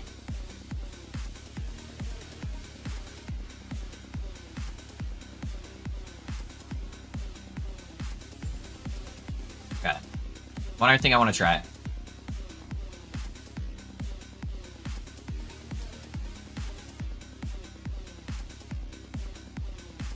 I'd have to take the point from here. Oh no, I have an extra point right here. Okay. No, actually, I do need 2 points. So I'm gonna put the 1 point here to add the 2 mana costs, and then I'm gonna minus 2 mana costs here. We're gonna have to take off 1 ward point, sadly. Okay, let's try that. That'll give me, I think, a better direction on what it would feel like, and then we can kind of make a judgment call on what we want to do. Cross call looks really nice, yeah.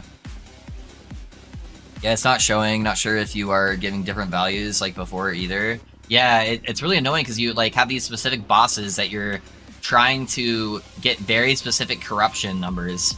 So I literally got 1 corruption shy of what I was supposed to get, and so it's like I just wasted a good, 30 minutes now trying to get more corruption.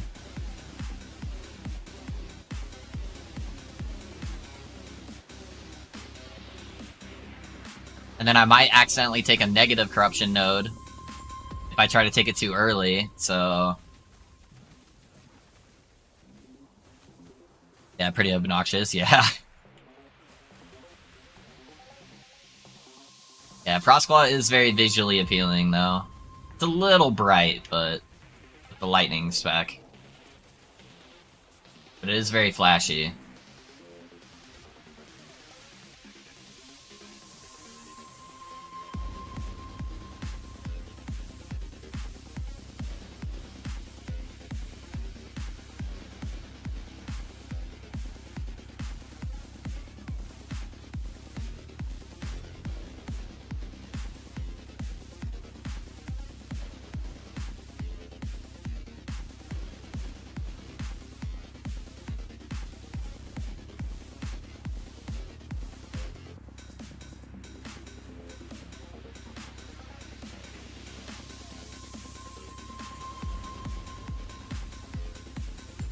Yeah, this next Echo I'll be able to test the nodes, I think. I think I leveled up twice. Maybe, I don't know. Nope, I only leveled up once. Okay, so I have to take this node first. I'm gonna wait till I get the 2nd level. That way I'm not just adding mana costs without compensating. Let's get that 2nd level, and then we'll know. I might have to suck it up until I hit level 85. Oh, for the defenses? Yeah, everybody's feeling that defensive hurt, though.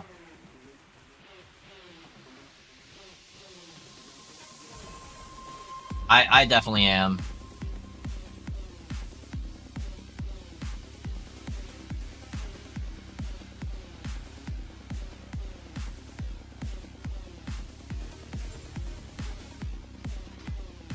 Yeah, I still didn't get the level, so let me get the level here.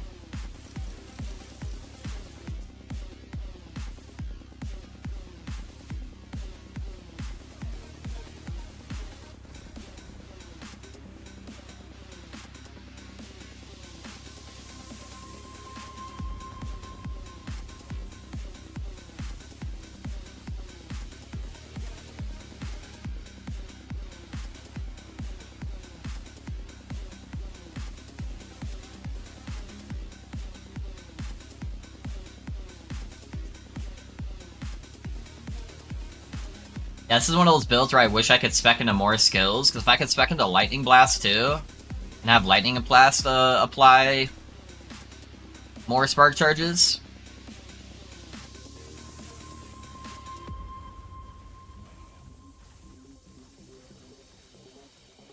That might be a way I could save some mana too, is to go more Lightning Blast focus.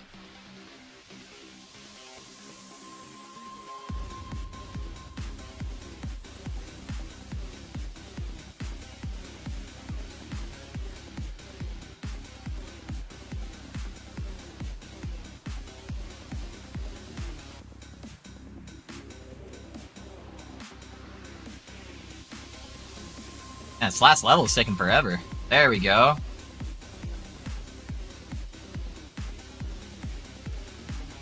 What's the chance? Okay, so we have 42% chance to cast Ellie Nova, period.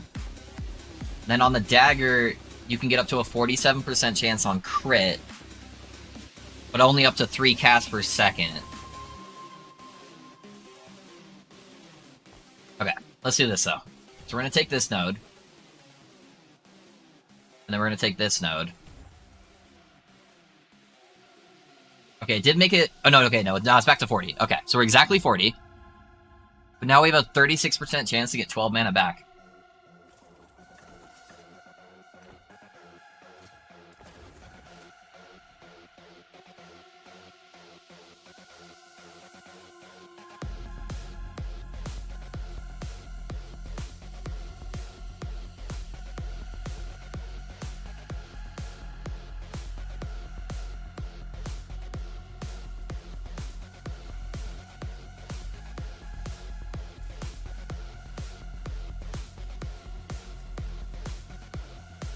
Yeah, that was without doing any meteor tech.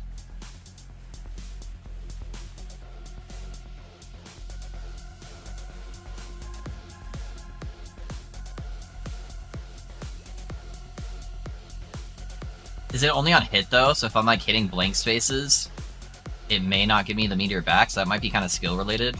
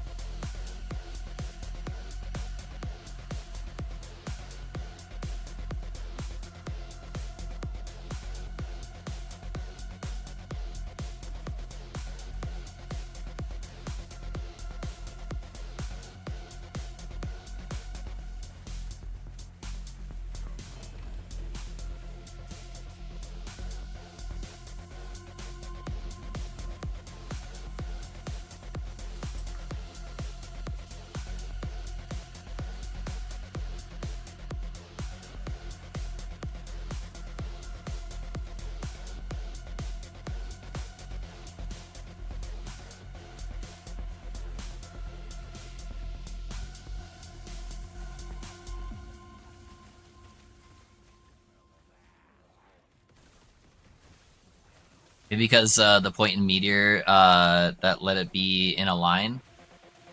Sorry, for what? So meteor's working as intended. Yeah, meteor's working as intended because meteor's only there to give mana back. And the one that makes it fire in a line makes it cost more mana, which is really good.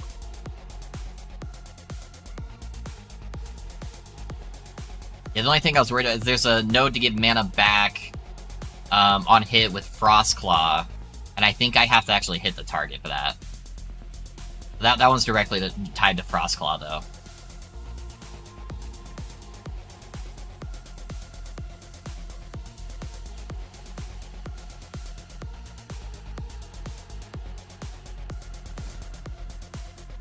Oh, I didn't go to +3. Ooh.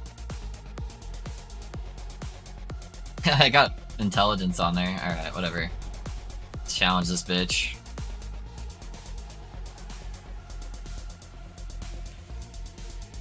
So the strat for the lightning dude is just don't let him get anywhere the fuck near you. Because he casts stuff on the ground, so if you're just like walking out of the stuff on the ground, he can't really hurt you. I'm gonna say that and then I'm gonna die.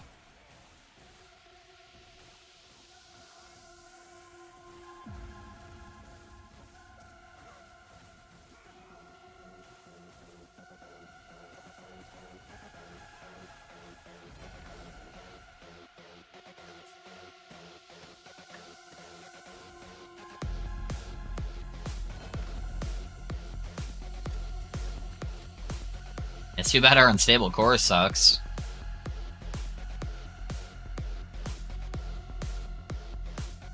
Armor and void res.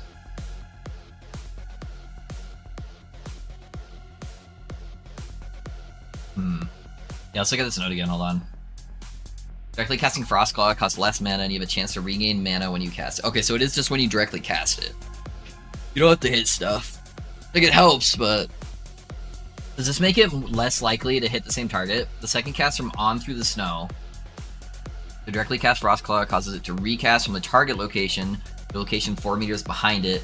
The second cast can hit the same enemy as the first cast. The second cast from on through the snow targets a random enemy that is 3 to 9 meters away from the original target. That's going to try to hit multiple targets if there is multiple targets, but does it still hit the same target? I think it does, right?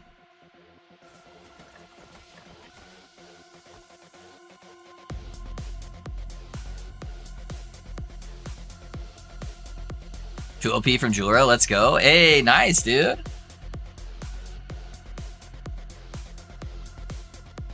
Then you can slam whatever you want on there, that's sick.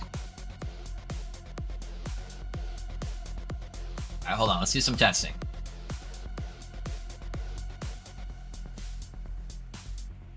Yeah, so I think you do want to cast past him. Or maybe even like right on top with that node.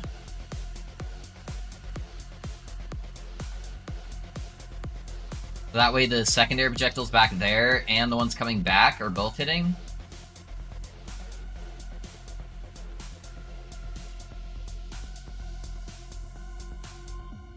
If you do it like right here, ones coming back are not going to hit.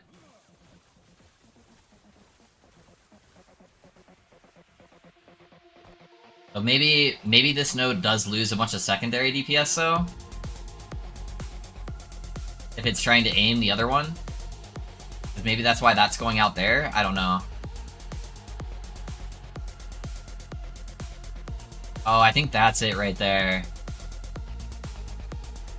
Yeah, because it's aiming it back towards him. I think you want it like 4 meters past him.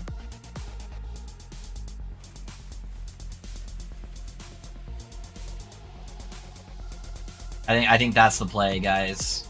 I don't know if you guys can see that too.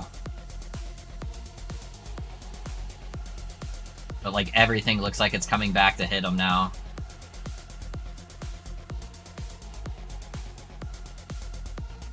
So instead of bouncing away, it's coming back.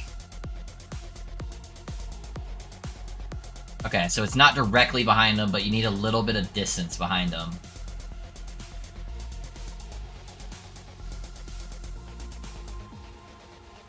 And then that makes sure all of those other targets that are aimed are coming back to hit him.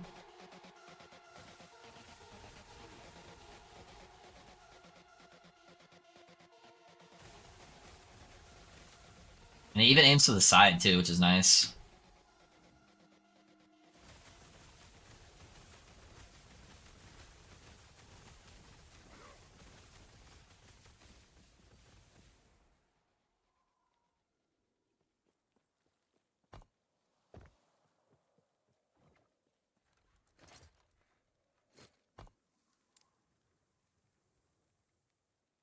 Okay, let's get our last corruption here, and we'll try to fight the big boy. See how that goes.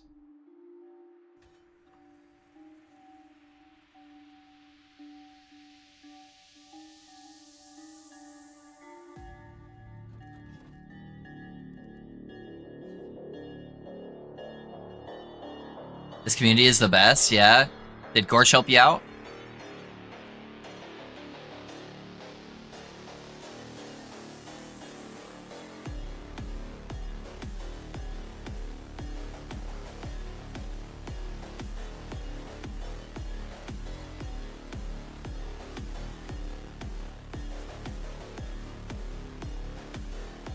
I'm starting a Beastmaster. Okay, what build you playing?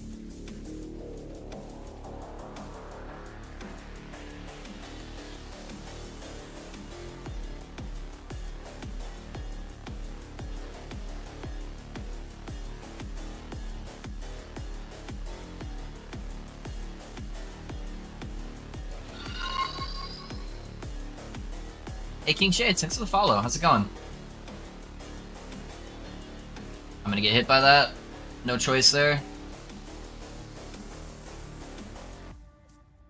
No idea yet. Yeah, you just want to be the BCs, huh? Ooh, increased health on a spider soap belt. That's really good.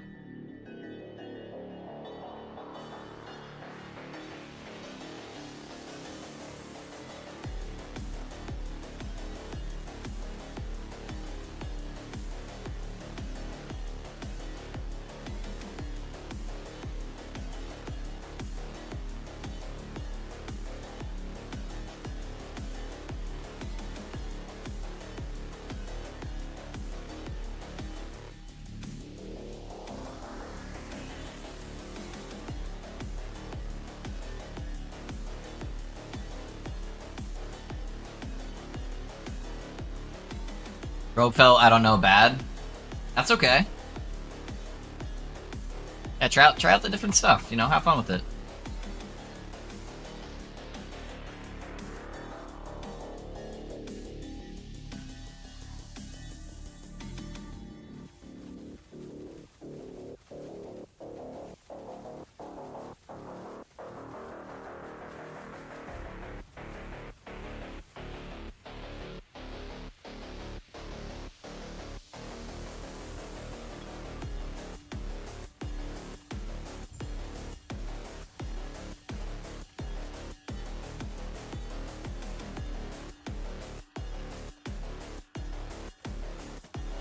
Why Lightning Best can't chain to me and give me crit fix? Yes, yeah, it did get fixed at Axitar. Yeah, otherwise I'd probably be playing my Mad Lightning build.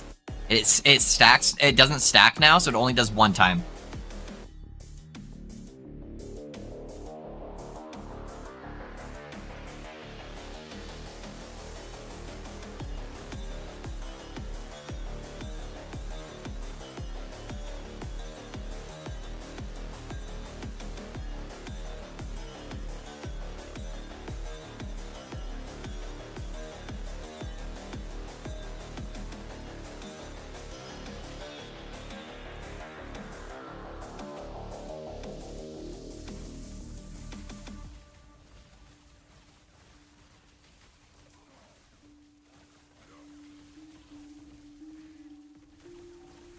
Yeah, that's one of the ways they nerfed my my previous build.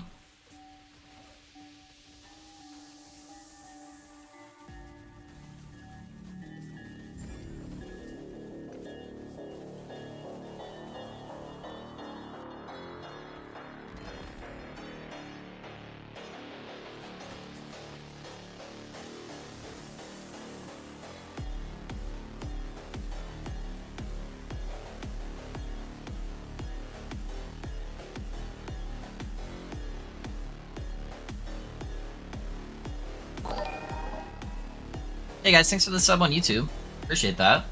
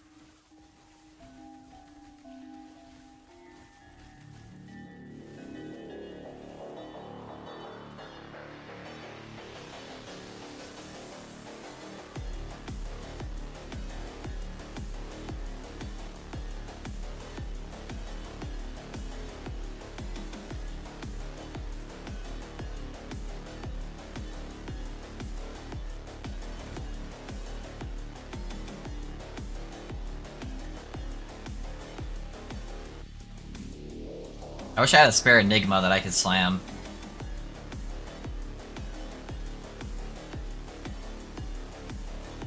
Probably just gonna challenge it, see what it gives me.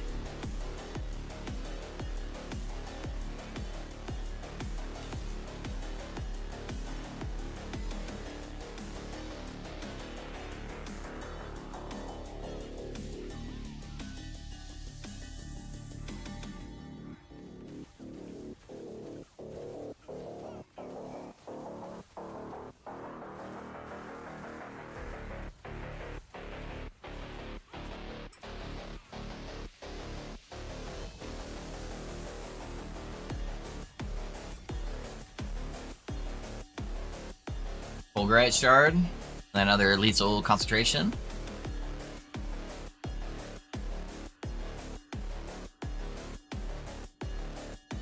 Oh, do you know what I should do? Let's try doing a different setup too, though.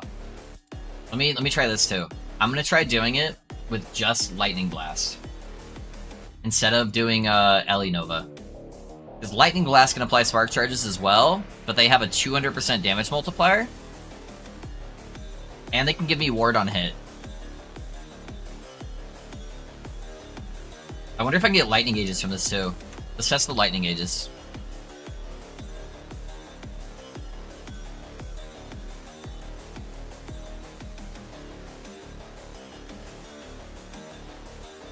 I'm gonna need to unspec those other nodes too. I forget it's still costing me a shit ton of extra mana. Because the whole point is to fix the mana problem, so...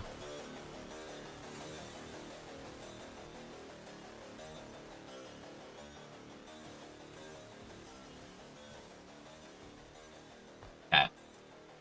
So we're gonna temporarily remove these 3 points real quick.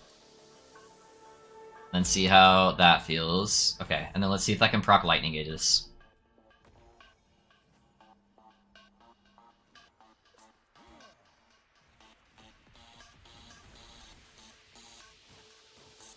So it's gonna be more effective the more crit I have.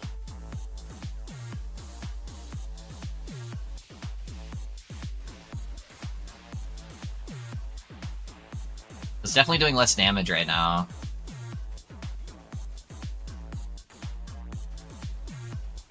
That might be because the Ellie Nova is 100% chance to apply, and it's 48% chance on non-crit too. And the mana doesn't really feel that much better, surprisingly. Hey, what's up, Immortalized? How you doing, brother?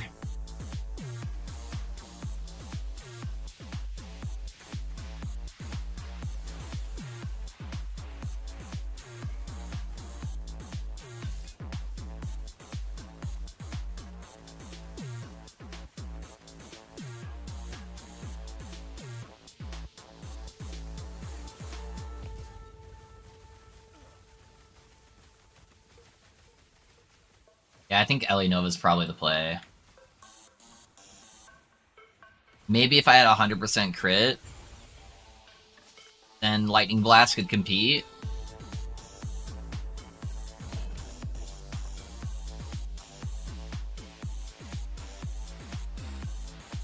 We'll give it a fair chance there.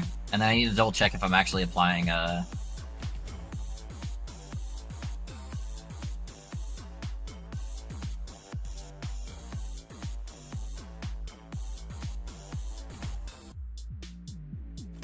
if it's giving me Lightning Aegis, that could really help the DPS offset.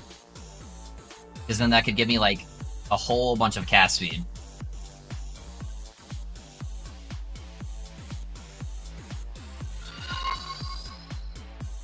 Hey, Tiny Tim, 6 for the follow, man.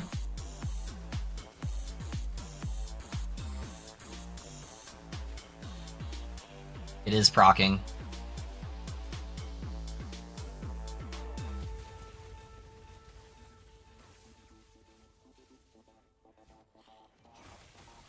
That's gonna give me damage reduction.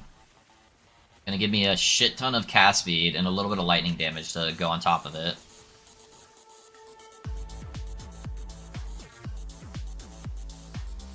What happened to your static orb lightning blast build? So I'm doing some testing right now with a build that use almost identical almost identical gear to my static orb build.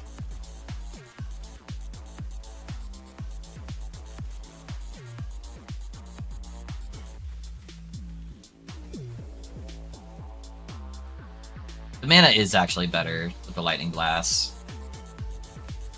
So I'm able to just like hold spam for a while. So yeah, I'm just doing some testing. I'm about to get to a Harbinger boss, and that's what I want to test on. Is the difference on the Harbinger boss. On the static orb build.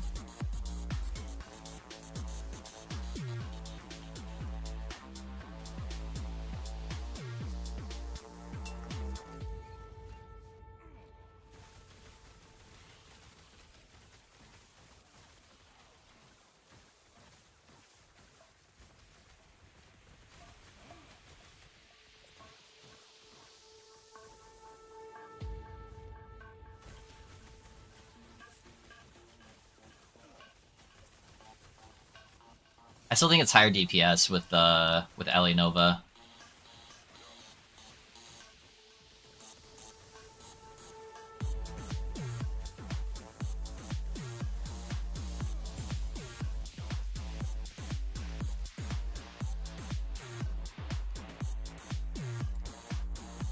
Yeah, the lightning gauges would definitely be nice, but if I didn't have to use Meteor for mana, then I could use Lightning Blast with Ellie Nova, and that would be super ideal. What about Spark Nova? Yeah, I thought about that too. But Spark Nova would only have the base chance, so that doesn't count as Ellie Nova. So it would only have the, what is it, like 10%, 11% chance to apply Spark Charge.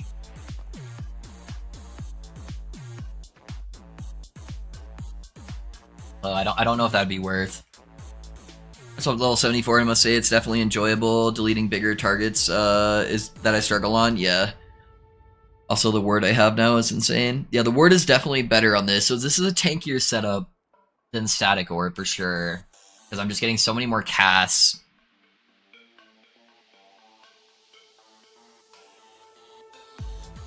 %140% changes from the tree. Wait, you're talking about this?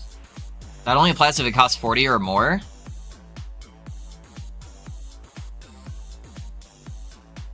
Yeah, it's gotta cost 40 mana. You run into problems late game with Static Orb? It's a little bit squishier than I wanted, and it needs insane levels of mana to really scale a single target, it seems. The other problem is there was a change on one of the items between the test server and the live server, which led to some issues. I don't think I can give you like exact numbers on what changed, but something did change, and so I'm trying to like compensate stuff for it, and it's made the journey a lot harder than it needed to be. And it changed like right before the patch went live. I called my big man hulking man beast of a Beastmaster Little Shorty. Yeah. Is the build finalized yet, or wait a week or so? It's not finalized yet. It'll take me a little bit. You left one more? Oh, that's just a more damage multiplier, not a increase of the spark charge. So the spark charge chance doesn't increase with points, if that's what you're talking about.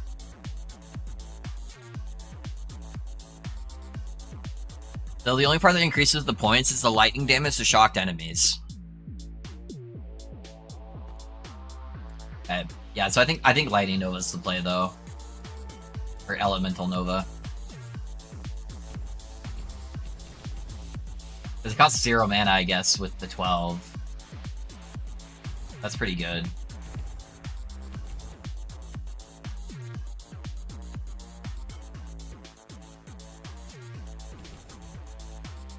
Yeah, so I think that's the play. Left one more. Distant Sparks. Are you talking about on Lightning Blast? Or what are you talking about?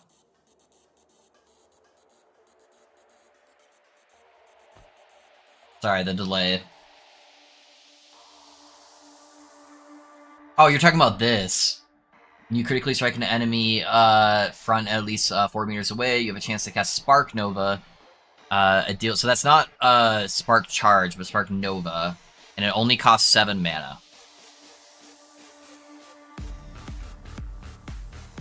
Yeah, so it wouldn't. It would have the 10% chance, but hey, Nick, thanks for the follow, man. Just started getting crazy frame drops, and there's an issue, another update. If anyone's starting to have a performance issue, is there? Okay, good to know. Good to know.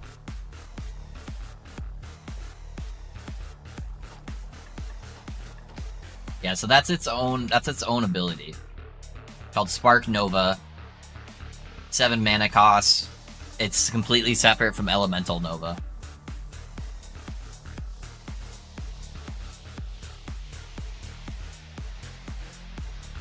I was getting crazy frame drops yesterday, but it seems to be much more manageable now.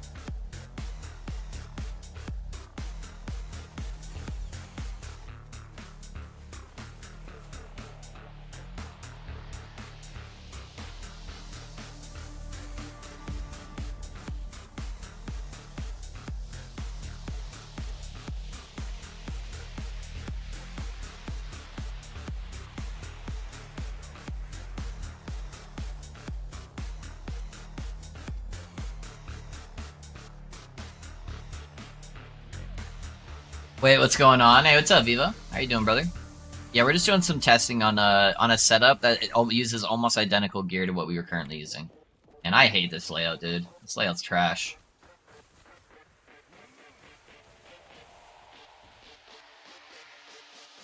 Sorry, I missed the discussion. So Frostclaw is better than Static Orb? Yes and no. So it has different pros and different cons from what I've tested so far. So I've only done maybe like 10, 15 echoes with Frostclaw, and I'm using almost an identical setup to what I was using with Static Orb. So I'm scaling all Spark Charge damage with this setup. I'm still stacking a bit of mana. So here are the pros and cons. Static Orb requires you to play in melee range because you need to have an orbit around you. There was also some last minute changes right before the patch that made the mana quality of life and stuff like that much harder to build around than what was originally intended for me. And so it ends up feeling a little bit clunkier and not as smooth. And we had to allocate points into more mana regen over here to sustain the crazy mana cost of Static Orb, which made us lose a bunch of damage.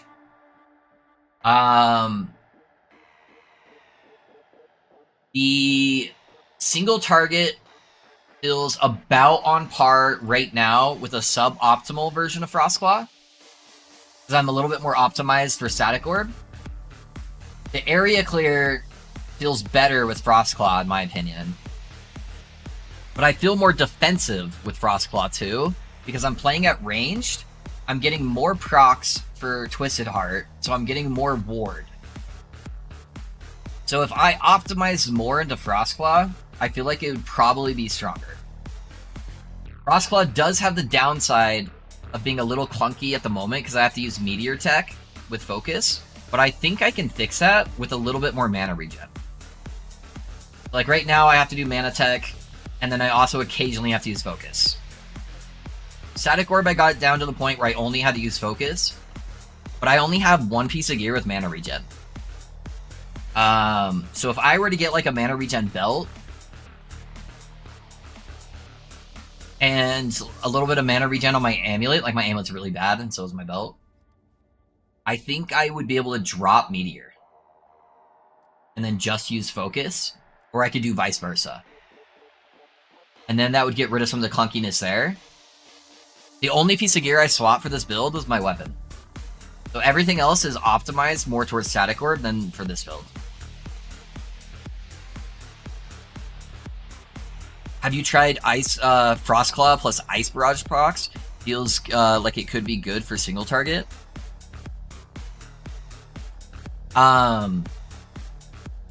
So Ice Barrage would be more for if you were playing Frostbite and not Spark Charge.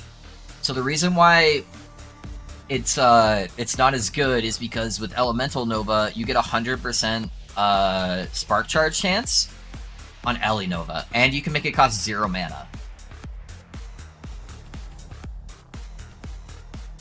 So yeah, those are the pros and cons, guys. So I don't know. I'm kind of torn on where to go because I was starting to struggle with Static Orb, especially in the Harbinger bosses, and I'm not really that high into corruption, so I wanted to kill this upcoming Harbinger boss I'm gonna kill and feel if it feels like I have a better shot at being able to get to that endgame content with this setup.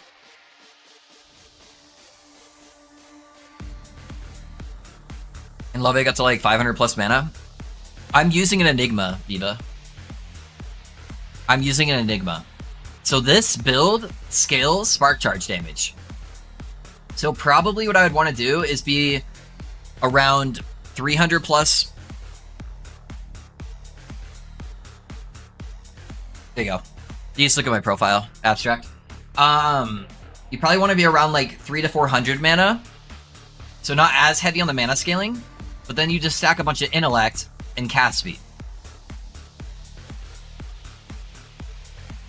So, yeah, I don't know. When I'm getting very similar performance scaling, except I'm tankier and I'm not optimized for this build, it means this build will probably perform better at the end game.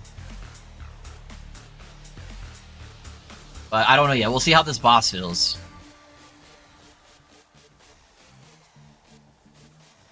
When we actually go against like a Harbinger, you know?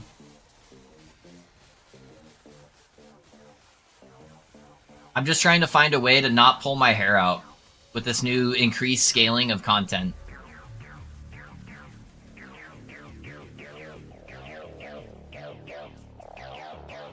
Your only remaster so much last league, it's still viable for endgame. It at least feels nice while leveling. Waiter, so somebody said they tried out my Runemaster build since the patch without changing any of the gear, which you probably would want to swap up some of the gear because you're going to need crit chance on the gear now. And they were doing 400 corruption just fine. So I think the old Runemaster is still viable, it's just not going to be S tier.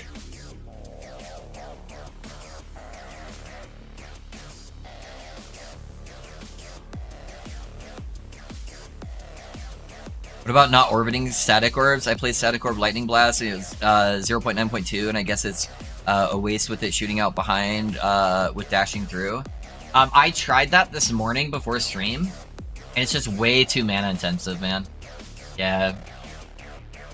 Especially where you're getting less hits with each static orb. I don't know. I'm in kind of a crossroads.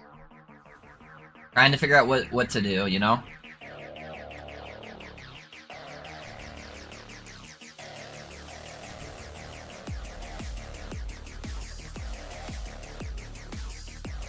Are you saying you prefer this to Static Orb? I like the aesthetic of Static Orb, but this is easier to play. So I don't know. They're a toss-up on like playing style, but... Okay, understood, thanks. Of course, waiter.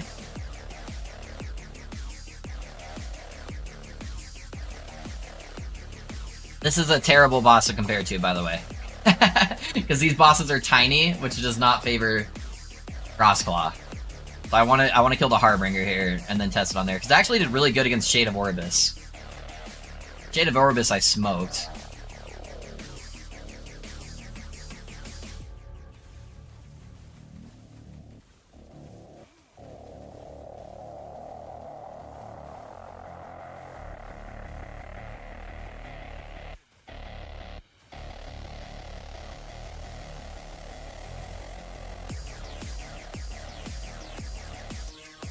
And my mana's already feeling way better, though, than the first time I did this boss.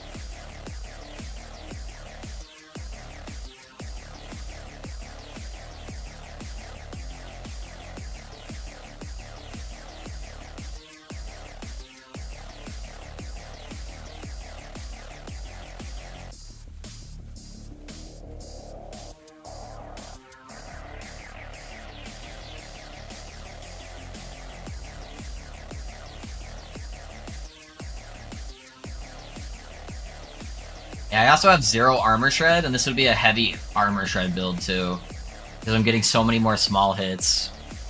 That would drastically spike the damage.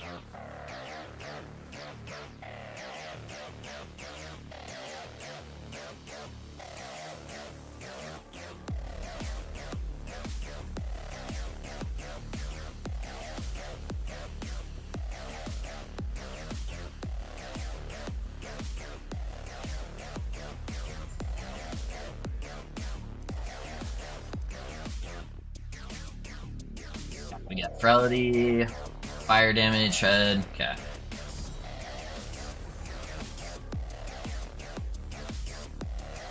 I just missed seeing you play. It came in as you swapped over. I would have thought the auto bomber would be easier. I can show you guys here in a second. Okay, how did I fuck up my loot filter? There we go.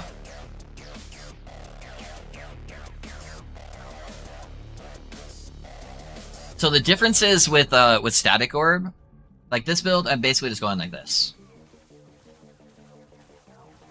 That's the end of it. Static orb, it's like dodge 1 2 3, dodge 1 2 3, dodge 1 2 3, dodge 1 2 3, and so you're constantly counting in your head. And then if you fuck up your rotation, then you lose mana, like pretty drastically, you know. It's a little bit more mind power, but I don't know. Fighting for my life against a Harbinger, man, but I'm the guy still doing Mad Lightning. It can clear 400 C okay, but bossing is rough. Doing 300 C Harbingers now. I trade off spell damage for crit chance and remove the close circuit node and opponents for base crit. Okay, cool, cool. Pinnacle boss is next, I'll let you guys know. Yeah, let me know, Blake. What's the 1 2 3 casting for Static Orb? So Lightning Blast is refunding. So if you look at the Static Orb node right here, Lightning Blast is refunding some of Static Orb's mana cost. So that's why you have to cast an Evade to auto-cast Static Orb, and then you have to go 1 2 3 with Lightning Blast, and then do another Evade. Also, all of your Evades are being used offensively, so you can't use them during boss fights.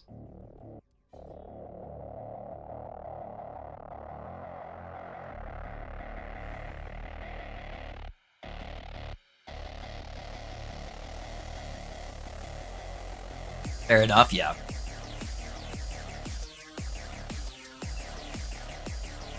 So we'll see. We'll see, though. I'm going to do this Harbinger. Next time I kill a... I need to kill an Oribus, because I'm 1 corruption shy of being able to get my next Harbinger spawned. So once I kill my next Oribus, I can kill the Harbinger. And then I can get a better comparison on how it feels against the Harbinger. Granted, this Harbinger will be like 25 higher corruption, but it should be close enough. I might buy some armor shred gloves before then, though. Give it a fair fight.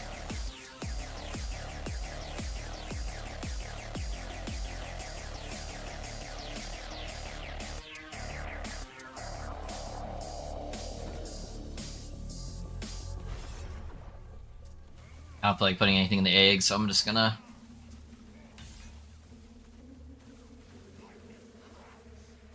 Oh shit. Another lightning guy, dude. Which Nemesis do you guys feel like is the hardest?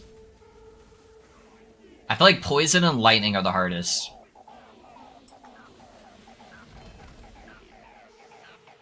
Got gel cores? Easy, dude. That was a scavenger, right? Not a queen? Yeah.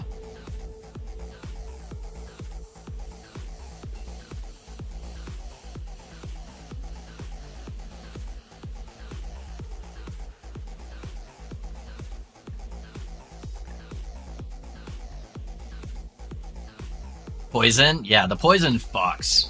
Especially if you're not poison res capped. Lightning's more likely to one-shot me. Poison, I feel like, is more likely just to... I know I'm gonna die, you know? If I accidentally get hit by anything, it's like, okay, cool. I'm out of pots, so...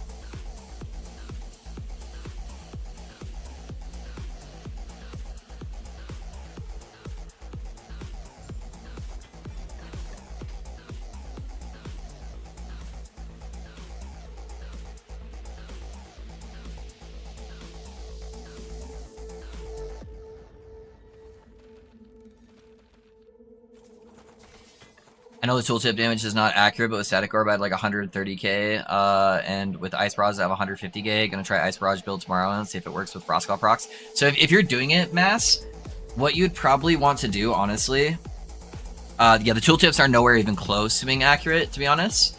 But what you'd want to try out is going Frostbite. Yeah, you'd want to try going Frostbite if you're going to do that, because there's a full Frostbite setup for Frostclaw, and they got buffed this patch because Frostclaw got almost, or Frostbite got almost doubled the damage for like the flat damage. You'd want to play a Frost bite version. So that would probably be the go-to, and then you can make them both proc that. And then you can even do it with Ellie Nova, I believe, too, right? I guess you have the chill chance and freeze, right? But yeah, I don't know. I'd probably do something like that. You ever manually cast orb? No. The only time I manually cast orb is if you are using if you're using prismatic gaze, because it won't proc the prismatic gaze. I like the static orb build isn't very beginner friendly. Blew all my gold on the items last night. It was fine for beginner stuff. It's just trying to like min max it, you know. It's a little bit more complex, but it uses literally almost the same identical gear as like what you would use early on for Glacier. So you can always just play Glacier until you get to a point where you'd like to play that.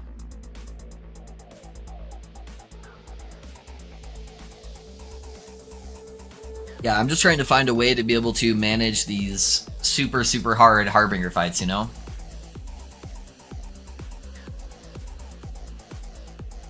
But the wand and the offhand are like 20, 30,000 gold or something like that. Which is like 20 minutes of play. But yeah, that's the only reason why you would ever manually cast it. The other issue that we're running into with Static Orb is for some reason, Static Orb counts as a direct spell cast when it comes to Lightning Blast procs. But it doesn't count as one when you're using the evade mechanics or mana spent gained as ward. It gives you 0 of the ward from mana spent gained as wards. You're also losing a bunch of ward there.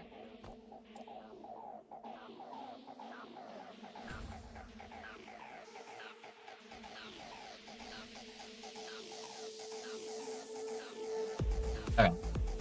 Let's hit this this beacon so I can see where the next Orbis is at. Is Prismatic Gaze not better for this build? For this version, it probably would be. Yeah, it's just giving me a little bit of my Ellie res and a bunch of intelligence. My crit's not too bad right now, though, because I'm using a Phantom Grip, and that's the main reason why you're using Prismatic Gaze is for the crit.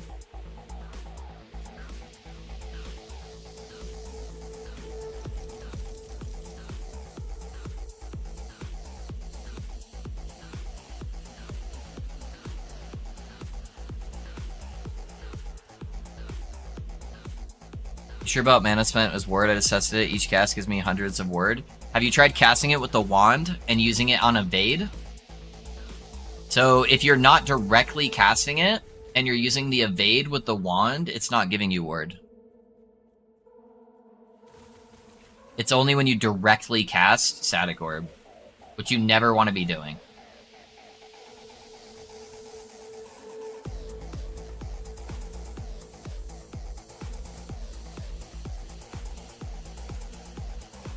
I see what you mean. Yeah, with the evade, it doesn't give the ward. Yeah. Yeah. So I'm just losing, like, thousands of ward I should have been able to get, you know? Because the whole thing was, like, Static Orb costs a metric... Ooh, shit, that's good. Static Orb costs a metric fuck ton of mana, and so it should be giving us a shit ton of ward.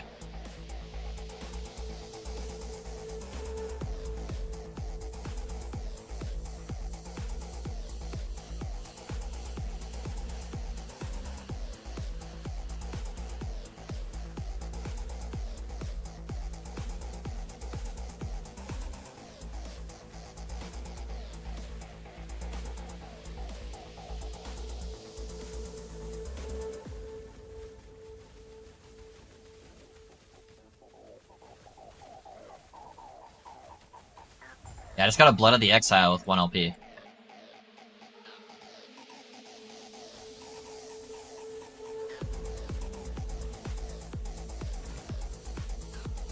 Oh, that's one of the new base swords.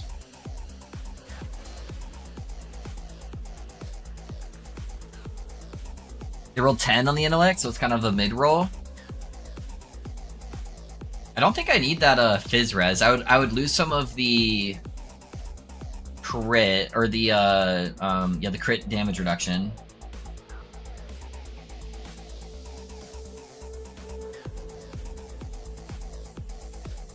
Oh, it still doesn't show up on here. It shows up on the planner. That's weird. Okay, so I have... We'll have to manually do it. So I've got 36 here.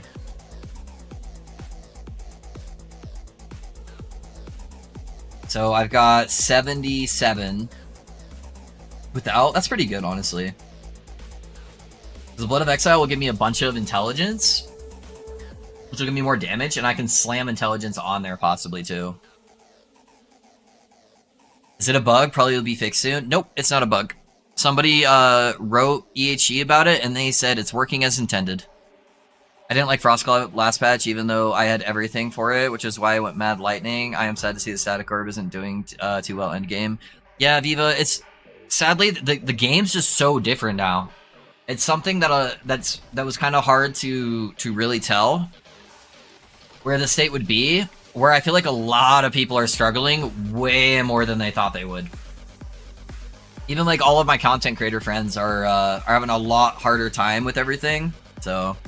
My no build doesn't feel as strong as last league. Everything looks so bad compared to last league. Yeah, it's so hard. It's forcing us all into a very strict meta. To even do like 150 corruption, you know? So I'm hoping they fix that soon.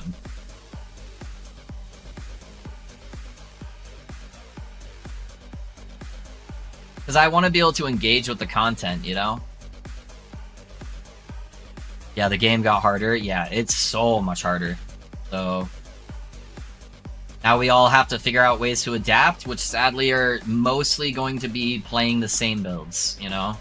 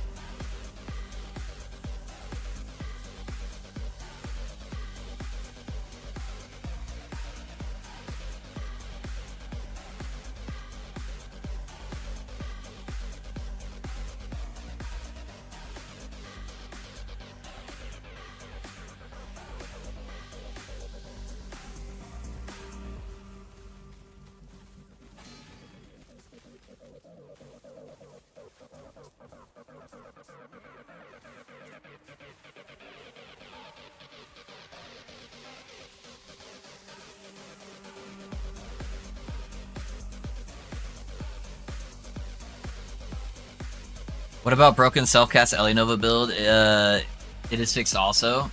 Scaling what for damage? Are you just talking about like the old build?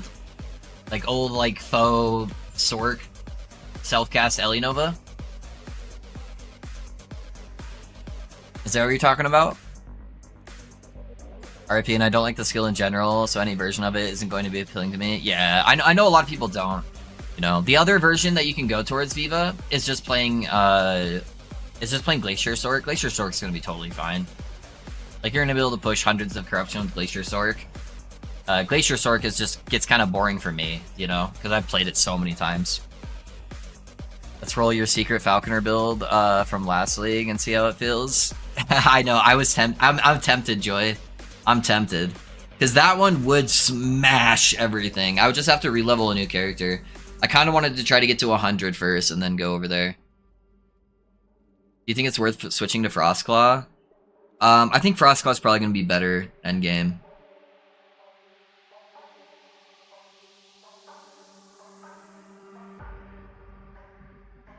Let's do it. I'm tempted, dude, because I've already got a bow.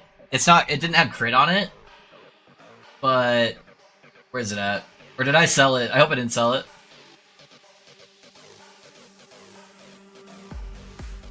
Is it still listed? That's alright. It's not that expensive regardless. It might still be listed. Here, we'll go check.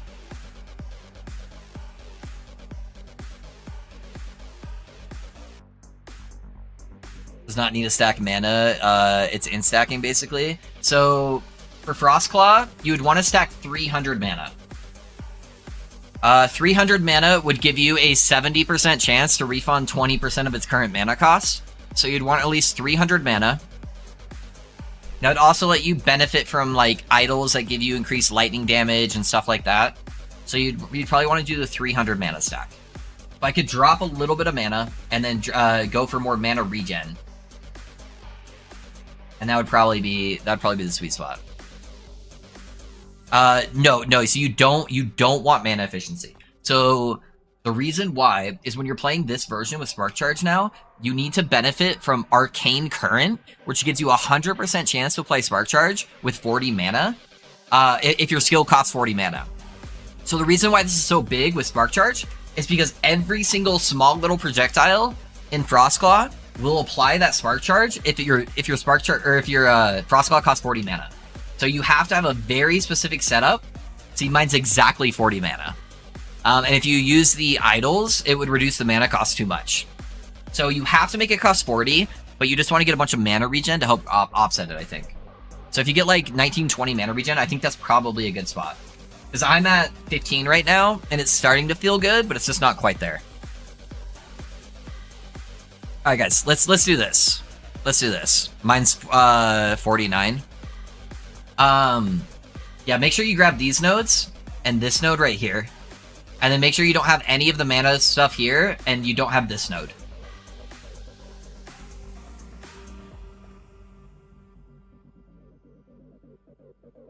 Let's do this, guys. We'll do a poll. Let's do a poll.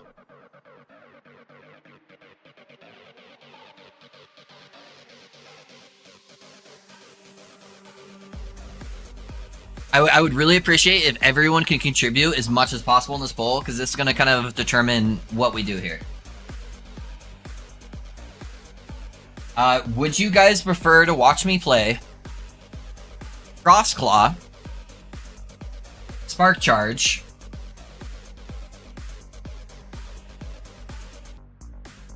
or would you prefer to watch me make a Falconer and do Explosive Trap Dragon Song that I know will slap everything? Those are the two options. So I would have to level a new character, which would suck. But I am kind of curious.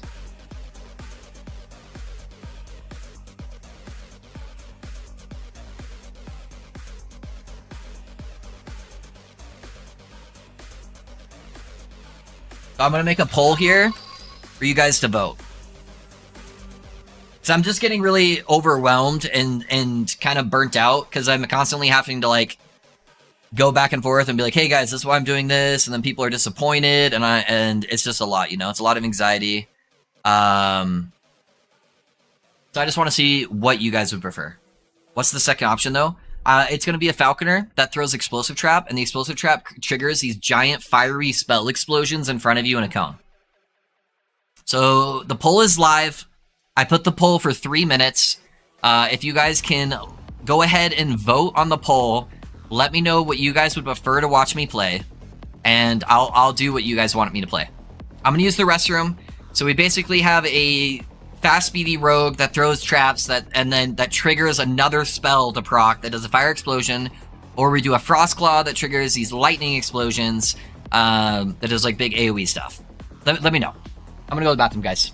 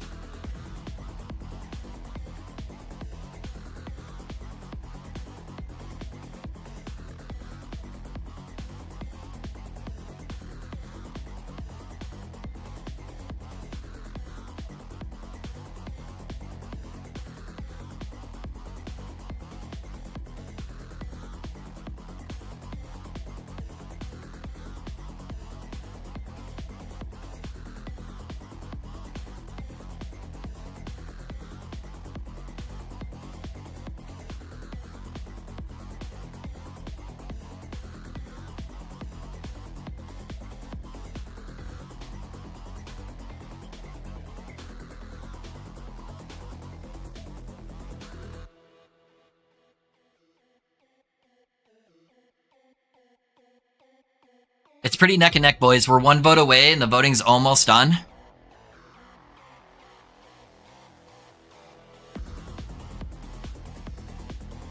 So if you guys want to get your vote in, poll is almost over.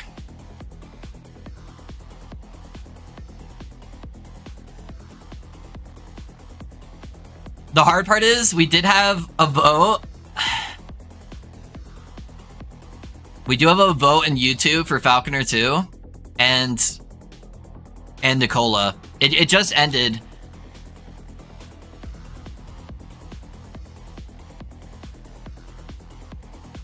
So it was between Frostclaw, Spark Charge, or Dragon Song, Explosive Trap.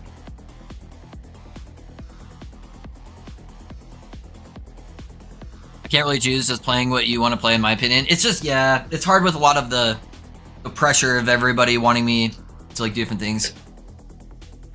Fair to you, buddy. Just do what you do. Enjoy more. Can I do a poll on YouTube?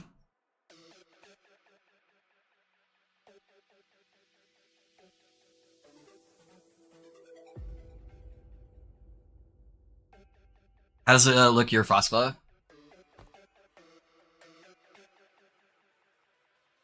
I want Divine Era. I can show you. Mad Lightning Cirque would probably be worse than doing Frostclaw. Ugh. Sorry, guys. I don't mean to stress you guys out. This has just been a hell of a cycle start. This is it.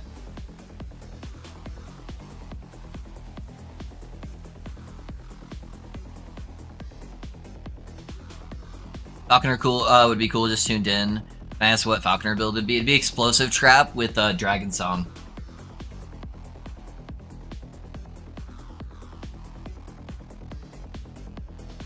I'd level as Bleed and then transition to Explosive Trap.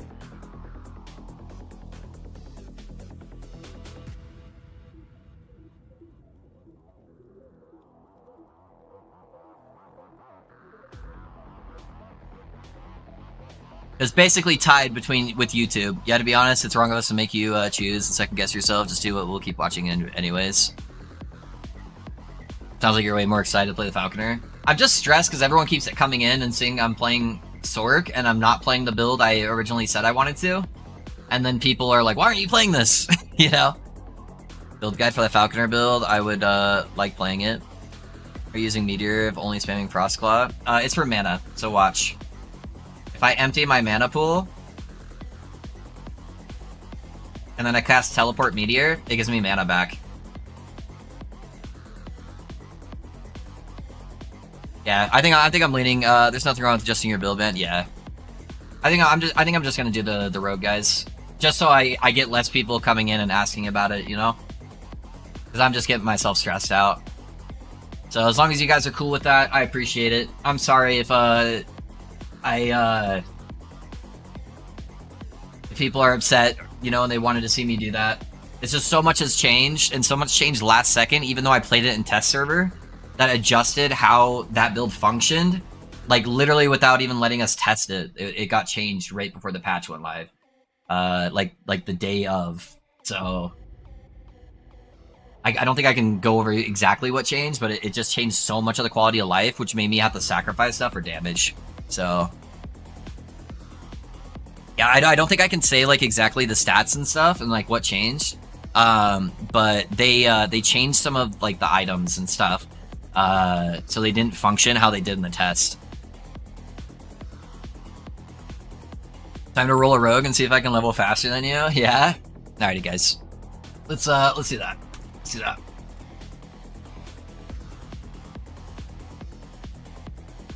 Yeah, I already have it already set up. I know exactly how I would level the Falconer. I know exactly what I would transition to, so yeah, that wasn't your fault. Still, your build got me to Empowered, so good job. Yeah, and it'll do fine in Empowered. It's just struggling on these new bosses, and I don't like not being able to win.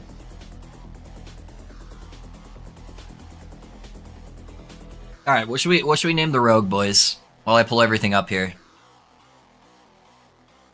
So if anybody would like to play along, let me update some commands real quick. This is how I'm going to level. Let me update this real quick. So I'll update the build command.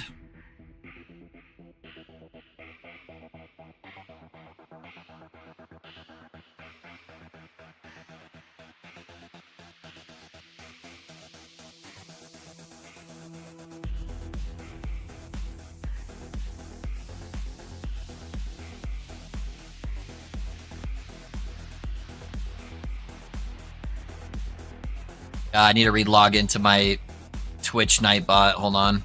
My YouTube one was already logged in. Commands, custom, build. Okay, so I'm going to level as a Bleed Falconer. Update it for exclamation point build. We'll show you guys how you can do it. Okay, cool. I can put my pitchfork back in the barn. Nah, I appreciate you guys. Just give us a filter and leveling planner for the rogue. I'm just going to use the default one off the build planner, because I spend hours creating my loot filter. So just while I'm leveling, I'm just going to do that. But I'll give it to you guys. Yeah, exclamation point build.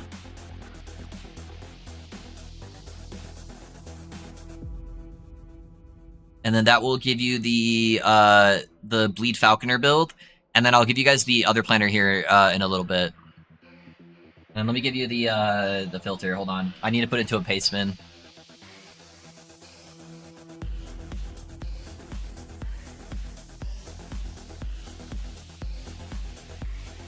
Okay. Here's the paste bin for like a generic filter.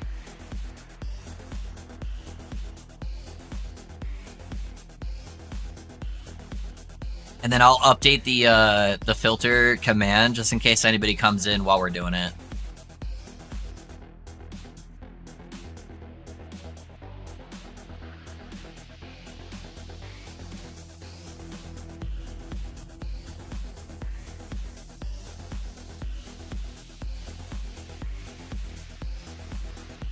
I do really appreciate you guys, though.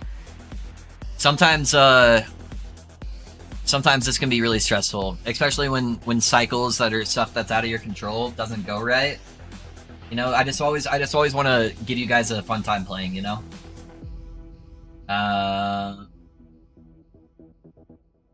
What should we name the character, boys?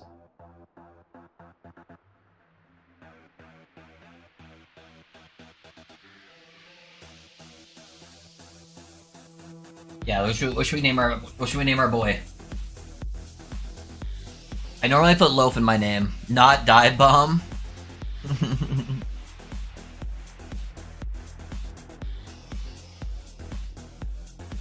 Loaf traps.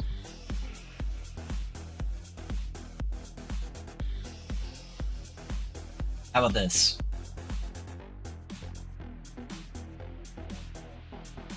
There we go.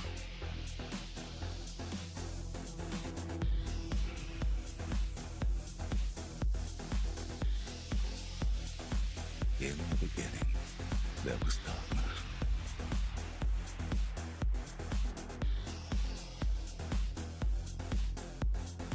Rogue Los, just a wild poop. I like it. I like it. Sorg sucked.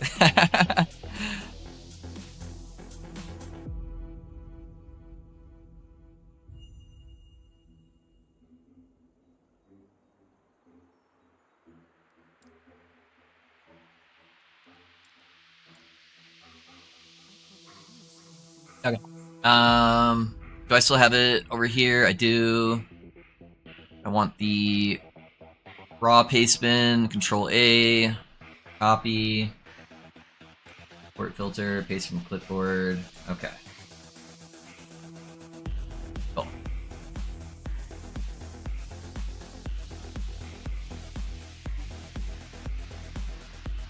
After all of the testing, what was the final Sorg plan? They were roughly similar, I feel like, but I wasn't optimized for as well for Frostclaw. I feel like Frostclaw will probably be better at late game. It's kind of the general consensus. What happened to Sorcerer? There were some last minute changes from the test server to what happened to live. I tried to compensate and overcome them. It added it ended up taking away a lot of quality of life. And that quality of life, to get it back, ended up losing a lot of damage. And so it just kind of, on top of everything just being way harder this patch with the difficulty scaling, it made it hard to compete and kill Harbingers at a high-end level. And I'm stressing out about it too much, and I just want to play video games and have fun with you guys. So I'm going to go with what my original plan was going to be before I decided to go over to Sorg, which is going to be leveling as a Bleed Falconer and then swapping over to a Dragon Song trap build that should shit on these stupid Harbingers. That's what happened. And I feel bad because I got him to test Frostclaw. No, you're good, dude. I was kind of already on the fence. I woke up early this morning and spent a couple hours doing testing before stream. That's why I was late to stream. So you guys, you don't need to feel bad. You don't need to feel bad. I was kind of already there where I was just like, this isn't what I played. I had a good build, and then it's not working properly now because of different things and not working at the same extent. And I just want people to be happy and be able to succeed. And I don't want to be one of those content creators that sells a build that's going to be half-ass like some other people do. And I just want to be upfront and honest with stuff, and stuff changed that was out of my control, you know? And it's still like an empowered level build. Like, you can still do empowered content with it. I just don't see it pushing past like 300 corruption, you know? Without like insane levels of investment. And most of my viewers are fairly new players, and that wouldn't be fair to them. Plus, I was starting to pull my hair out because it wasn't the build I had played.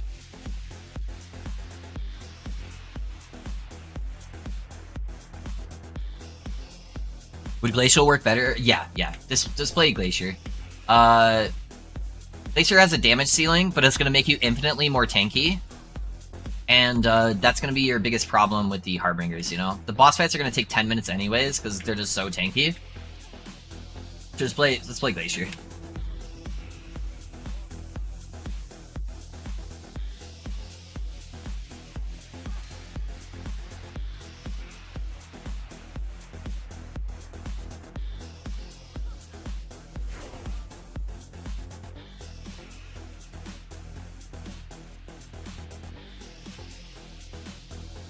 Oh, that was weird. The game did not like me doing that. I tried to click shift while I had another shift on my bar that was still loading. And it like froze the crap out of my game.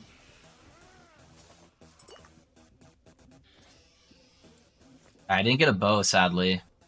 I don't think I saw a bow drop, so I'm gonna have to do this as partially melee.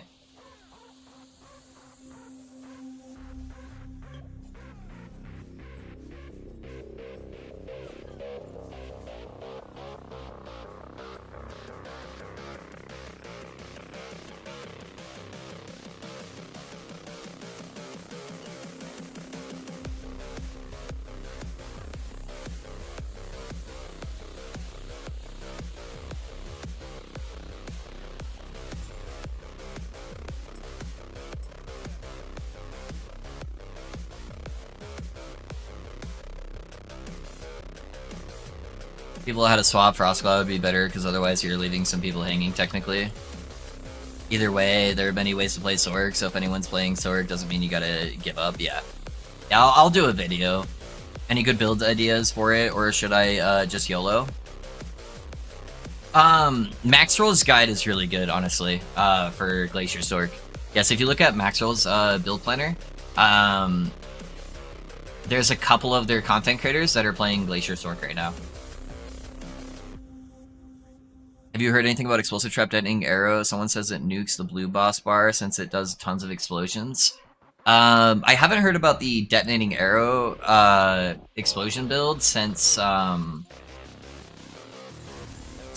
season, because I know they nerfed a bunch of stuff. So yeah, I don't know how viable it is right now.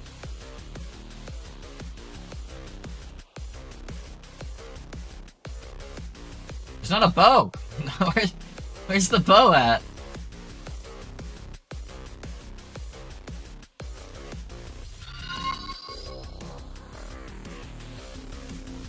Hey, Rich, thanks for the follow, man. I appreciate you.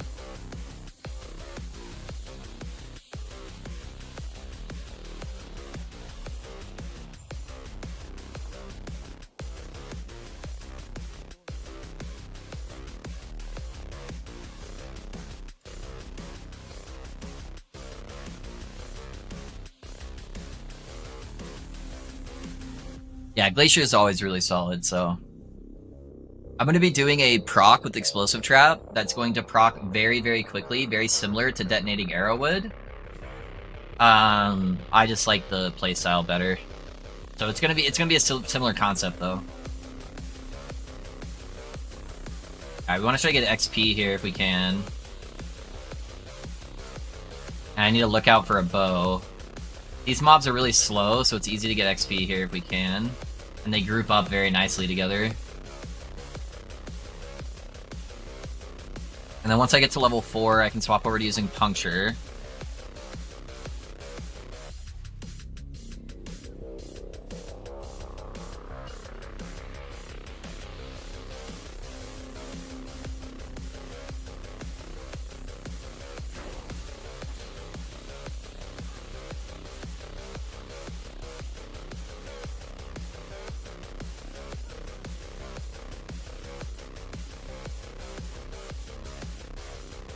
Or maybe it's level 6? Is level 6 Puncture? I don't know. I only did one practice run on Rogue, boys, so bear with me.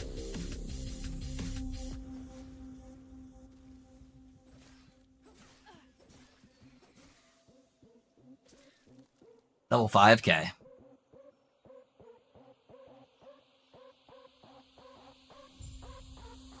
Thank you and thanks for the host last week. Not sure if you hung around. I asked a couple questions, but you didn't type back. Oh, I'm sorry, Rich. What were some of the questions that you asked, man? Yeah, sometimes I have to dip kind of shortly after, just depending on what the situation is with my dogs, my wife, kiddo. Is Glacier on boss for the mana? Yeah, it should be easily fixed this cycle though, because you get access to Archmage. Alright, this is the scariest part of the campaign here, if you're trying to play Deathless. I don't have a stinking bow for some reason. But yeah, Archmage should fix the mana issues with Glacier. Especially once you're over 1,000 mana, you should be 100% good to go. And the only thing you really care about is stacking mana and crit, really, so...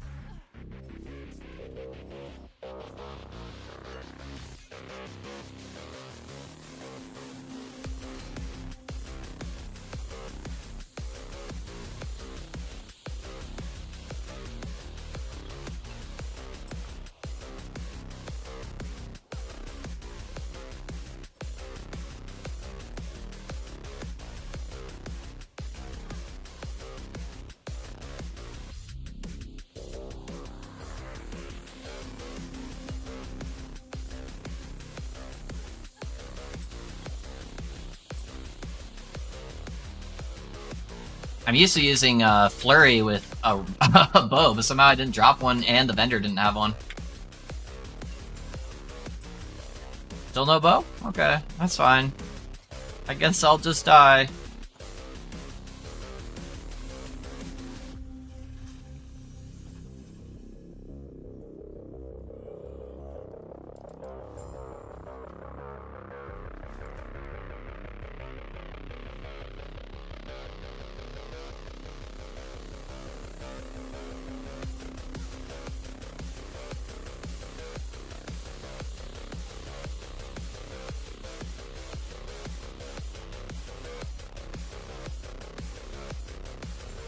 What's this new character already? Yeah.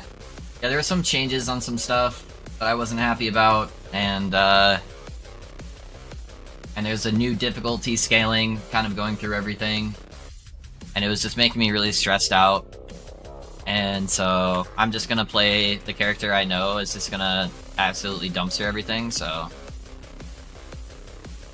what I would recommend doing, Angus, is if you go to Maxwell's website, look at the Glacier Sork. It's how I was having you level anyways. Follow that build guide, it's almost identical gear. And that one should be just fine.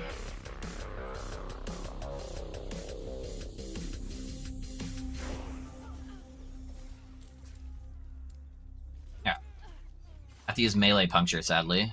Because bows don't want to drop for me. Give me a bow.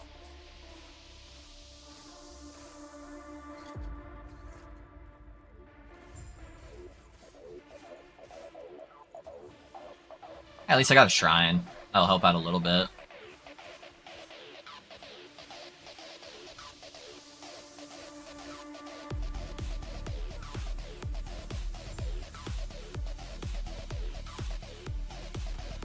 No one look at what that skill shard was.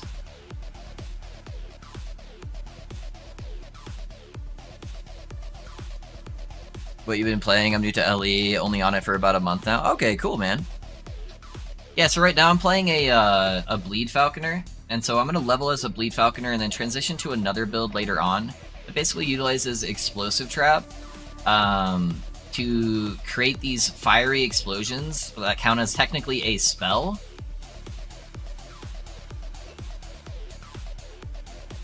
I need to not die while talking to this guy. Okay. So yeah, that's the eventual plan here. Using Arcane Ascendance might be able to sustain without it, but with it, no way. Yeah. Yo, Pinnacle still blocked for non-cycle. RAP. I'm ready to smack this guy with Mad Lightning. Is it still blocked right now? I thought somebody had done it. I thought somebody did it last night. Fake news?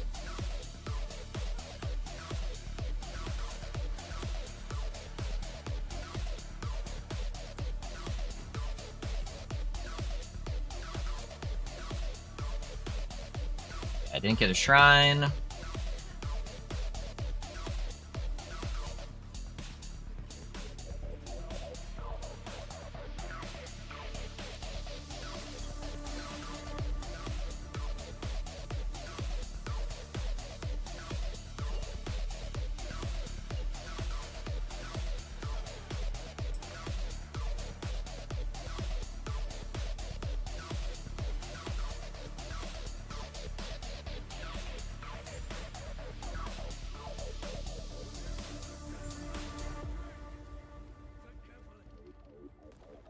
Has anybody ever not gotten a bow before? You know what I bet it is, actually? I bet it's because eventually I want to run swords, and I picked up the generic filter. That's probably why. But I feel like it always default give you a bow.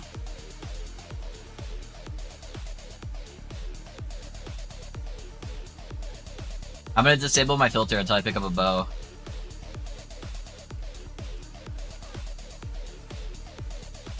Yeah, eventually you want to use swords because you're going to use a net trap to apply your punctures. But I bet that's why, actually, now that I think about it.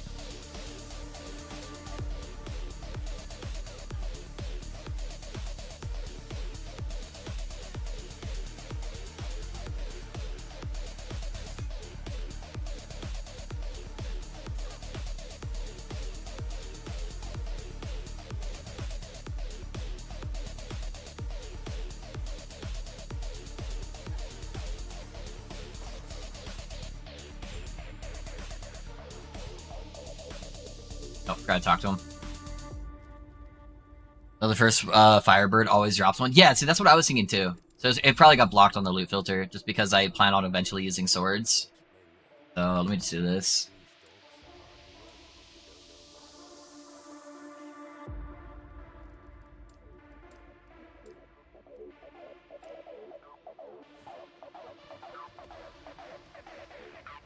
Yeah, because I didn't create this one from scratch. I just used LE Tools loot filter. Oh, that'll slow down my start here, but that's okay. As soon as I get one, I'll be fine.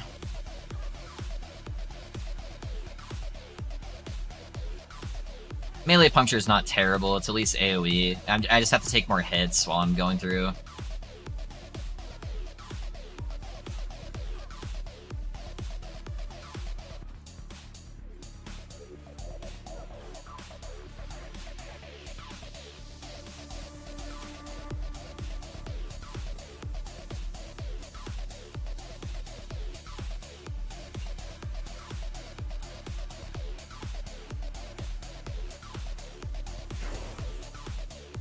Trying to watch out for any drops of bows while I go.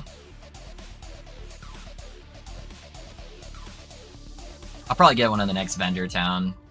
Yeah, I was unlucky that the vendor just also didn't have one for whatever reason.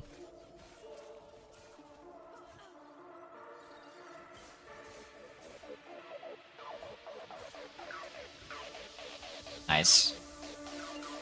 I'm gonna use the shrine to kill these guys real quick.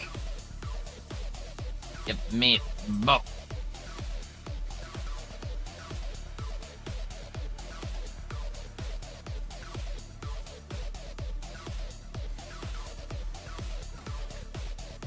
Hey, we're good. All right.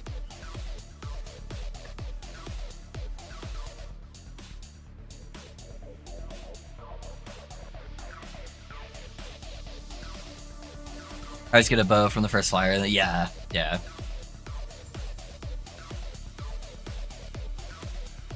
That's what you said you wanted, Gorshi, right? I'm pretty sure that's what you told me. This is your fault, honestly.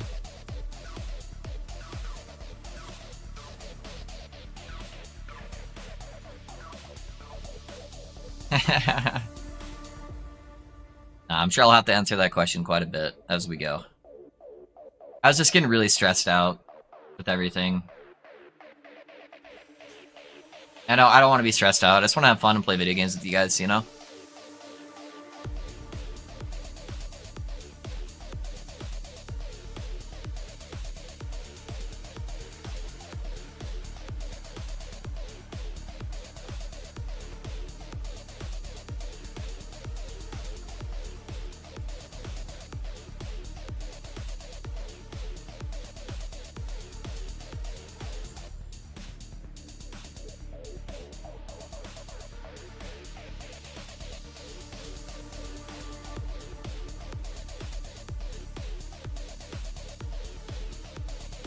When you get to empowered monos and then roll my 2 walls just to have some fun. Yeah. I level 3 rogues when I started a month ago. Prefer melee with health on hit until like level 12, 15. So the reason why I play it this way is I just line everything up and then bleed it over time.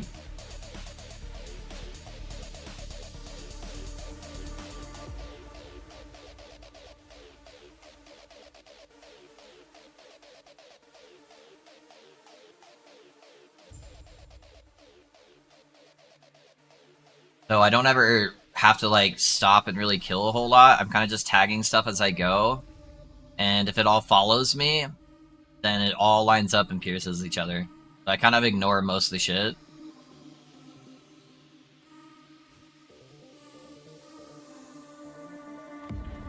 And then it all just stacks up nicely.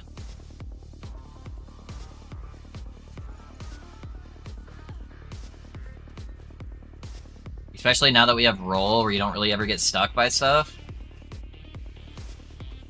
Bleed does so much damage early on.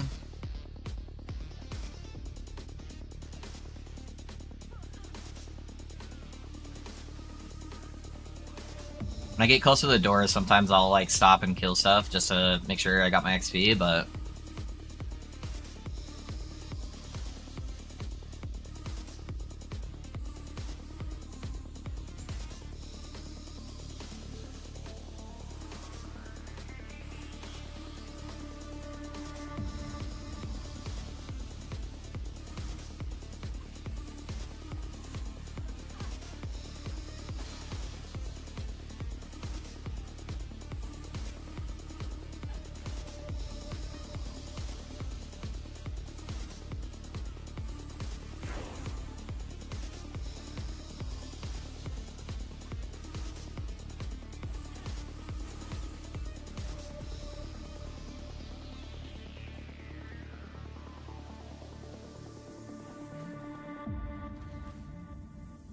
Yeah, I can basically just play rogue one-handed while I'm leveling. I've got roll and shift on my mouse. Same with puncture. We basically just have everyone form a single file line.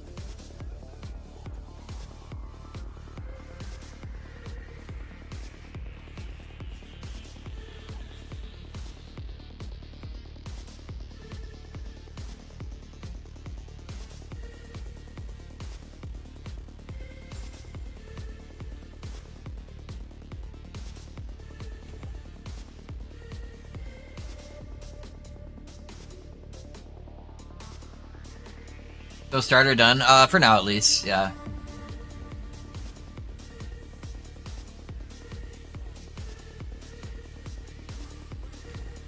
I want the, use damage stuff. Right there with the bird.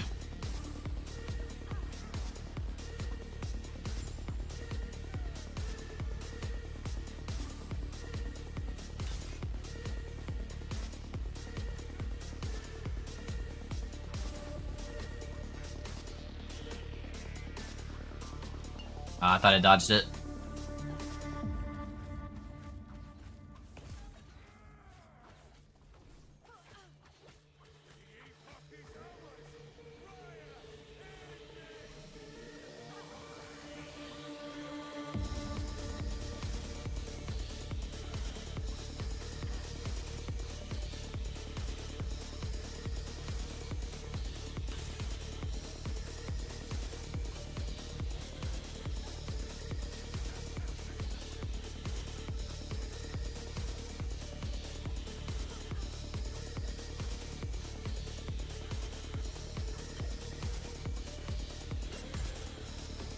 See ya.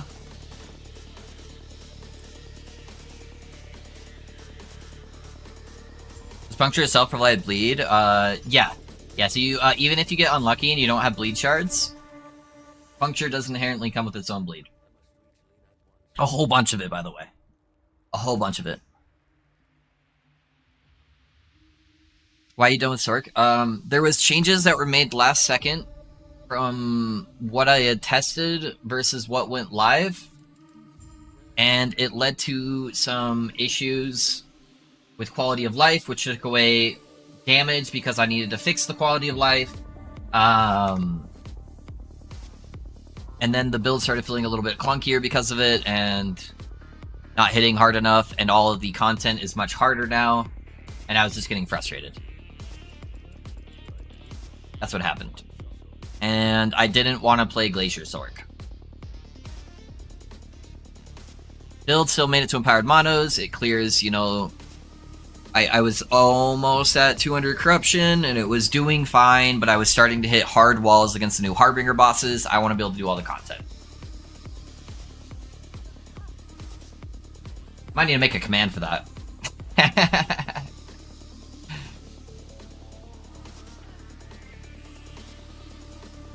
And yep, I just wanted to have fun.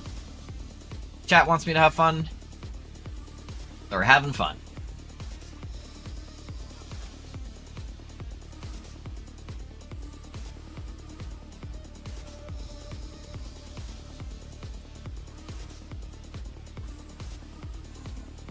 Now they're nice and stacked up here with a bunch of rares, so I'm going to take advantage of that.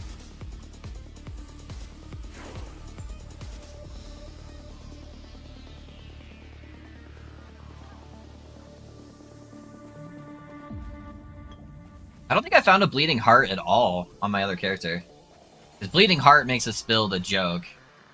Because then you just have infinite healing, but...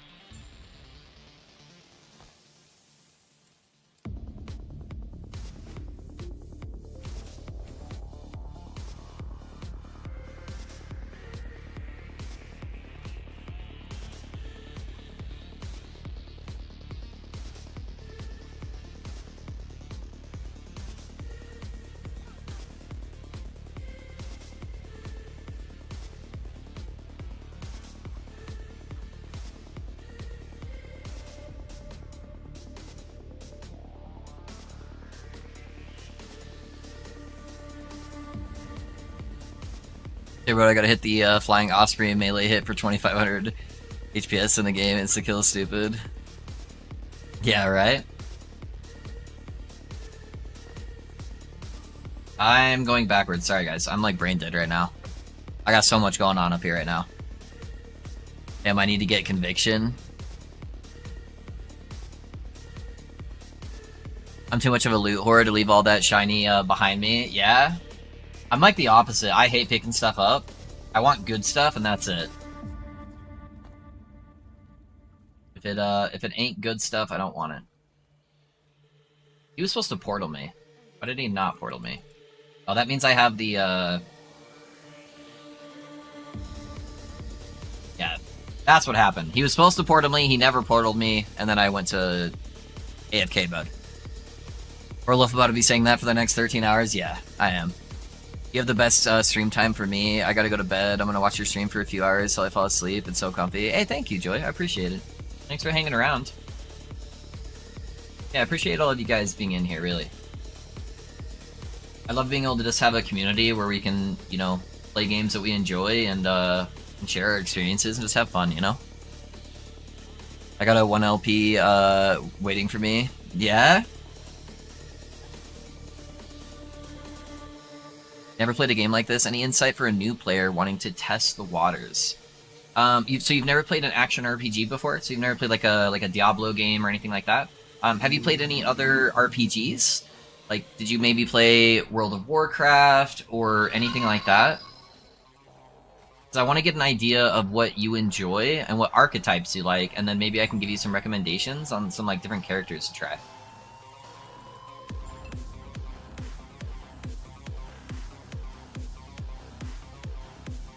Hey, Puggard, thanks for the resub, man. Hello, Puggard. Welcome. 5 months, dude. I appreciate you, dude. Thanks for investing in the stream. Do we really enjoy Ellie, or does Ellie enjoy us? I think it's a little healthy mixture of both.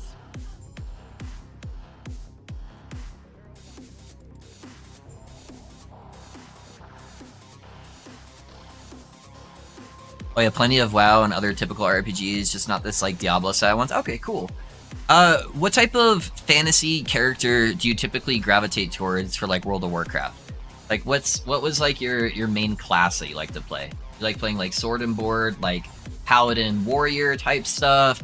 Did you prefer to play like a spellcaster? Do you like playing with minions? Give me an idea of like your ideal thematic type of character.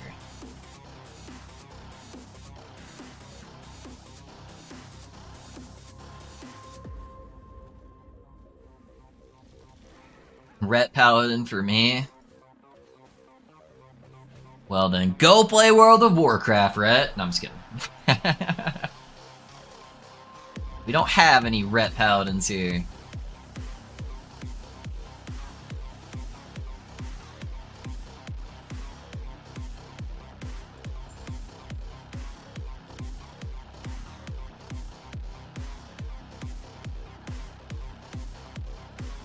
I enjoy support roles, but I get you. I don't really have a squad in these games. Hunter, though. Okay.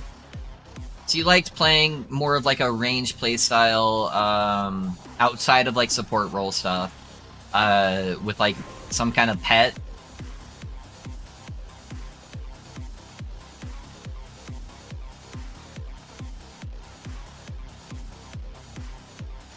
What spec of Hunter did you play?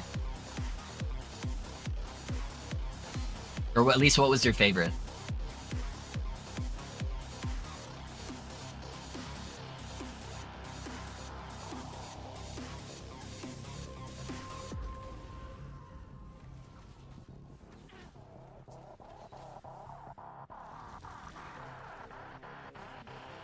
There's just melee hunters too? Get out of here.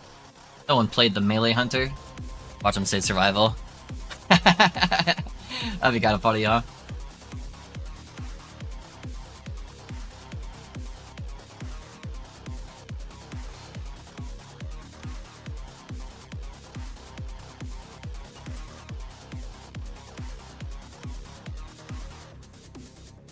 Yeah, did you typically like playing like marksman or like the was it Beastmaster or what do they call their pet version? And then you have survival. Shit, I played it a little, but again, I'm a melee brain. Yeah.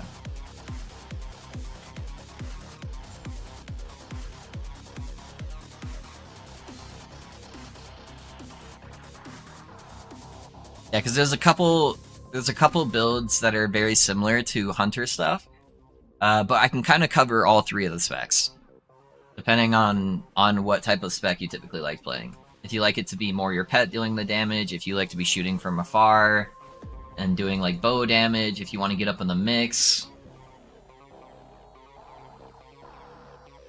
Okay, that's what I thought it was. Yeah, I thought it was Beastmaster. I just couldn't remember which one the pet one was called, but I was pretty sure it was Beastmaster.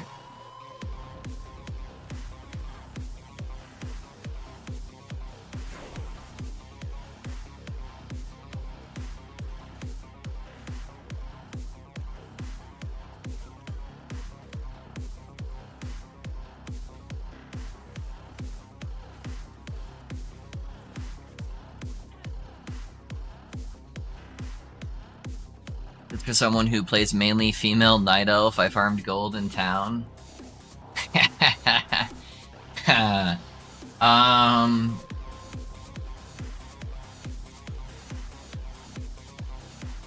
What's the sluttiest class in last epoch? Probably rogue.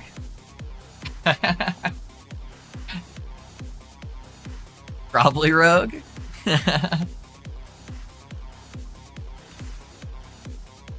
Acolyte, I guess Acolyte does the little belly shirts. Yeah, Acolyte's not too far off. Tywin, yes, yeah, Tywin. Tywin Lannister, you whore.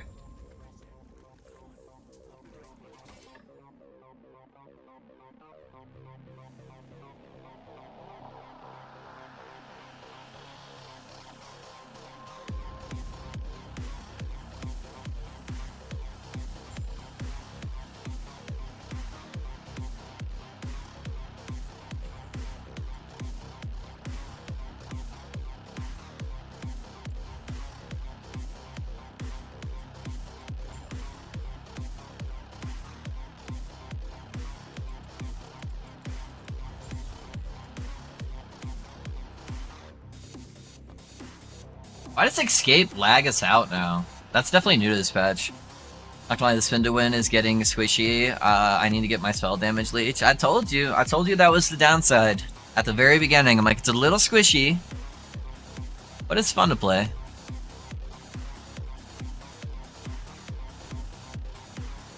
I still have a couple points.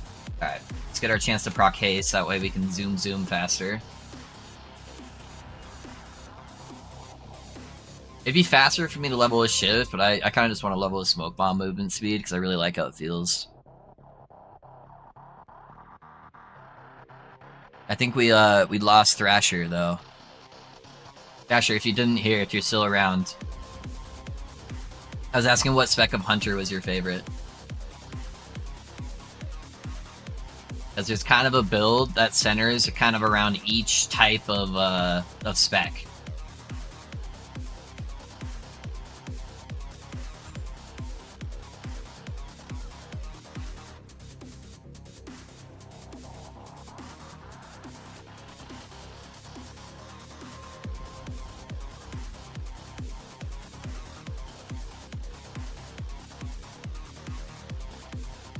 Oh, my bad, probably marksman. Okay, cool.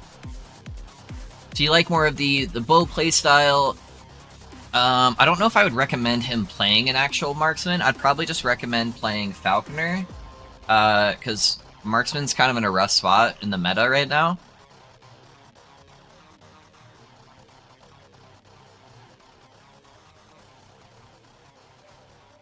Let's see, chat. What do you guys think is like a fairly relevant build right now? That'd be close to a marksman build in WoW. That would probably be more of a Falconer playstyle. Or just like a Falconer spec. Because Falconer's gonna be a lot tankier. And that way he's not getting dicked on. Because I don't want to recommend traps to him. Even though that would be like the better class, or the better setup. Just because it's a little bit far from like playing marksman. If you don't mind throwing traps, There's some really good trap builds, and that's what I'm going to be transitioning into with this character that you can do. We have 1 minute break. I don't want to miss this. What don't you want to miss? To be honest, Falconer is beginner friendly. Yeah, Falconer is. Marksman not so much, though. Yeah, Marksman not so much.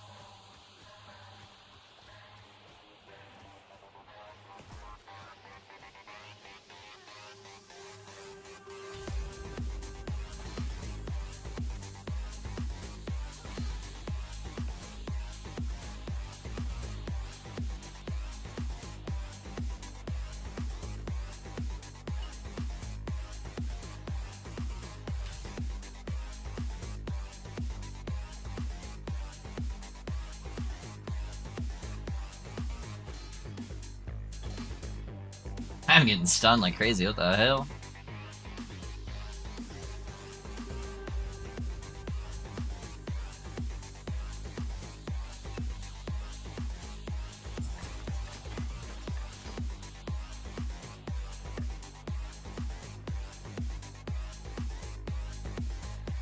What is the end game in these style of games? Like, do you ever beat it ever, or does it always just get tougher until you can't progress anymore? Yes. There's technically like no end of it. You have a campaign, which is like questing, you know, in WoW or something, going through, knocking out the quest, getting those early like levels in your character and stuff like that. You have a couple of like end game bosses past the campaign, so you could consider those the like end of the game. But mostly action RPGs are about building your character and wanting to fine tune it and min max it, or playing lots of alt characters. So it just kind of depends on what you decide the end game is.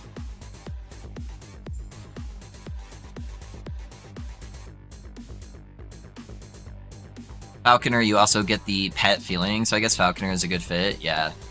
If you aren't opposed to pet classes, there are a lot of choices. There are also like totem builds. Yeah, I'd probably suggest playing a Falconer build if you're okay with like throwing like different variations of traps. Net bleed is a pretty good one, where you throw like a whole bunch of these nets that proc these like marksman type abilities. So basically, I'll eventually be throwing nets all over the place that will be proccing this arrow. And so that's a really strong starter build, and then I'll have a Falcon that follows me around and attacks stuff for me too, and gives me different support. So it gives you that very hunter playstyle.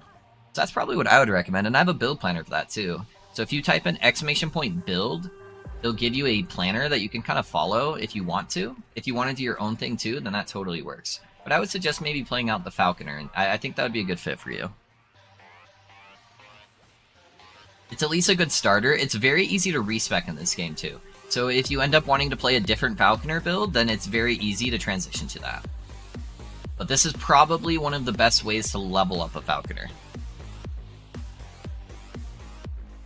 Some of the overpowered Falconer defenses got cut back this patch. The ones I'm planning on utilizing, they technically got slightly nerfed, but I think I'm still gonna cap out dodge and glancing blow and get very close to cap armor as well.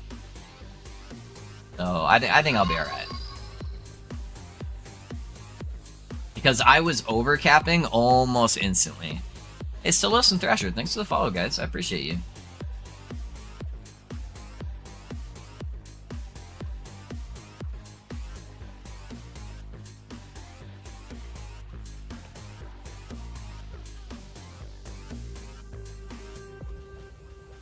So instead of capping my dodge and glancing blow in 1 second, I think it's going to take me 2 seconds. So we'll see.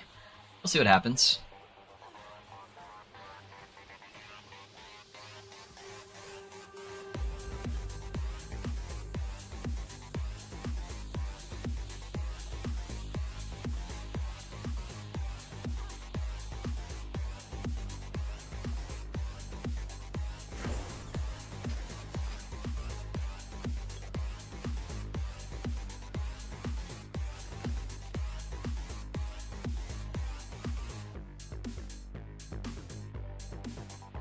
About to copy and play tonight. Yeah, man, I think you'll have a good time. And if you have any questions, I'll probably be here, so...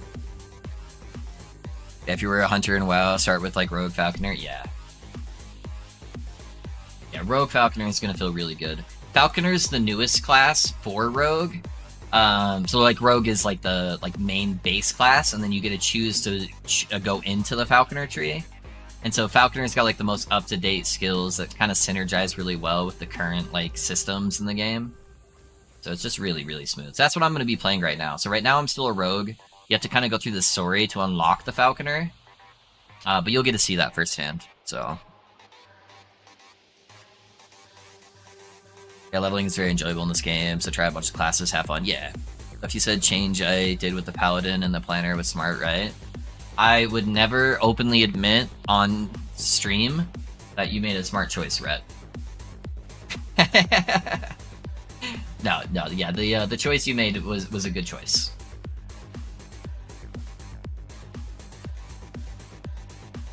Fair, yeah. Don't you recommend swapping from Puncture to the skills shown in the Bleed Falconer build?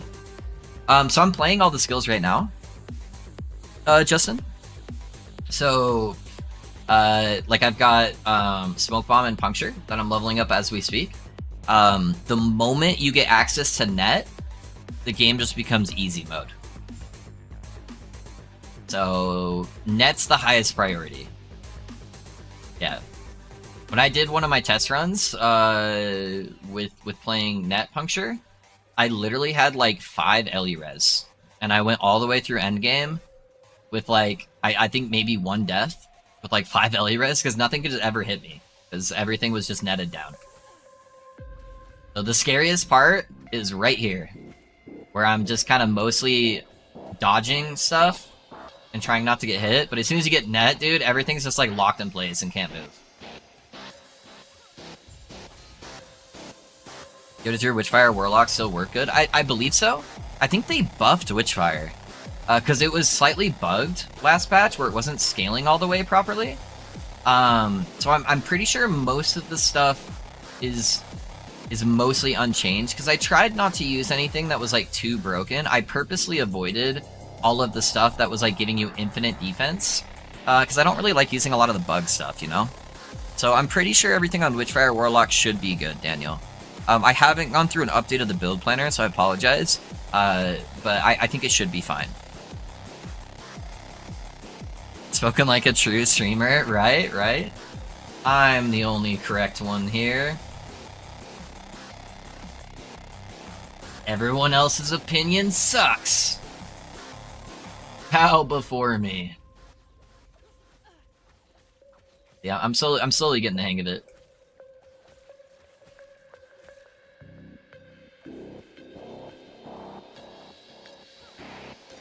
Yeah, for real. I've been with them for almost 4 years now, right, Lofi? Yeah, you've been hanging around for a while. I don't know if I would tell people in a public setting that you are with me though, because that may send mixed signals to my wife,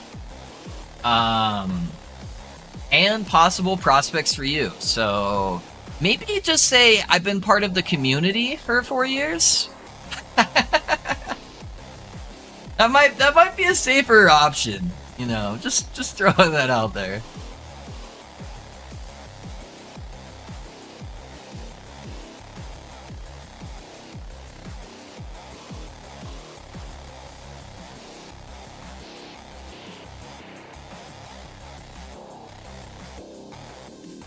Yeah, his bleeds are just chonking him, dude.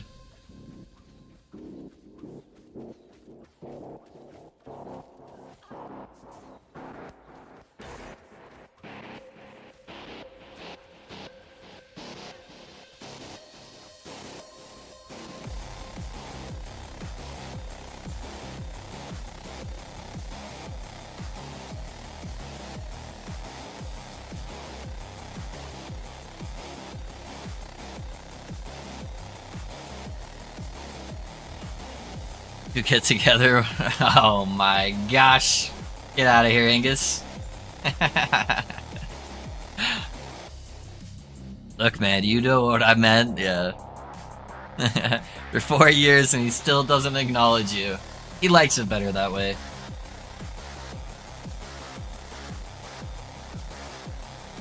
Okay, I'm getting a handle on the Warpath Smite, going for Harbinger, number 4 next. Hey, nice, dude.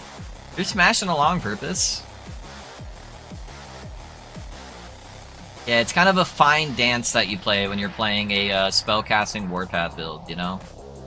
Just like, positioning is everything for that build. Just getting that right distance on where you should be from the enemy, while still getting the most bang for your buck on the damage.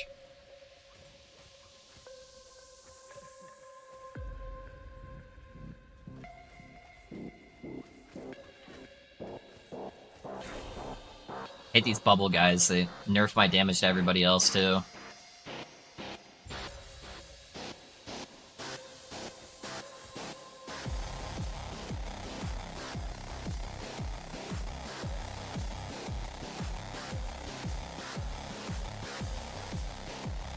Great time task works. What about rogue build with trap with detonating arrow at 2 daggers mana cost?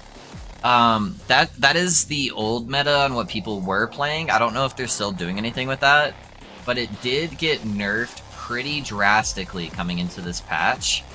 And it was the thing it had going for it is that it had some of the highest DPS in the game. However, it also was one of the squishiest classes in the game. But it kind of compensated because it did so much damage, right? Its damage got drastically nerfed, and it's still just as squishy. So, take that for what you will. I'm going to be playing a build that plays very similar to that build. However, because I'm a Falconer, I can get drastically more tanky, and I find the playstyle much more enjoyable. So if you liked how the Gel Core's build looked, I would maybe consider taking a look at what I'm going to be doing.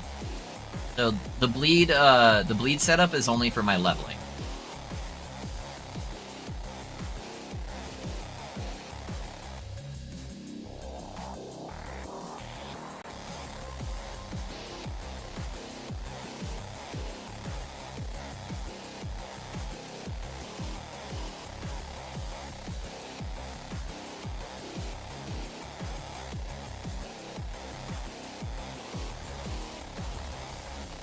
I got a ring! Oh shit! Let's go.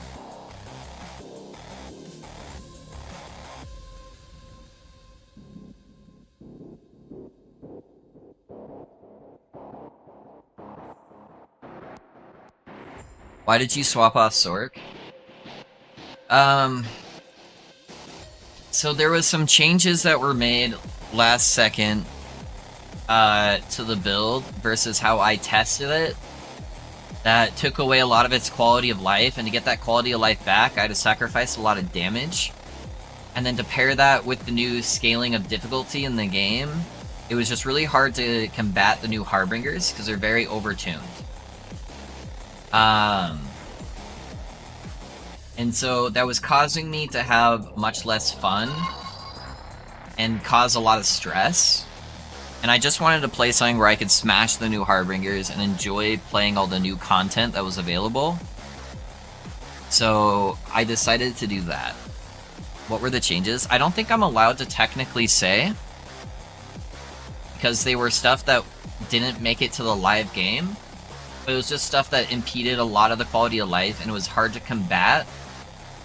So yeah, it's just unfortunate. It happened like within the last like day or two, right before it went live. So I didn't get a ton of time to really try out the changes.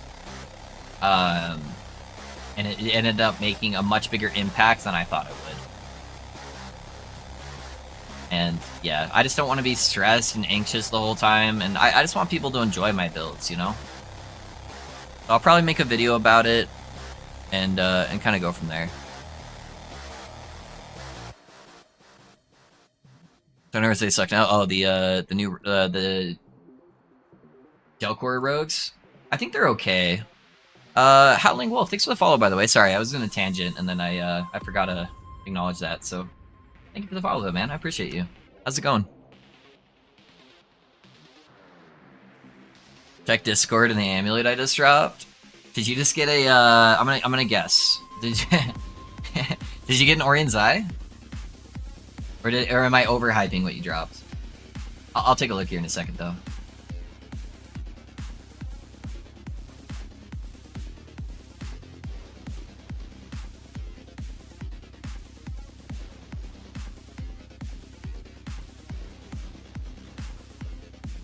No problem, you're good, I'm good. That's good to hear, man. Are you playing Last Epoch, or what are you up to? Overhyping. okay.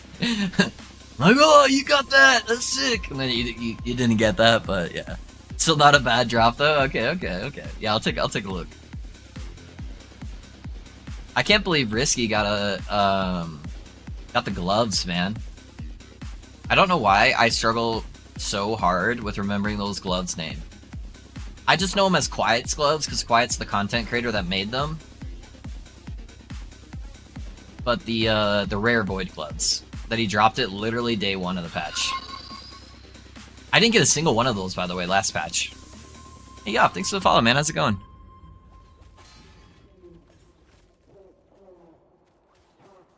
I don't like to kill a lot of the guys in this zone. That one dude is a menace. Alright. What'd you get? Mana regen mana? Hell yeah, dude. Some frailty on there? Yeah, it's pretty good. Pretty good.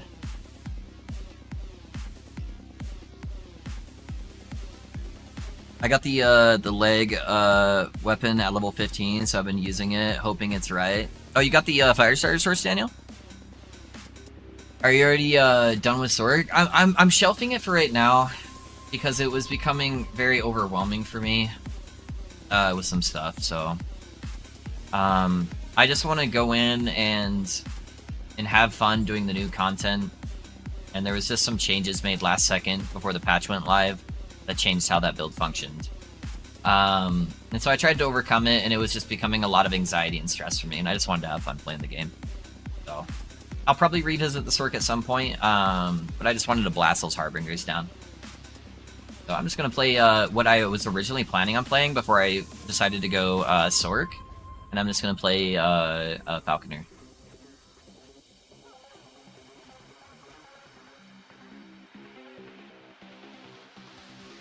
Yeah, I'm playing at night, kids asleep, but yeah, I'm playing a Necro this round. Nice, dude. What Necro build are you playing?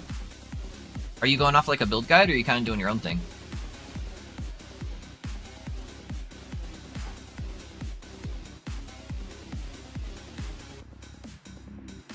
What skill will you be using? For the leveling setup, I'll be using Net Puncture.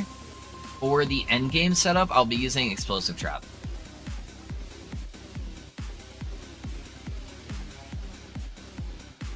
I think I'm doing another build as well. Golem and build guide for sure from Max Roll. Okay, cool. I haven't messed around too much with golems. My favorite Necro build, I've got a video on it on my YouTube channel, but it's a build where you're basically exploding your skeletons using Profane Ablation.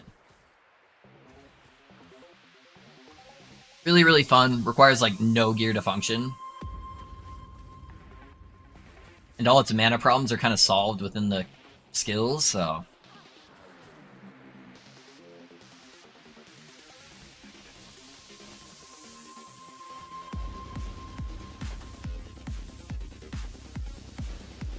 I thought that was a bleed idol. I don't know how this loot filter works. You want that puncture helm, though. Bane of Winter looks interesting. Cold Javelins. I actually theory crafted a Bane of Winter build. I never got to try it out because I never got access to the Bane of Winter on test servers and stuff. But I did theory craft one. That is another build that did look really, really fun. And then my buddy is playing with the Doompole staff right now, and he's trying that out. Well, the Doompole staff and the Bane of Winter, I think are just like super, super cool items if they can actually get relevant. I think those are more of like a second or third character type of build, though. where it's probably going to require a little bit more investment to get them going. Since the entire build kind of changes form based off that one unique, you know? But I do really want to play with the Bane of Winter.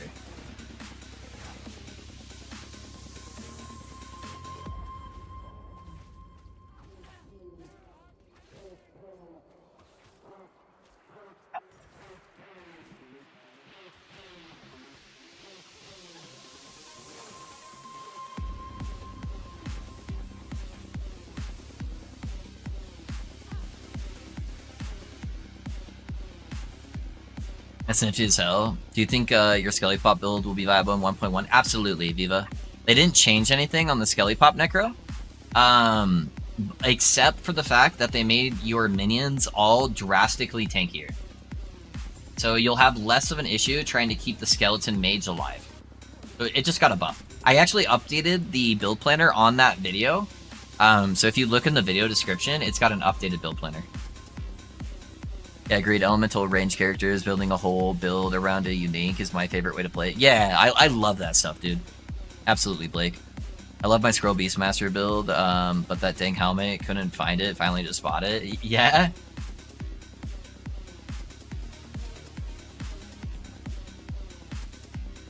Yeah, I remember when that first came out, man. That was a fun build. It was really fun for killing Jura.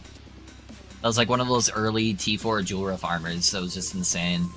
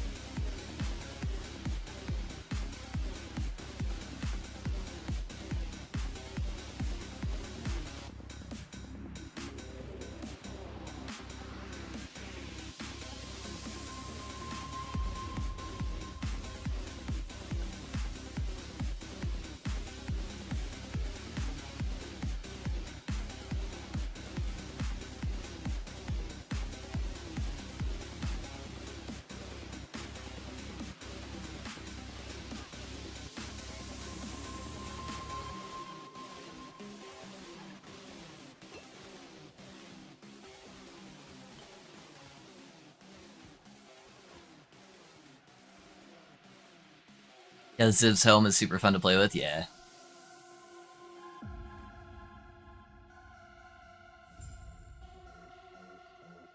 Oh man, what happened to the Sork build not working? So the Sork builds worked fine. It just, I was getting really stressed and anxious. Because there was some last minute changes to the build right before it went live from the test servers that I didn't get a fully test. And it killed a lot of the quality of life of the build. That made you have to sacrifice damage to try to get some of the quality of life back, and change kind of how you played the build. And so it ended up not performing at the same level that I had experienced originally. And that led into some issues with the new scaling of the endgame. Or the new scaling of the endgame is drastically harder than what it used to be. And I really wanted to be able to just smash the Harbingers fairly easily with little gear requirements.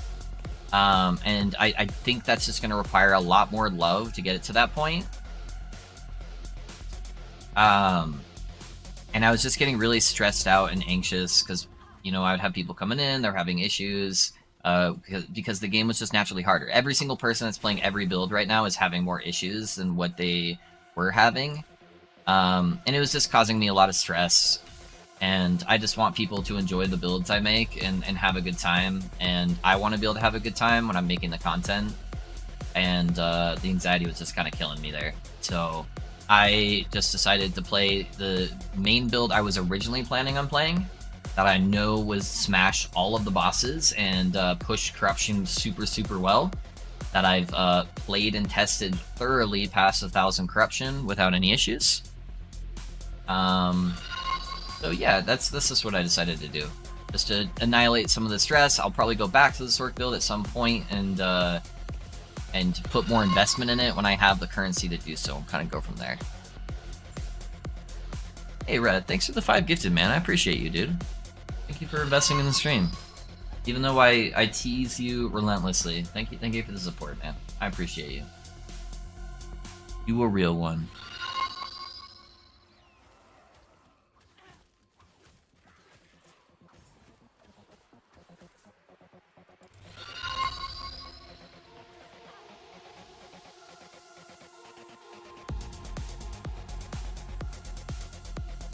Dang, peeps dying to the boss, are they?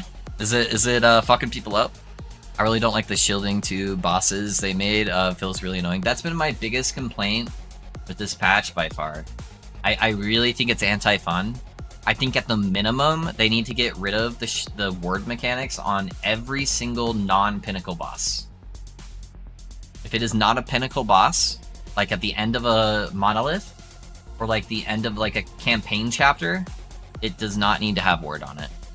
I don't want 18 rare monsters in my echoes that all have ward on it that now take 10 times longer to kill than what they used to. I think it's a super soup mechanic. Besides that, it would be nice if they would also reduce it slightly on the pinnacle bosses. But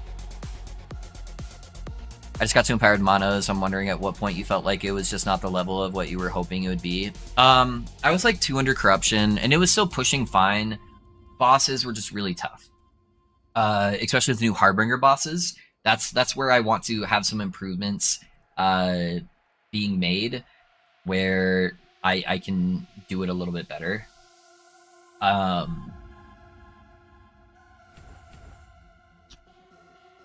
Sorry, I'm getting all in my head. You have to be really close to the bosses with that build. And it takes a lot of gear to get to the really tanky part. Because you need to get a lot of damage taken to your mana pool, you need to fix your mana regen, and all sorts of other shit, you know? And so killing the Harbingers took, you know, a long time to do, which for most builds it is, you know? I just feel like I can level this character and get him geared and get him killing Harbinger bosses probably faster than I can min-max that character to get him to a point at a similar level, you know? And then this character min-max, I think will just do overall a better job at high corruption killing Harbingers. For right now, you know. Maybe somebody will figure out the secret sauce of everything to help fix some stuff and put some stuff together. Maybe I'll revisit it at a later point, but that's just where I was at with it for right now. So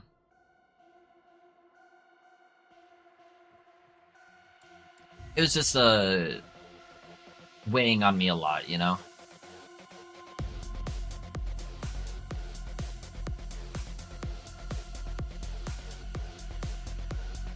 You planning on a longer stream today, like yesterday, or a normal 8-hour one? I'm not sure yet, babe. If there's something that you need me for, I'm happy to accommodate, though.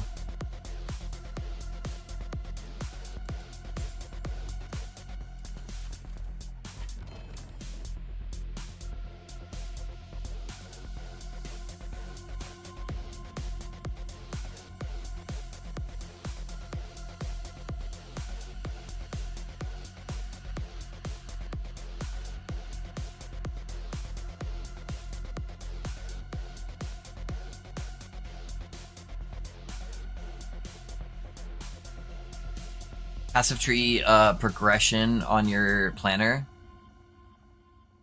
for the Falconer? Or are you talking about the sliders? Yeah, I had to update it to the new patch, and I think I forgot to actually implement the sliders for it. I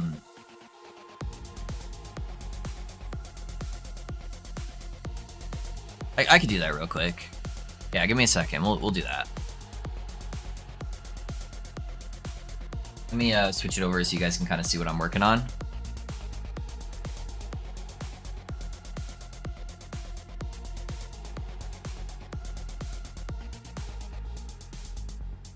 Yeah, let me add the planets real quick.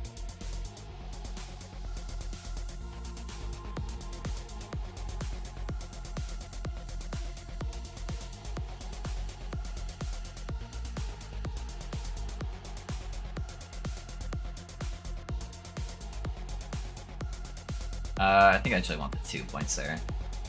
That.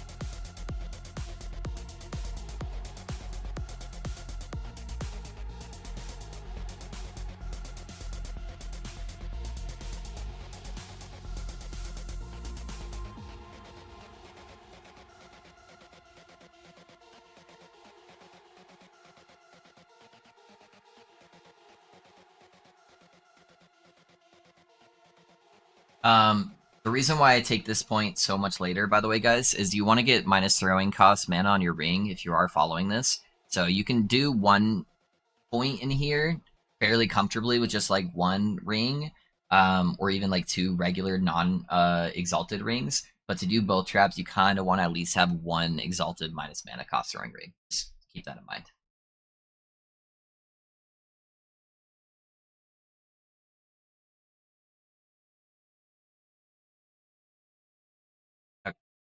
I want to go over, we got movement speed first. Grab that. We'll grab the silver shrouds with the cleanse. And then we'll go over here. I feel like I missed something. I don't have this on my big screen. Where is my missing point going? I was going to put 2 points into here.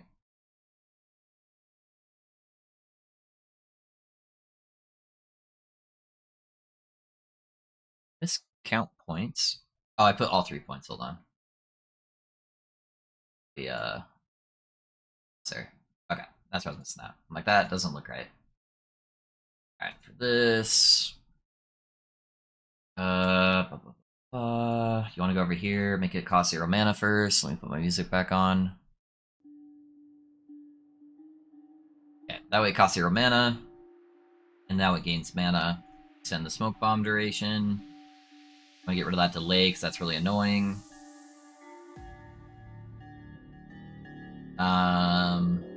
Early on, I'm not going to be going into crit, so eventually I'll be taking some of the nodes on the left-hand side, but I don't need it for this variation of the build.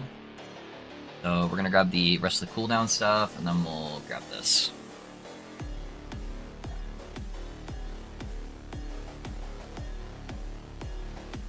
Right, for this guy, I feel like I don't need the mana really early on, so I'm probably going to go over to the bleed stuff first. Grab that. And then we'll go towards the execute mana. Yeah, then we can grab the attack speed. That makes sense. Grab the extra hit. Okay.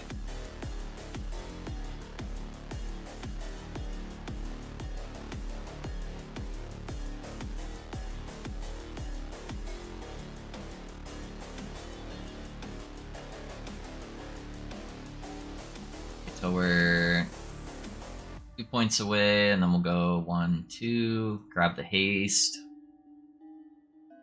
Faster, get the damage reduction while moving. You don't need the dual wield until later on, so I'm not too worried about that, because you can just kind of use bow until you get net. And I don't want you to take extra damage, really.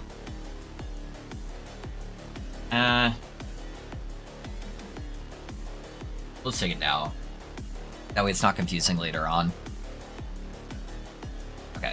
And then you want to get access to net as fast as possible, so we're going to go into marksman. Have the chance to get haste, so you can move a lot faster throughout the monos. Dex is less important. Let's get access to Crimson Shroud first. Have the throwing attack speed. Okay, that'll at least give you access to the net. And then you probably want to go back over here. Second, to get the bleed nodes over here, because that's a lot of extra bleeds for free. Then you get a lot of extra bleed from Blade Dancer, so let's probably grab the extra dex here.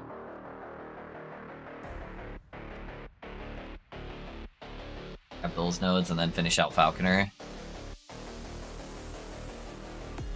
Start grabbing those defensive nodes.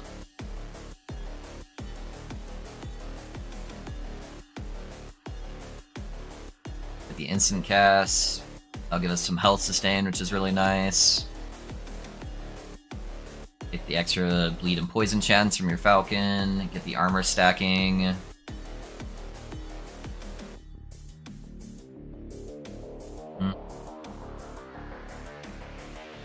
Probably grab the glancing blow and then go over here. Grab the slow multiplier. Extra haste will help you move fast. And then put the other 2 points into glancing blow. Okay. Let me update that.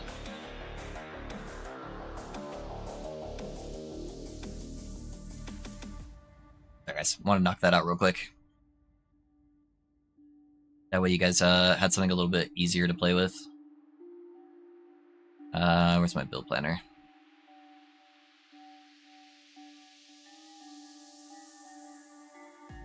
There it is, okay.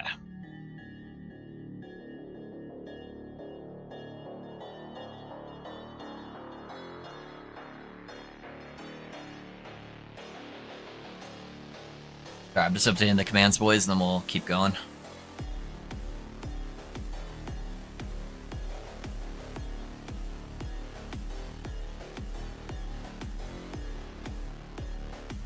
If someone else was looking at a mana stacking meteor, curious if you'd seen anything like that, or your thoughts on that build. To me, it seemed like it needed more stars to align to get a ton of mana, and then your build, maybe I'm wrong. I think meteor is a pipe dream. I love meteors in action RPGs. They are not good in Last Epoch. They can be okay, but there's some core fundamental issues with how meteor is set up in Last Epoch. And it's kind of the same way that that Disintegrate has inherent problems. Disintegrate's really rough because you have to sit still to deal damage, and then it means you die because you don't want to be sitting still in this video game. You want to be constantly moving. You kind of have a similar problem with Meteor, where Meteor has a really slow fall speed in this game. So you put out this giant nuke, and then you wait like a second or two for it to come down, and then it kills everything. Hopefully it's enough damage to one-shot stuff, right? There's a couple ways to try to fix that. You can use the crit belt that gives you fall speed, but even that I don't feel like is enough extra fall speed to make it feel comfy. So, and then the other way is to get more points into fall speed inside the tree. So now you're investing all of these points into fall speed that could be going into damage. Just so that way you're not having this awkward time where stuff's hitting you while you're waiting for your damage to come down, right? The other big inherent issue is most of the big damage multipliers on Meteor are applied for non-fire damage, which helps encourage you to play lightning damage, but in order to do that, you have to use the set. In order to use the set, you have to sacrifice a weapon and a helmet slot, and then you need a ton of investment into intelligence and maximum mana to sustain. Sacrificing your helmet slot is your #1 defensive slot for mage, and so you're sacrificing a bunch of defenses and what you already struggled with. So I feel like Lightning Meteor is already kind of out of the window. So now you're dealing with a less damaging meteor that's fire damage and trying to make that work. So, yeah, I don't know. The only way to make the fire damage one do a lot of damage is to make it drop a whole bunch of meteors all at once. It does cost a fuck ton of mana. And the only way to really sustain that is by using teleport. You can't use meteor tech when you're actually using meteor as damage to cast more meteors, because it only gives you the refund once every 3 seconds. So then you're kind of limited to 1 meteor every 3 seconds. So you can kind of see the problem where it's almost good on a bunch of areas, but it just doesn't quite have the synergies it needs to make it good. I did test meteor on this patch. I don't feel like it's there yet. It's closer. It's better than what it used to be. I don't think it's there yet. Alright, very long-winded answer. I'm very passionate about Meteor. I want Meteor to be good. I don't think Meteor is good yet. I think it is a good C-tier build, though. It is playable to get into Empowered Monoliths just fine.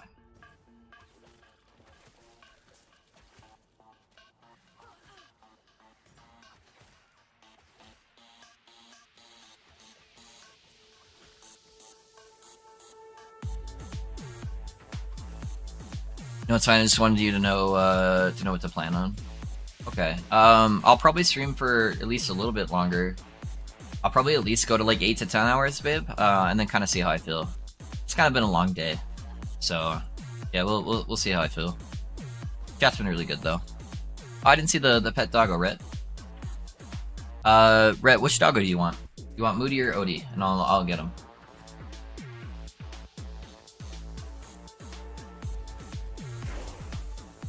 New character? Yes sir, Ben. Yes sir. Do a new character. Just trying to have fun. Odie when you get the chance. Oh, you already answered it. Dang. Alright, I'll get Odie. I'll get Odie. Do a T6 plus 3 static worm helm with an open prefix. Ayo! Particular build was Meteor Focus, Teleport, Arcane Ascendance, Flame Word. Seemed like Focus helped with the mana sustain issue, but I haven't tested. It can help a little bit. I wouldn't say it like fakes the mana. You're mainly doing that to get extra oomph out of your meteors. That's how I played Lightning Meteor back in the day too. Yeah, I don't know. I don't think it's there. I don't think it's there yet. But I'd be happily proven wrong. I would love to play a good Meteor build. The only person I've seen play Meteor so far this patch quit their build and is now playing a Forge Guard. So that was playing it at a higher level, you know. So I don't know. I appreciate the in-depth answers though. I don't play the game enough. Yeah, no worries, no worries. And I hope I don't ever come across like condescending either. It's not like I'm trying to like say it's like a bad idea or anything. I just like I like to talk my brain out and kind of go through that whole thought process in my head, and that kind of helps me feel like I understand what you're asking better too. So I hopefully that's where it came across as.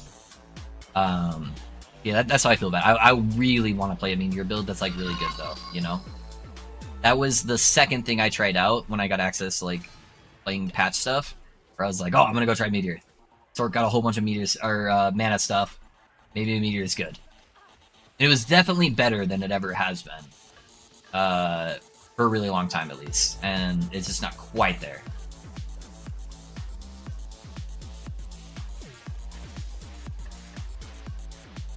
Hey, Pixar, thanks for this sub, man, with your Prime. I appreciate that, dude. Thank you.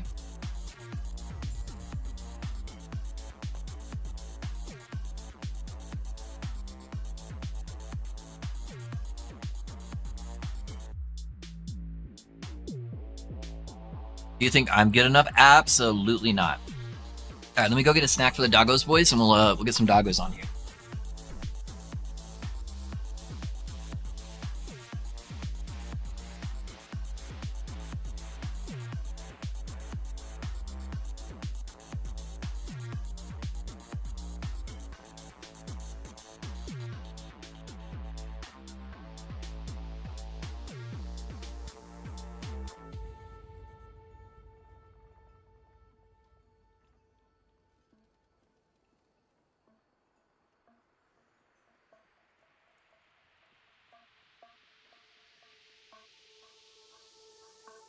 In case you guys haven't seen, I do have some channel points for some doggos.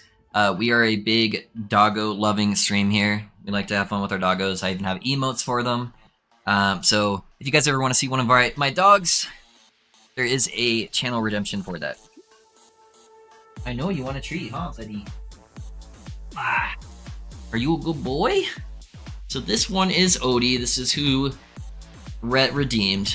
He is a Dachshund Shih Tzu mix with probably a little terrier in there, and he loves snackos. Oh, buddy.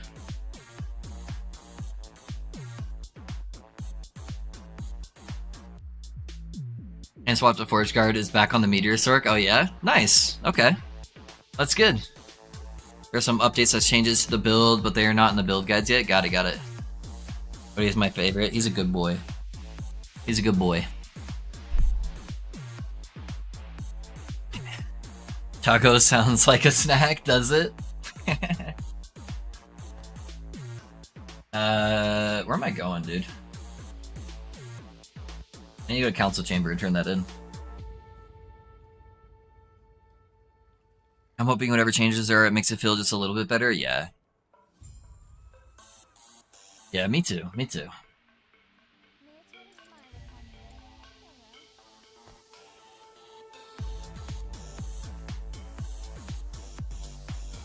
How you doing, Zecker? How's your builds going? You're still hanging around. Yeah, I've told chat, if I feel like Meteor is out of place where it is going to be a high tier build, I will immediately go make a Meteor build, you know?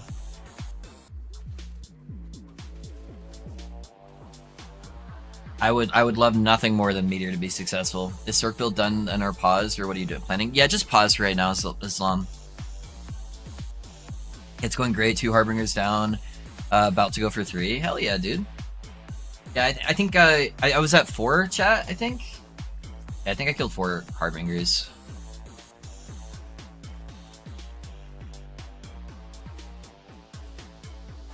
I wonder, does the Harbinger progress carry over? Or is it separate on each character? I don't even have a quiver yet. I should probably just go slap a quiver from the vendor next time I'm in town. This build just like doesn't need any gear to really function. Just bleed shards.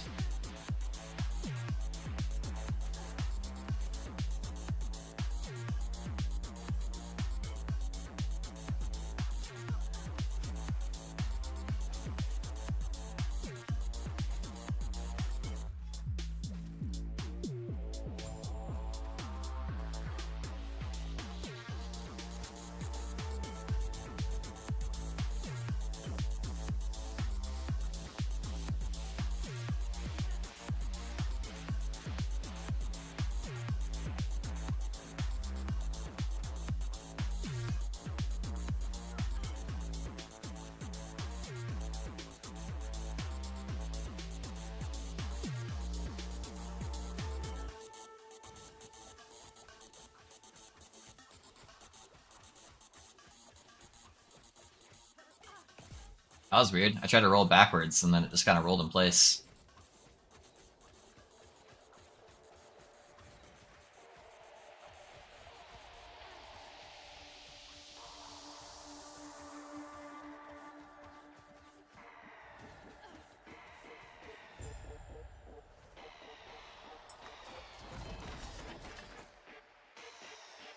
Hey yo, we got Jade Ring with minus 3 damage.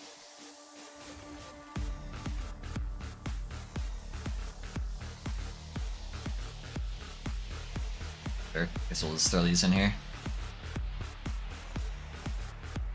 I don't need the armor shred. I'd rather have the poison on hit for early on.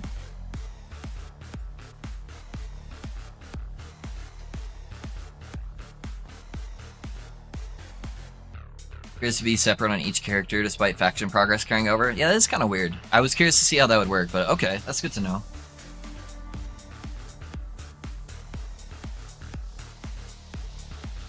It's alright, I'll still have all the eyes and everything in my inventory and stuff, so...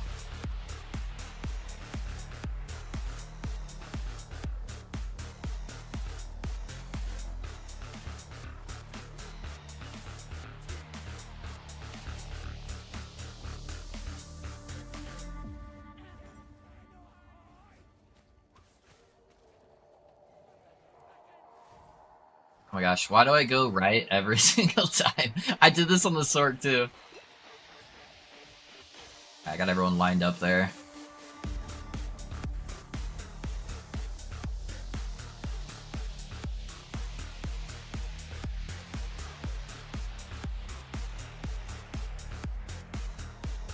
I haven't played yet today though, just got on making an update, my update video this morning. Nice, dude. I like.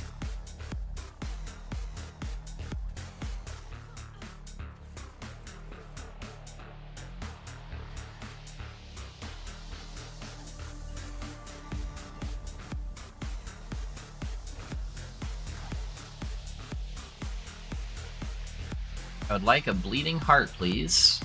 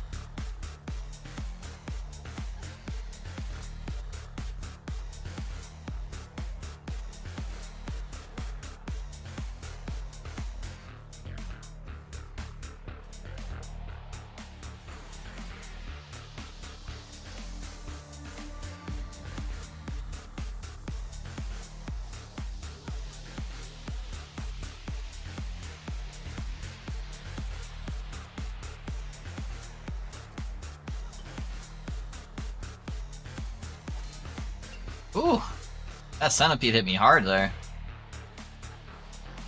I literally haven't touched like hardly any of my gear though this whole time, so I have like no res. I can't really be taking hits. Trying to zoom.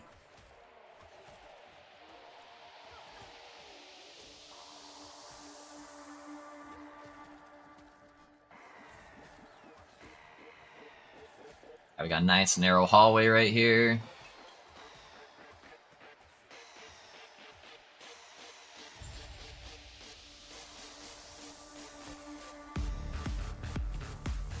We're at our poison to bleeds real fast.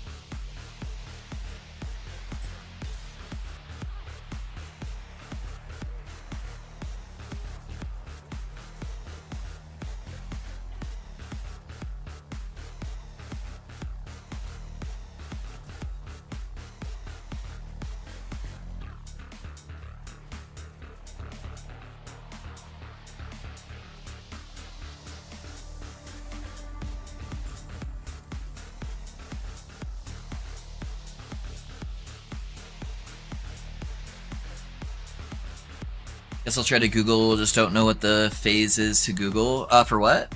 Love, how does smashing a LP weapon work? Oh, I'm sorry, Purpose. I missed your message. If I ever miss your guys' messages, by the way, just re-ask. I don't take offense.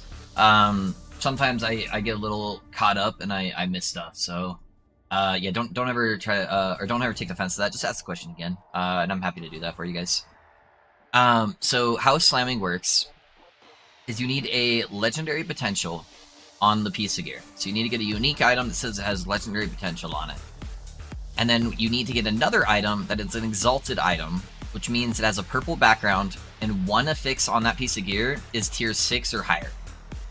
It has to be the same item type of the legendary or the unique item that you're trying to slam. So if you have a unique item that is a unique pair of gloves, you need a pair of glove exalted item. It doesn't need to be the same base type gloves, it just needs to be a pair of gloves.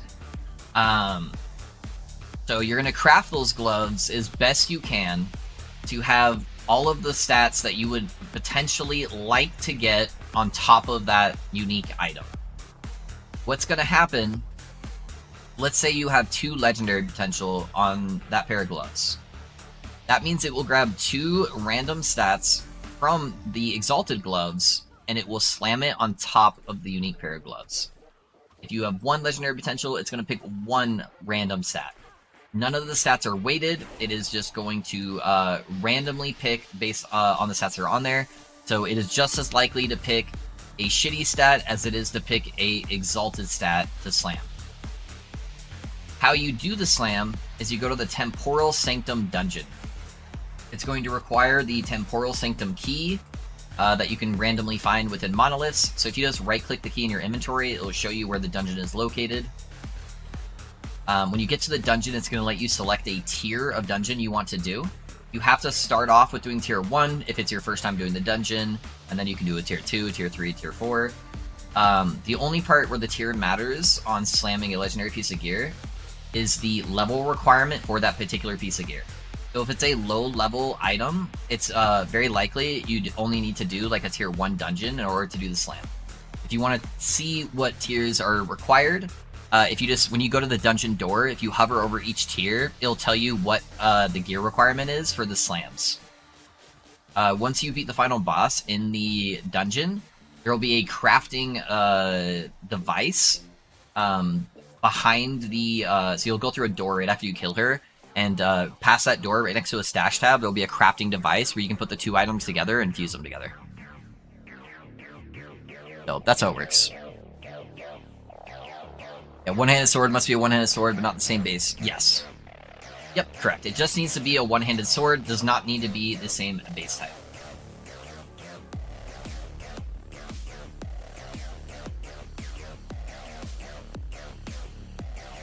I'm gonna temporarily spec into Falcon right now, just until I get access to net. Hopefully that helped answer that question. Just want to see the progress on the Menace org. Now you're playing a different build. Care to elaborate? What's up? Just curious. Checking back in from yesterday. Hey, what's up, Frozen Legend?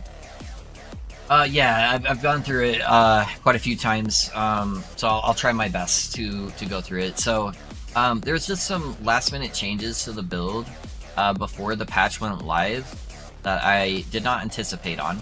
I was hoping I could correct those easily. The build was still doing empowered monoliths just fine. The problem is it lost some quality of life, and to get that quality of life back, I had to sacrifice some damage, so then it lost some damage, and it was a little bit clunkier to play with some of those changes. And it's just going to have a harder time scaling super well into endgame without really good gear. And that was supposed to be like my cycle starter, and so cycle starters are supposed to function pretty well without really good gear. Most of the content was totally fine. It was mainly just the extremely overtuned Harbinger bosses that were kind of a pain in the ass to play. Even with me being pretty mechanically good at the game, I was struggling to do them. I could still do them eventually, but if we got anybody else that was like a newer player, they were going to have a really hard time with that. And so I wanted to try to give people a different option of something that might be a little bit easier to tackle those bosses with. I plan on probably revisiting the build. I was just getting really frustrated with all these last second changes. That it wasn't the same build that I had tested and played at the same level, and that was very frustrating and exhausting for me. And people were starting to run in with issues that weren't as experienced with the game, and I just wanted to have fun playing the game and give people something a little bit easier to play. So just to avoid getting kind of burnt out with it and getting overly frustrated, I just decided to make another character for right now. No, you're good, man. You're good. It's all good. That's my job as a streamer, is to repeat some stuff. So you know, it's gonna happen. A lot of people are curious because they all saw me playing that yesterday. I'll probably make a video about it just to help out with that. It's just, yeah. There was just so many changes, and then there was like the change of difficulty with the game too. The game is so much harder now that in order to do very well at those endgame bosses, you kind of have to have a meta build. Regardless, I hope you have more fun with this one. Yeah. So this build I've actually done before, so I'm very, very confident it's just going to go in and smash those bosses. And I'm confident that that build can eventually get to that point where it's going to smash those bosses. It's just going to take a lot longer to get there, and in the time I could take to farm... Oh, there we go. In the time it would take me to farm up all the gear for that character to do really well on it, I could already have this character up and going and smashing those bosses, you know?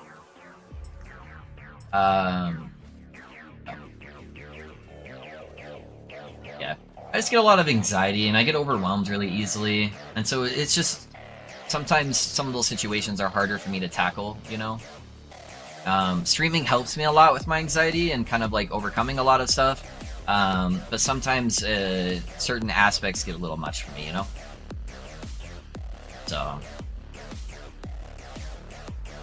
I just want people to enjoy my builds and have a good time playing the video game and chatting together and stuff, you know? And I was worried some of that had gotten compromised with those changes, so...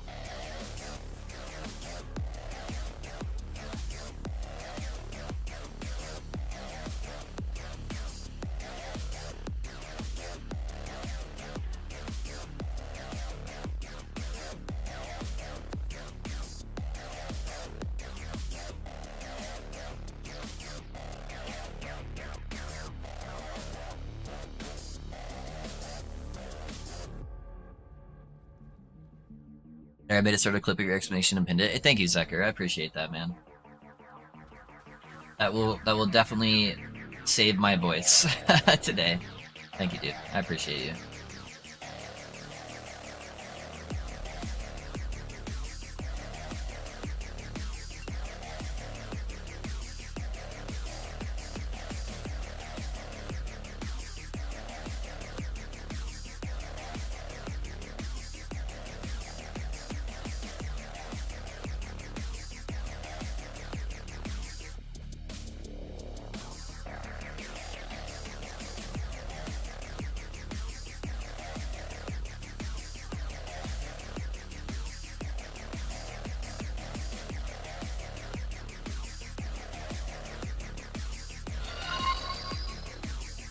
Hey, Frozen. Thanks for the sub, man. I appreciate that.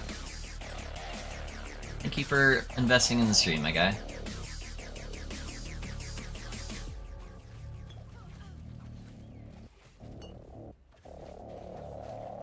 I was taking some explosions there.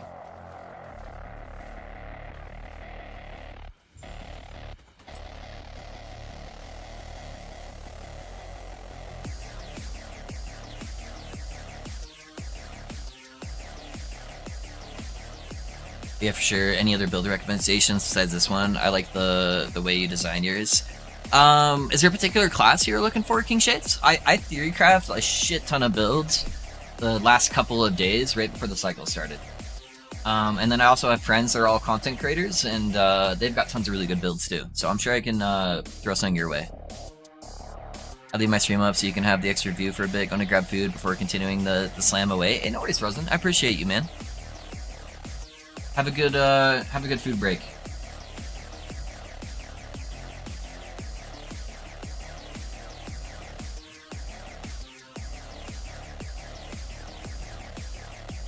Okay. I hate when it clicks when you're like going through menus. Alright. Zeker, did you see my Lagan clip? I got like teleported all over the place. Held up in the air and then wrecked. I'll play anything to bonus. I like Sorc, but if I do run into anything, any serious issues, I'd like something to pivot to. So with that build, honestly, Glacier Sorc's really, really strong. You can also go the route if you really like the spark charges. You can just play Frostclaw Spark Charge, and that's really good too. Those are the two builds I'd pivot to if you run into any issues.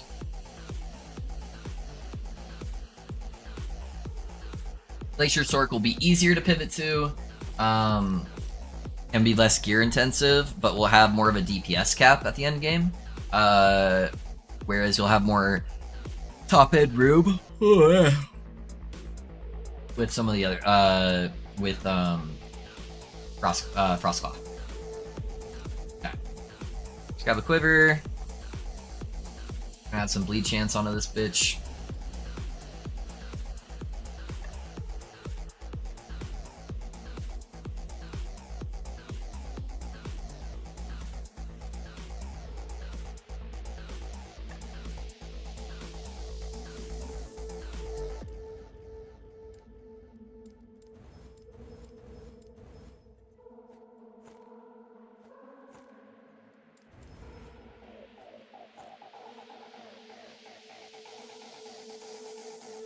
What's my res look like? I'm gonna try to fix a little bit of my res real quick.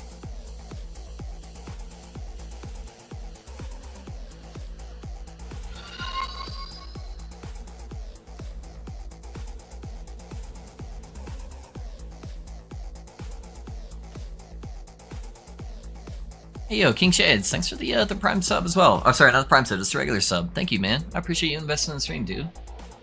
Thank you, thank you. Means a lot, guys. It's kind of been more of a chaotic league start than I think a lot of the creators had anticipated. So I appreciate everybody that's coming and hanging around.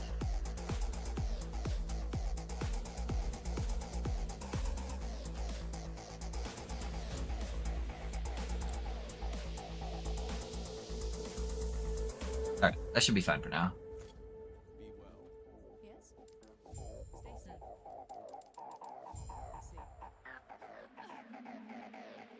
And my Prime sub when it comes back, I never use it anyways. Yeah, thank you, man. I appreciate that. Definitely getting hit harder than last cycle. Yeah, for sure. We are getting fucked up this cycle. I'm excited to absolutely wreck these Harbinger bosses, though. We're gonna pull out the old dragon song here when we get into Echoes. And then we are going to dumpster those bitches.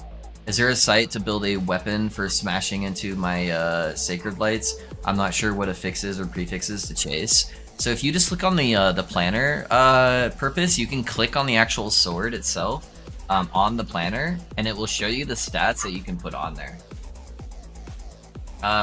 Because it's a melee weapon, it's a little bit harder to get some of the spell damage stuff, because all of your damage is really coming from the spells. You get quite a decent amount of melee damage just because you want to be stacking a lot of strength on your gear, the flat spell damage that the sword gives.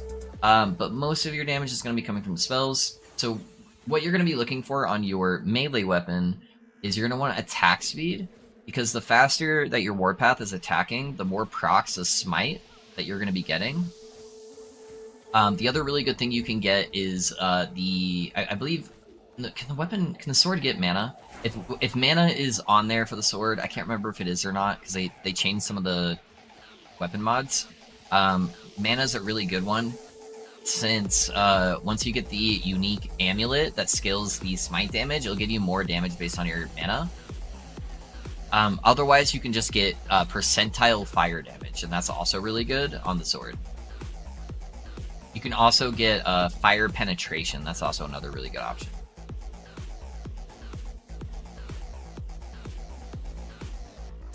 Mana can, yes, yeah. So mana, once you have the unique amulet, mana will be the best stat.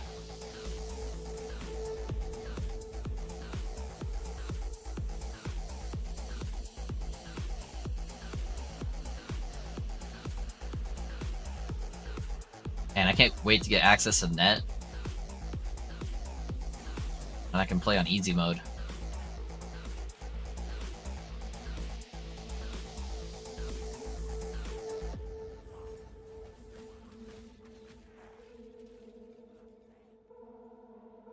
Yes, sir, craft no weapon to smash then. Thank you. Of course, man. What are the quality of life changes that were last second? Would like to try and fix it before I run into them. So the thing, I can't go over like what was changed on something that wasn't live on the patch, but what I was changing to kind of help compensate was I needed to add the lightning blast synergies in there to give me more mana regen back, because a static orb was costing so much mana. So if you notice on the tree, I had the nose where like if you cast a static orb recently, and then you cast a lightning blast, it gives you 25% of your mana back. So originally I wasn't planning on having lightning blast as a core functionality of the build. It was going to be just static orb. But I needed a little bit of help with sustaining the massive mana cost of static orb.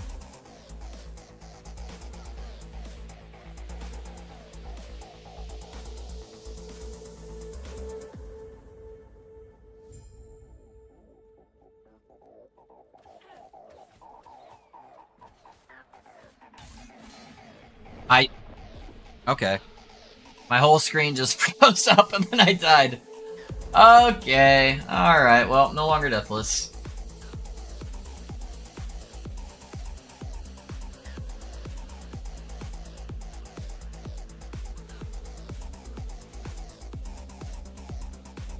That's good fun.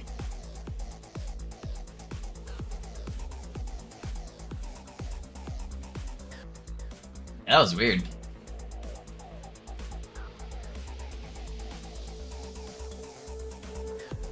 I do need to try to get my bleeding heart out of the Nemesis monster, so I can have some leech outside of potions, and that will help out a bunch. That guy does hit really hard, especially when you don't have fire res. Oh, I need to turn that quest in.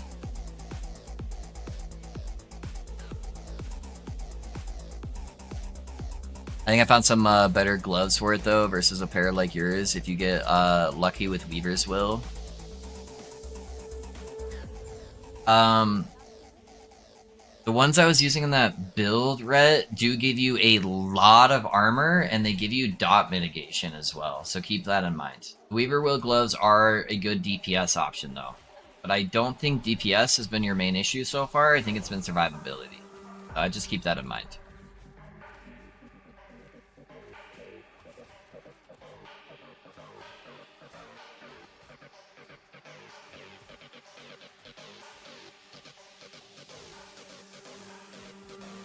Okay, thank you. Of course, Dallas. I need my bleeding heart. Is Falcon Fist still good? It has +4 falconry. Yeah, it is actually. Falcon Fist is still pretty good. Is it possible to push out a planner with your Sorg skills currently with it using Frostclaw? I want to see something right quick. I can give you like the skills without the passives really fast on what I was using. I can do that for you. That won't take me very long.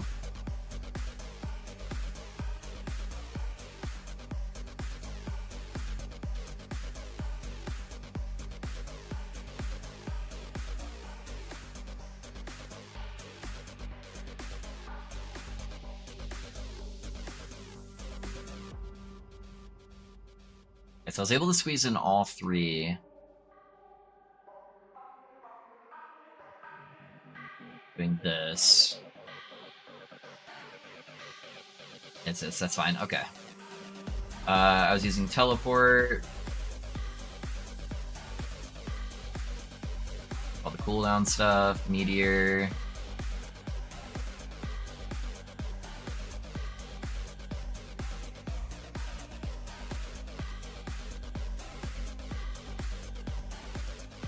I don't have access to focus, but that's the same as what it was before. And then LA Nova.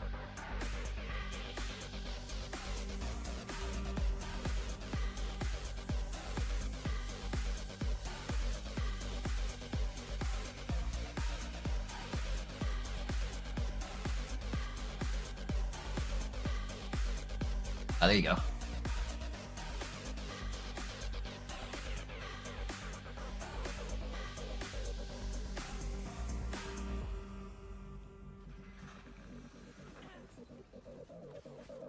Try to pull a fast one on me there. Holy.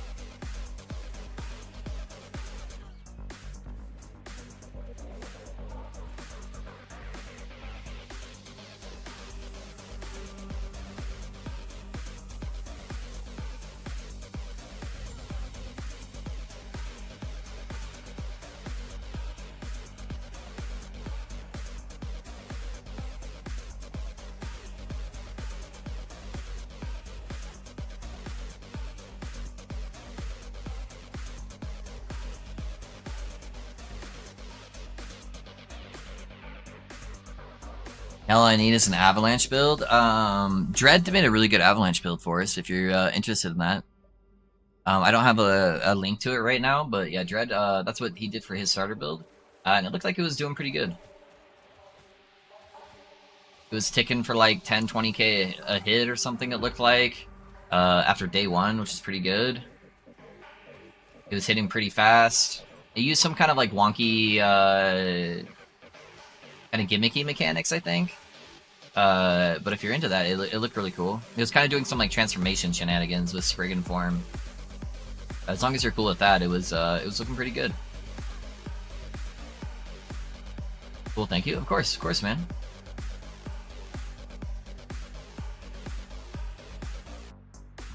Be like Merchant's Guild this season, pinching. Can't decide if I should go COF or Merchants.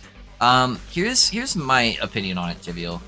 I'm very early on. Obviously, I'm only day 2 on Merchants. Merchants is very clunky. The auction house is not very friendly to use, and it kind of feels like a chore to stop what I'm doing and try to force myself to sell items to level it up. It's like, I want to be able to buy stuff. I don't really want to interact with it all that much unless I get like an item I know is going to sell for a lot of or really expensive. I'm kind of just listing stuff to give away for free just to level it up, and I don't really like that. And most of the time I just want to like zoom. I don't want to stop what I'm doing, go back to town, spend forever looking in the auction house and stuff like that. Whereas COF felt more rewarding to me in the aspect of, it's like, hey, once a day, I'm just going to quickly go in, roll a bunch of prophecies. I'm immediately going to get the dopamine of just dropping fuck tons of loot, for like 30 minutes when I proc all my prophecies, and it's gonna feel good. I don't have to spend a ton of time doing it. I only do it once a day when I save up all my favor, and then I immediately get a reward for it, you know? Whereas like merchants, it's like, okay, deal with all these clunky systems, maybe stuff sells, maybe it doesn't. I don't even care if I get money for it. I'm just trying to level stuff up. And so that feels kind of bad. So far, I enjoy COF more. But if we're looking at it, if all you care about is being as powerful as possible and just making this super giga min-max character, I think Merchants is going to be better for that in the long run. Because you're just going to be able to get access to stuff that may not end up dropping for you, even with prophecies, you know? It is always a gamble. Granted, most of the time with my characters on COF, even last season, before it got some like big buffs for like bosses and stuff like that, I had pretty much every piece of gear I wanted at least like 2 LP typically. And most of the time I had multiple of those pieces of gear, and I was able to attempt multiple slams just fine. So I was pretty happy with that. So that's been my impression so far. So take that for what you will.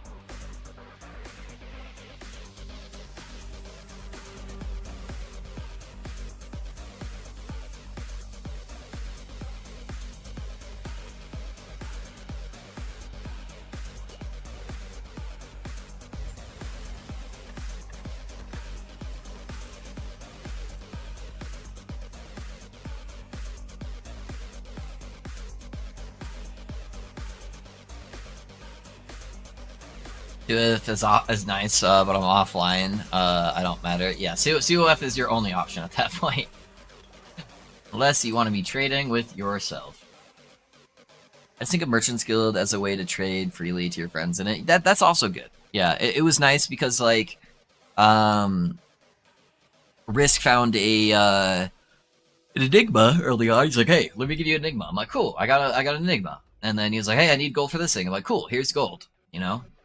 And then he can go get the thing he wants. So that part is nice if you're playing with a lot of people. Typically, when I'm streaming, I don't play with a lot of people.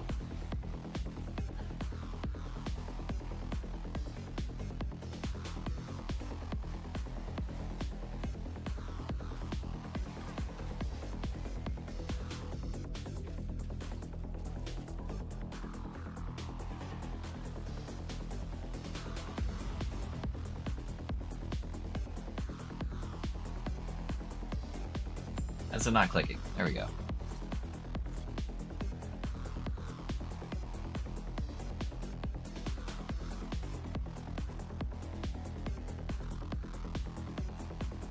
Because you are anti-social? Yeah. True.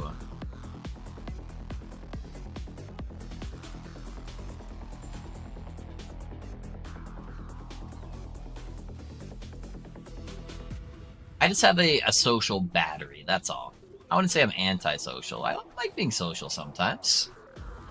Typically, I prefer it in this format, where I'm the only one talking, and I can choose to interact with people that I want to or not. Sometimes there's comments where I'm like, I'm gonna choose not to. I do try to read most of your guys' comments.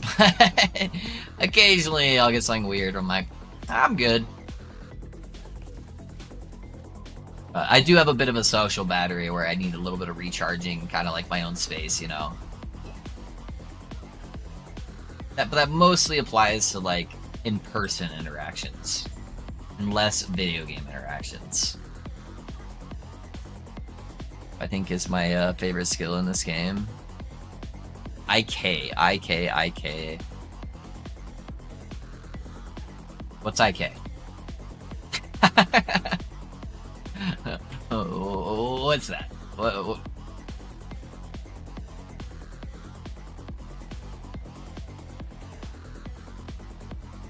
Is there a way to cope with dots, stand poison, and bleeds? Hit so hard and powered monos. So dots are the scariest thing in the game.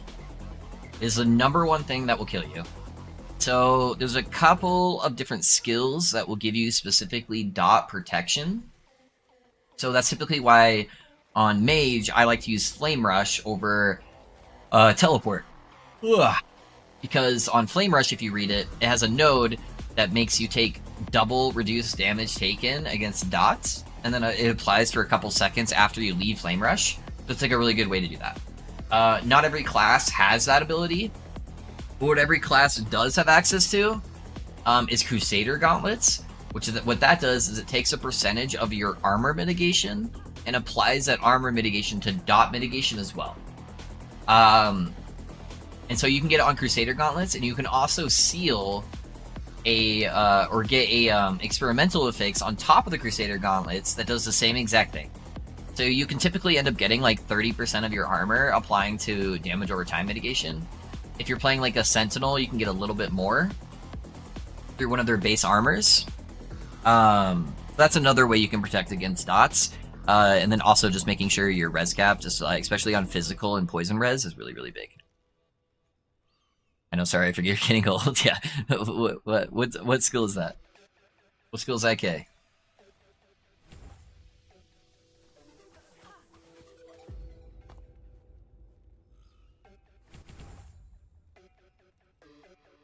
Getting close to net. Two more levels, 2 more passive points so I can get net. And then it's just GG.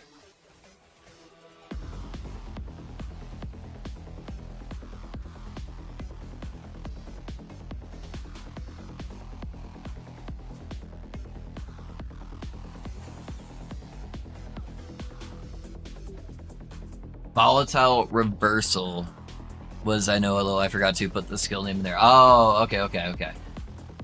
Volatile Reversal can be fun. A lot of people Volatile Reversal has a really weird relationship with players. People either love it or they absolutely hate it and refuse to use it. However, it is one of the most busted skills in the game.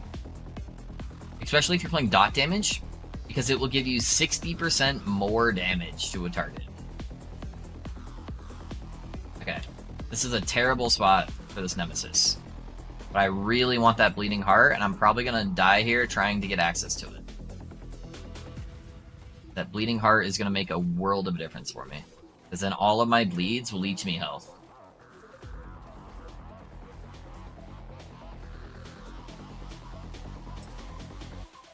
Then I can stop spamming potions. Alright, what did it get on it? Necrotic Res, I'm just going to take it now.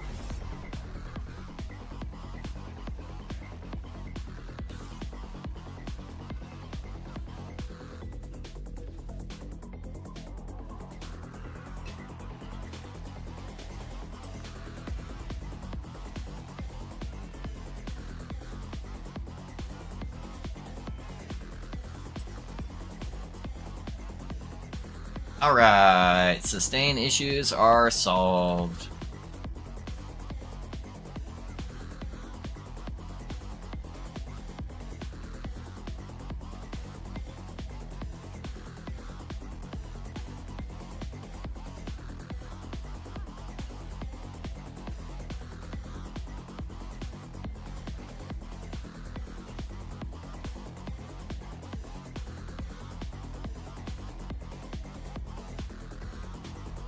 Finally broke 1k mana. Let's go, dude. I hate it on my VK. I love it on my palette. Yeah. What VK build were you using it on? Out of curiosity.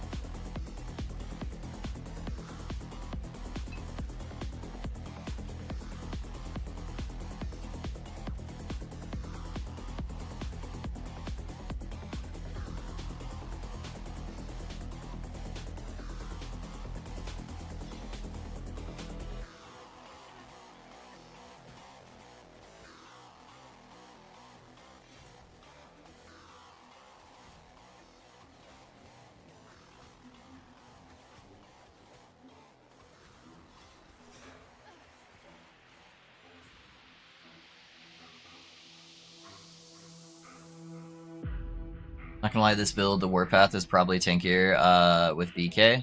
You'll get more leech on VK. Yeah, you'll get more leech on VK, but you'll lose access to Holy Aura for the fire explosions. You'll yeah, so that's the big thing.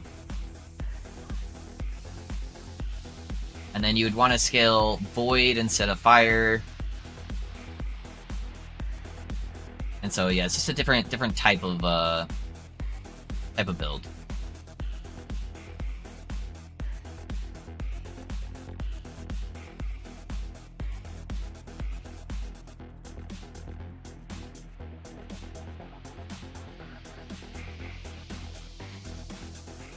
But you'll also get more mana on Paladin, which will scale your damage higher per hit, so a couple different ways to play.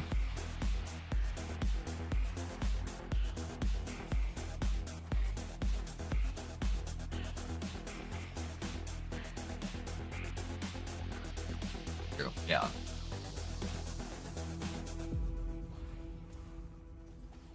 Whoa, I've never been up that staircase before.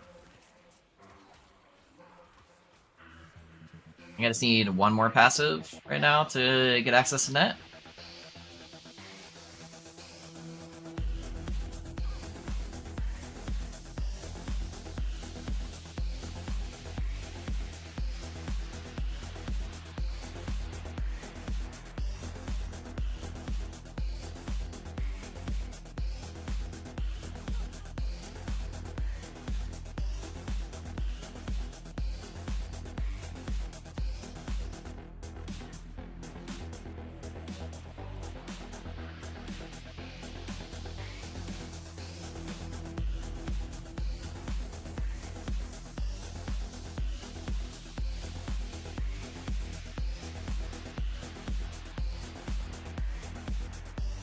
Oh no, what happened to the static orb?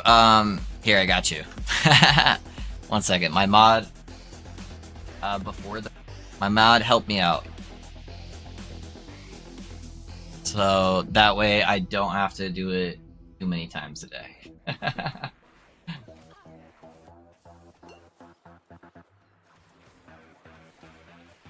feel like I'm worse at explaining it each time too.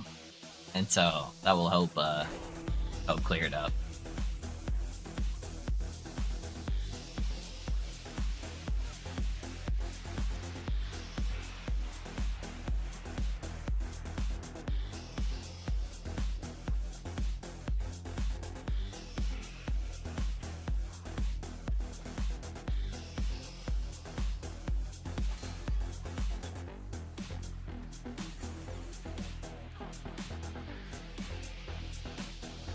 Ah, got like something stuck in my right eye.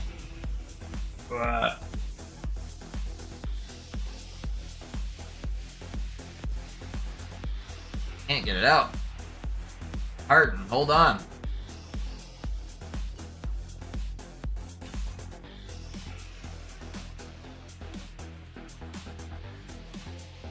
I need to go wash my face after this. Gotta clean out my eye. Holy crap. I can't see.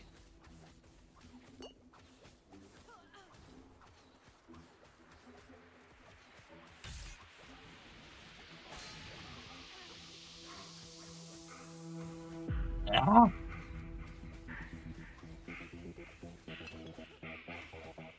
Eyes like burning. Don't kill me, lightning. Relic drop. Okay, 1 second, guys. I need to clean my eye. 1 sec.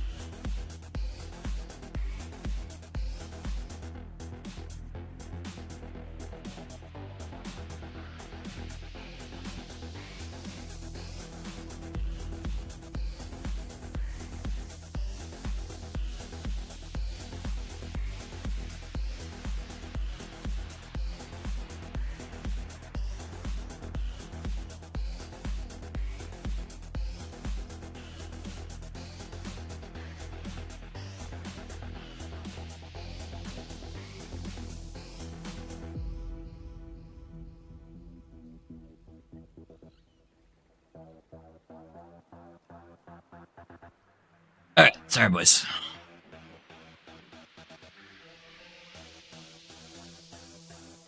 Let's see. Sorry if this was already asked, but if there a loot filter to lose alongside with the Falconer with leveling? Yeah, if you... I just put in the standard default loot filter. It's not one I hand crafted, because my loot filters take several hours to do, and this was kind of a last-minute thing. It's just like a default loot filter from the build planner website. New build already. Yeah, there's a pinned clip that kind of goes over that. Pedro.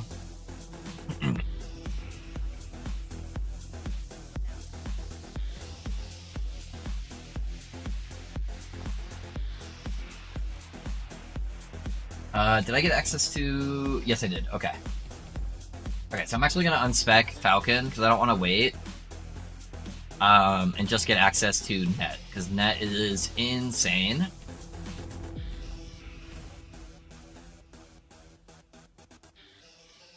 Okay, now I don't have to manually cast this anymore. Let me look at the mana. Yes, that's basically infinite sustain on that, so I can sustain the one extra trap. And then if I get another ring, I might be able to do both pretty early on. Yeah. Some good generic loot filter that you can use, baseline, then copy and paste updated mod into your own for each character play. Bina has a good one. Does he? Yeah, I typically like to handcraft my loot filters. I put a lot of time into them. Like, my last one took like 3 hours to make. Alright, boys. So this is net gameplay. You throw these traps, they put a net on everything, and then they can't move. And the nets apply bleeds. They auto-cast puncture for you, which also applies bleeds. And then you kind of just laugh at everything. So this is why this is by far my favorite way to level Falconer. It is just comical how good this setup is. And this is with one tier 1 minus throwing cost ring. If I get another one, I can add an additional trap being thrown out with each of them. I'm saying I like to make my own, but having a good base, consistent coloring across all characters is really nice. Yeah, I have a certain color code I kind of use. And maybe that's why it bothers me so much using other people's bases, but yeah.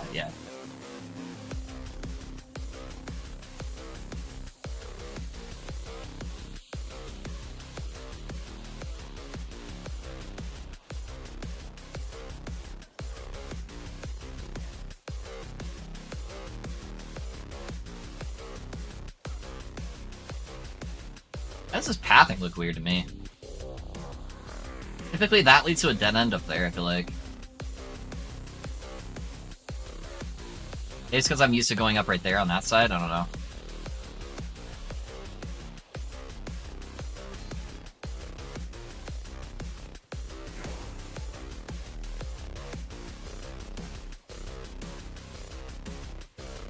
Yeah, I have like really, really bad gear.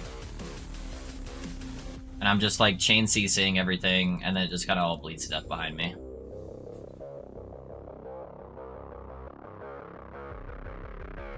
Power of net.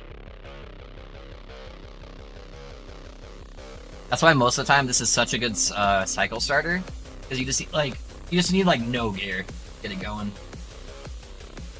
All right, so now net has a 100% chance to bleed. We'll get another 100% chance from this, and then we'll get a whole bunch of bleed duration and multiplier right there. It's a little redonkulous. Okay, so we're gonna go top side for this zone. The next zone, we go south side.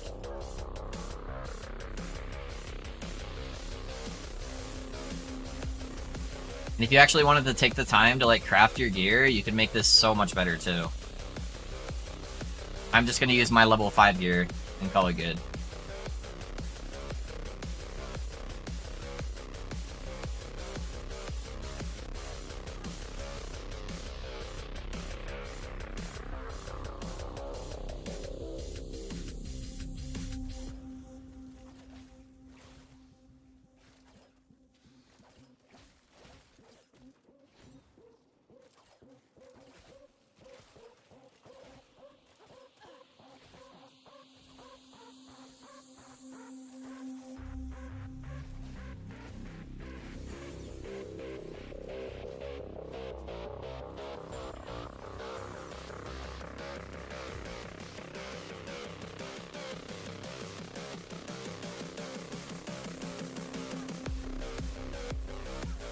Next time I'm in town, I'll buy a ring, and then I'll just slap a minus throwing cost in there, and then that should be fine.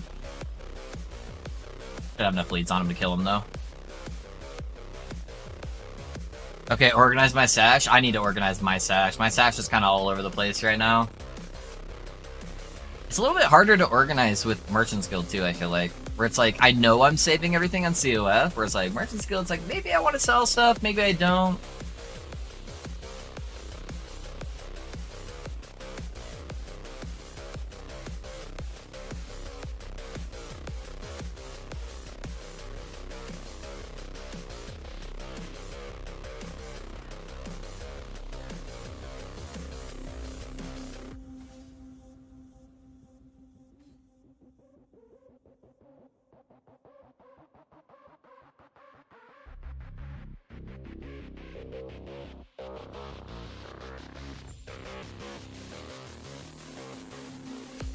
Alright.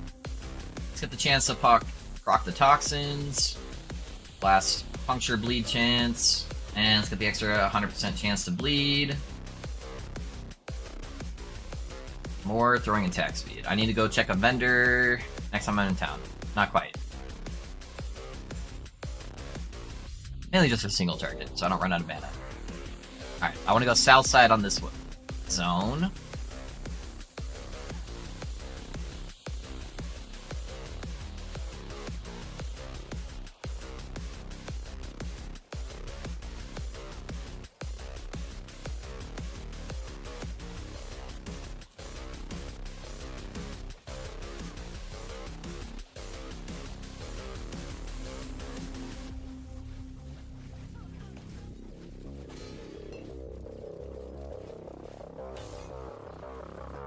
I need a little bit more mana sustain just by getting another root, and then I'll be good.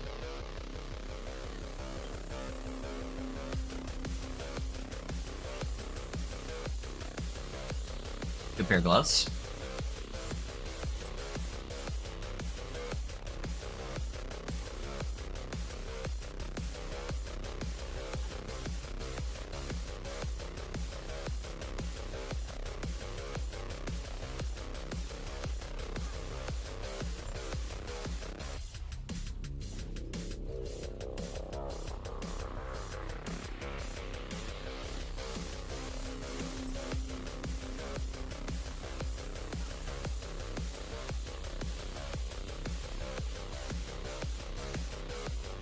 Oh, the archer followed me right here. Okay.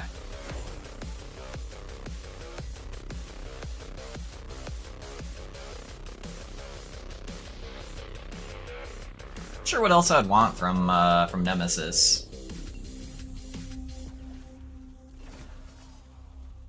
Yeah, none of that for sure. I don't get shotgunned by this caster real quick.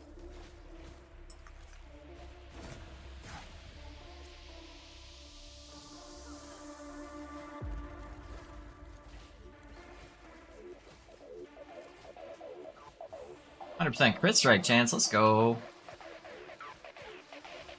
Perfect for all my crits.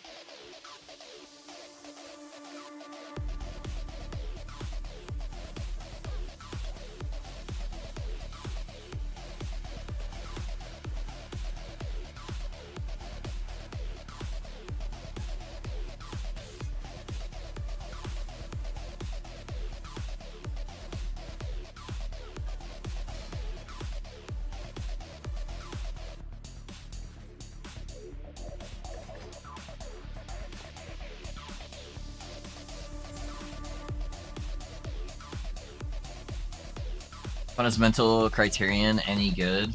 Which one's that, Rhett? Remind me of the effect it gives. For some reason I can't remember off the top of my head.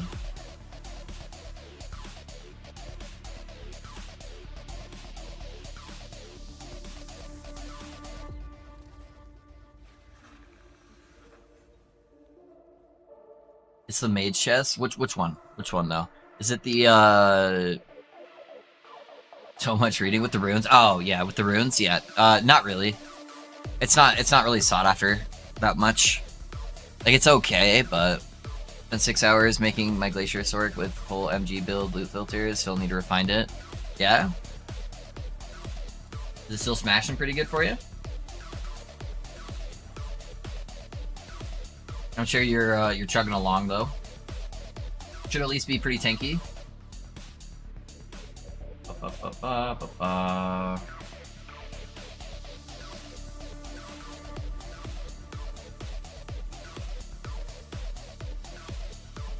Kinda wanna go get the other bleed chance stuff. Yeah, let's go for the bleeds here.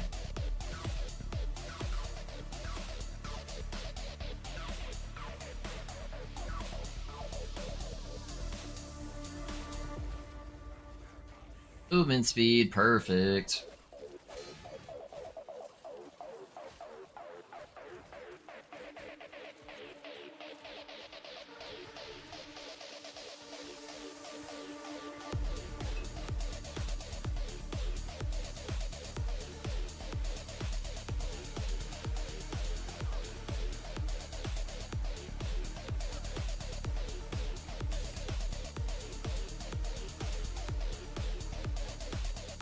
I got to 78 bleed stacks there.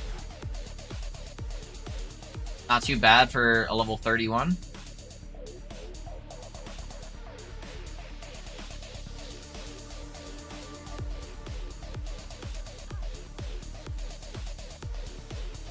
I feel like my bleeding heart rolled a little low.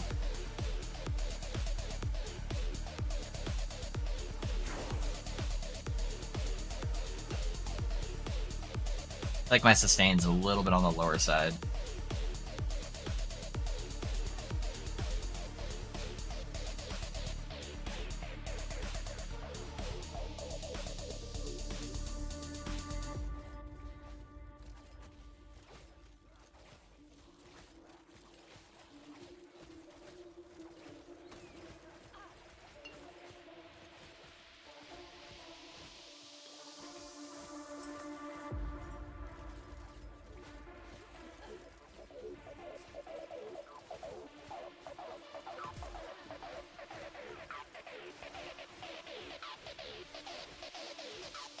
$89 stacks there. And if I had that other ring already set up, I'd be able to get way more. That's just before I run out of mana.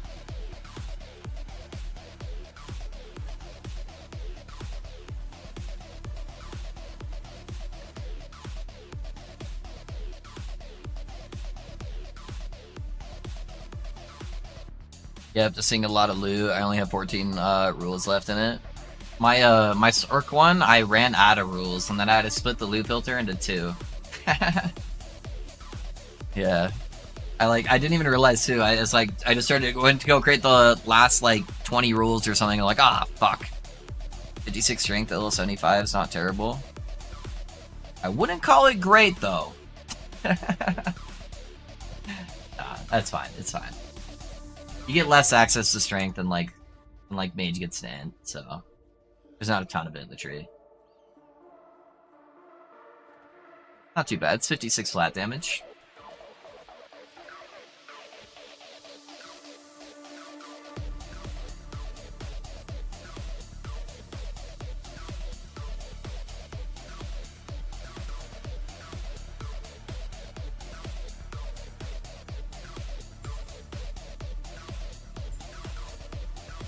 Ah, I need to check the vendor for rings. Not 56 yet, only one sword. Oh, okay. Still working on the other sword. Yeah. There's no ring! Ugh. I'm sure I have maybe a ring in here. Is there one I can use? No? RIP. Not like this.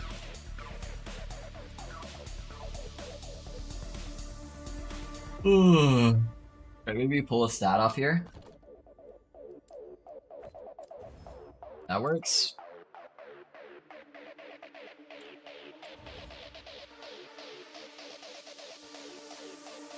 Ah, that should fix that problem.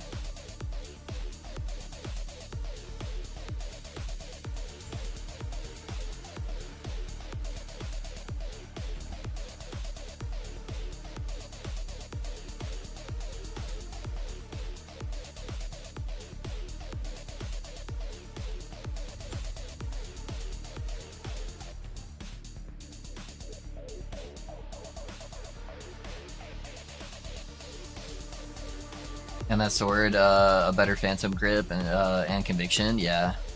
I can save a lot of room, but it's leveling endgame in one filter with a separate rule for each slot for sword for both, yeah.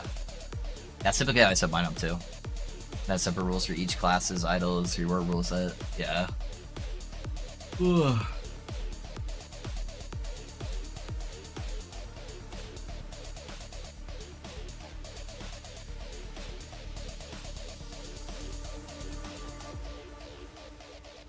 Yeah, without any MG rules, my filters are normally about 65 to 70 rules. I didn't have a ton of leftover for MG. That's why I was like, yeah, I'm just gonna split them up. I'll put a leveling filter in, and then I'll put like an endgame filter.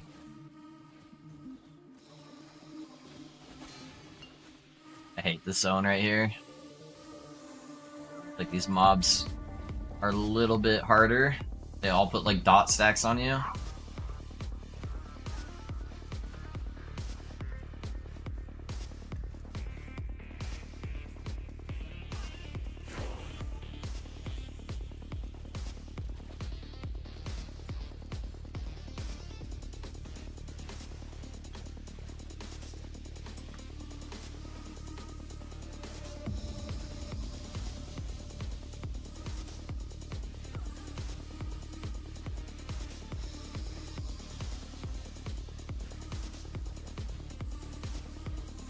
Ah, whoops. Yoink. I don't like the LA Nova. Can I keep Flame Ward? LA Nova is really big, Viva. Like, really big. That's a lot of extra damage.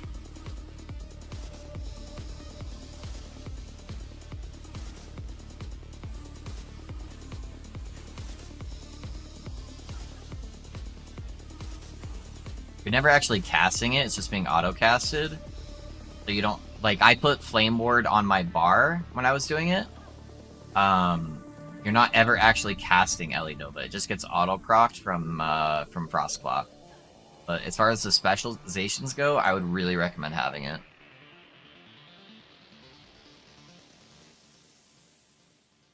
Yeah, Purpose is doing the same build as you, Double Ret.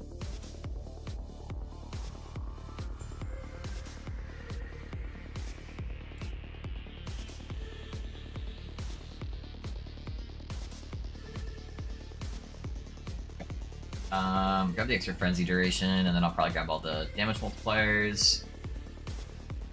I kind of want to get the Silver Shroud stacks next, just to help my tankiness, since I'm not really capping much of my res.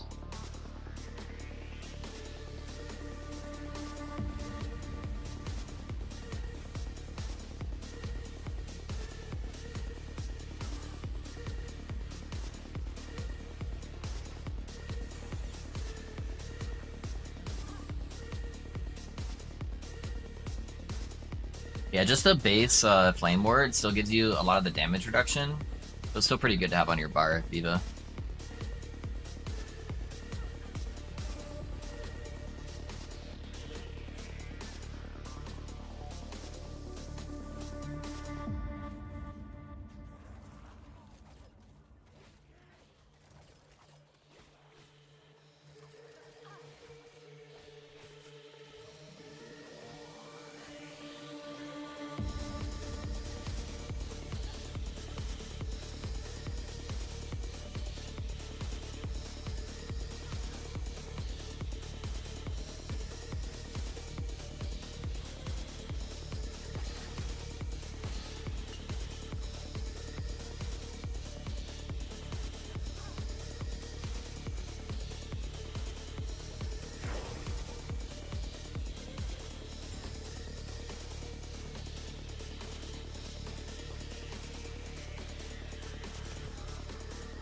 Yeah, that sustain is much, much better. I can almost permanently hold it down. 170 stacks of bleed or some shit like that is what I capped out at, I think.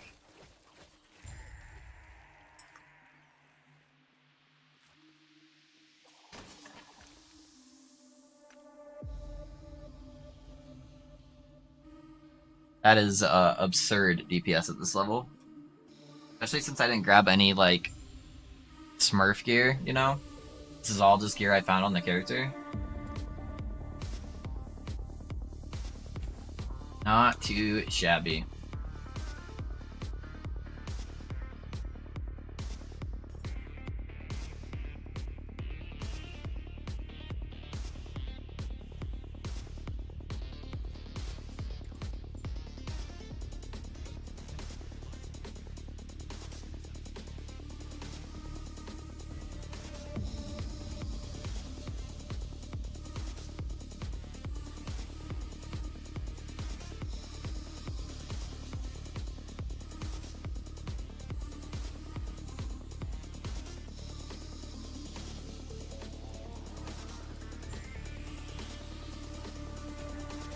Yeah, get this extra free bleed stacks.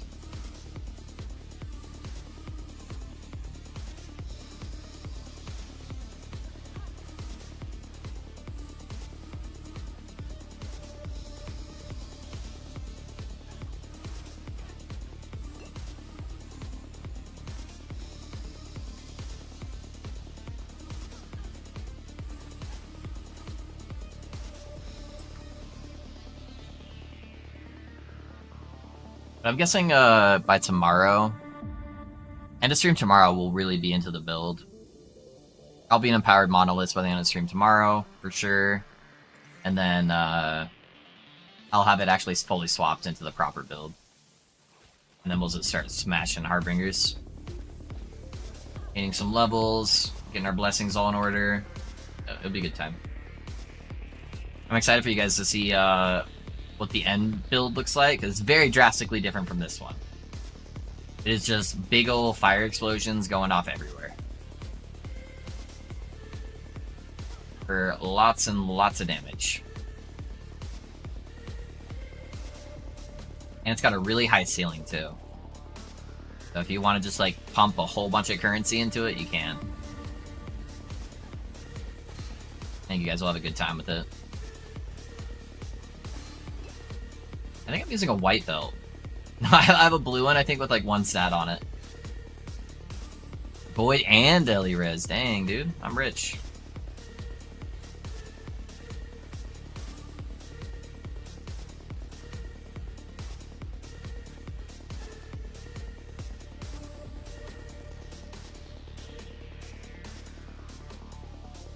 $77 with 1k mana and nearly 2 empowered manas, but I gotta take off for a couple hours. Hopefully you'll be one for a while longer. If not, I'll catch you tomorrow. I don't know how much longer I'm gonna go today. I might do more like an 8 to 9 hour stream today. But I'm hoping it will be better tomorrow to go a little bit longer. Yeah, man, I'll be around too, and you can always hit me up in the Discord. Post loot you find, all that good stuff.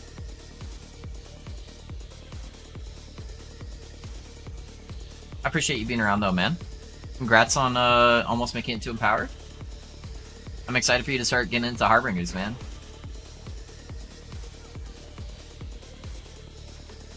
Alright. Now we can add Falconer. Let's add Falconer back.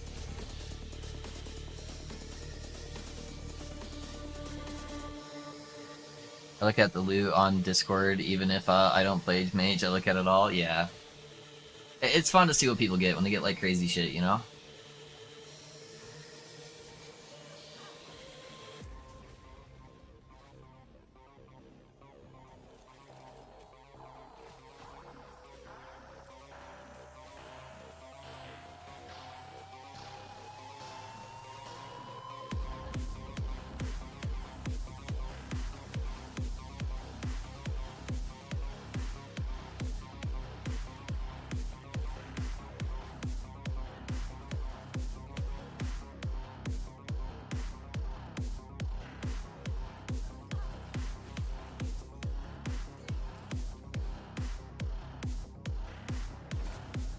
The crab ring! And it's gone. That's the first crab ring we've seen, though.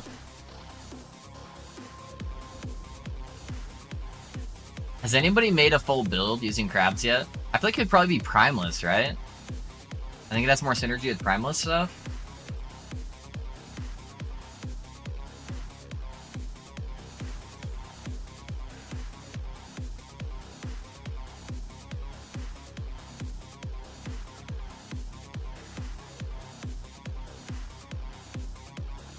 It would be funny to make a full crab build, though. Ugh.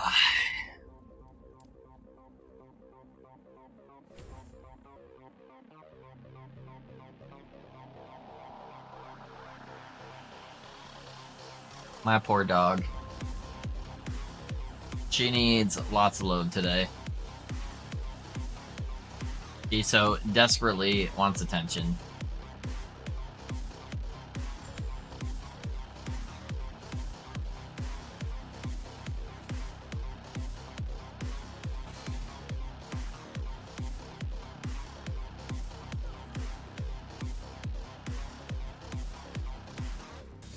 Little paws to keep attacking my legs.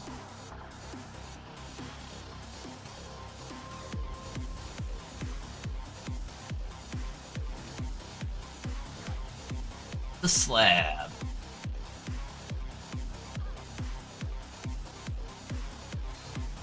Who else was playing the rogue along with me? I feel like there was one or two of you guys that were playing rogues. I'm curious where you guys are at. I took a little bit of a stall in the middle there to build some planners out and pet doggos. I'm curious how your guys' leveling is going.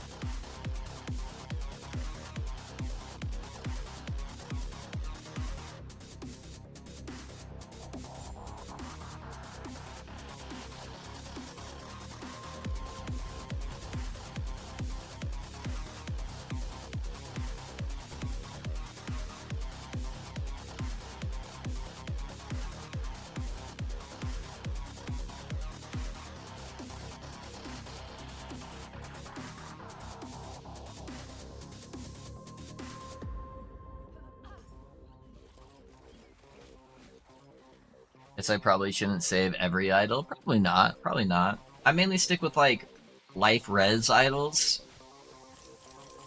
And then anything that's got, like, double stat that's, like, really synergistic together. Anything outside of that, I try to pick up all of them, you know?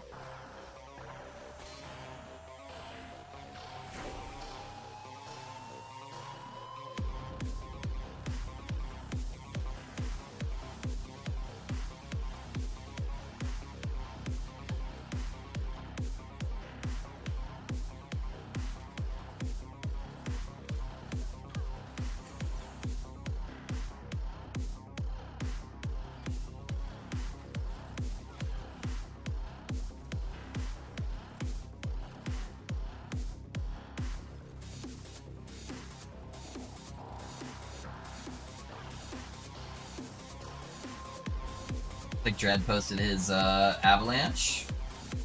9 out of 10 Harbingers, not bad.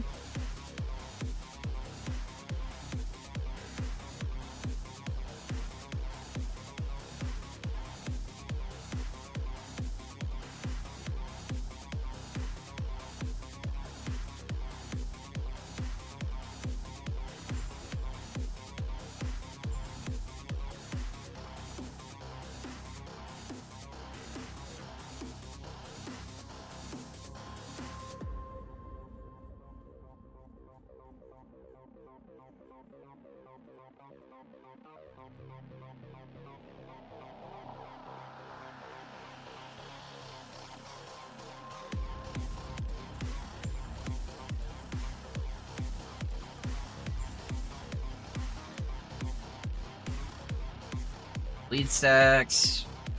Okay, I'll start going because of mana stuff. Alrighty, boys. That's probably a good stopping spot since I'm like in a town. I'm probably gonna call it there. Just gonna go hit kind of a lull today, and I appreciate everybody that's hung around. There's just a lot of changes, and we gotta adapt to them, you know. I'm planning on going in strong tomorrow, though. Hopefully, I have a little bit of a longer stream tomorrow. I think I just needed a little bit of break today. But I'll have this character through Empowered Monoliths by the end of the stream tomorrow. So we'll finish leveling. We'll have a transition over to Dragon Song and get everything prepped. I'll try to have a better loot filter for you guys as well. That way, if you guys want to follow along, you guys can do that. Then we'll kind of go from there. But yeah, I think I just need a little bit of a break and kind of get through everything. But if you guys are able to hang around, let's see if we can find somebody to raid in the Last Epoch community, make their day a little bit better. I would greatly appreciate that. And see who we can find. Who is playing games? This time I am gonna try to raid somebody who is has a little bit less views, just to make their day a little bit better, if we can. Let's see. Let's do this guy. I don't think I've ever rated him before. I think I've seen him before, though. It looks like he is playing some mage, though, so maybe you guys can get some of that mage gameplay in.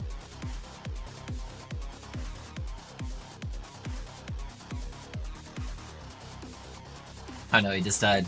RIP. Peace, man. See you tomorrow. Take care. Hey, I appreciate you guys. I appreciate you guys. Take care, folks. Yeah, thank you, dude. I appreciate it. Alrighty, I'll catch you guys all tomorrow. Thank you guys so much for being here. I love all of you. We're gonna blast tomorrow. It'll be a good time. Alright, see you guys.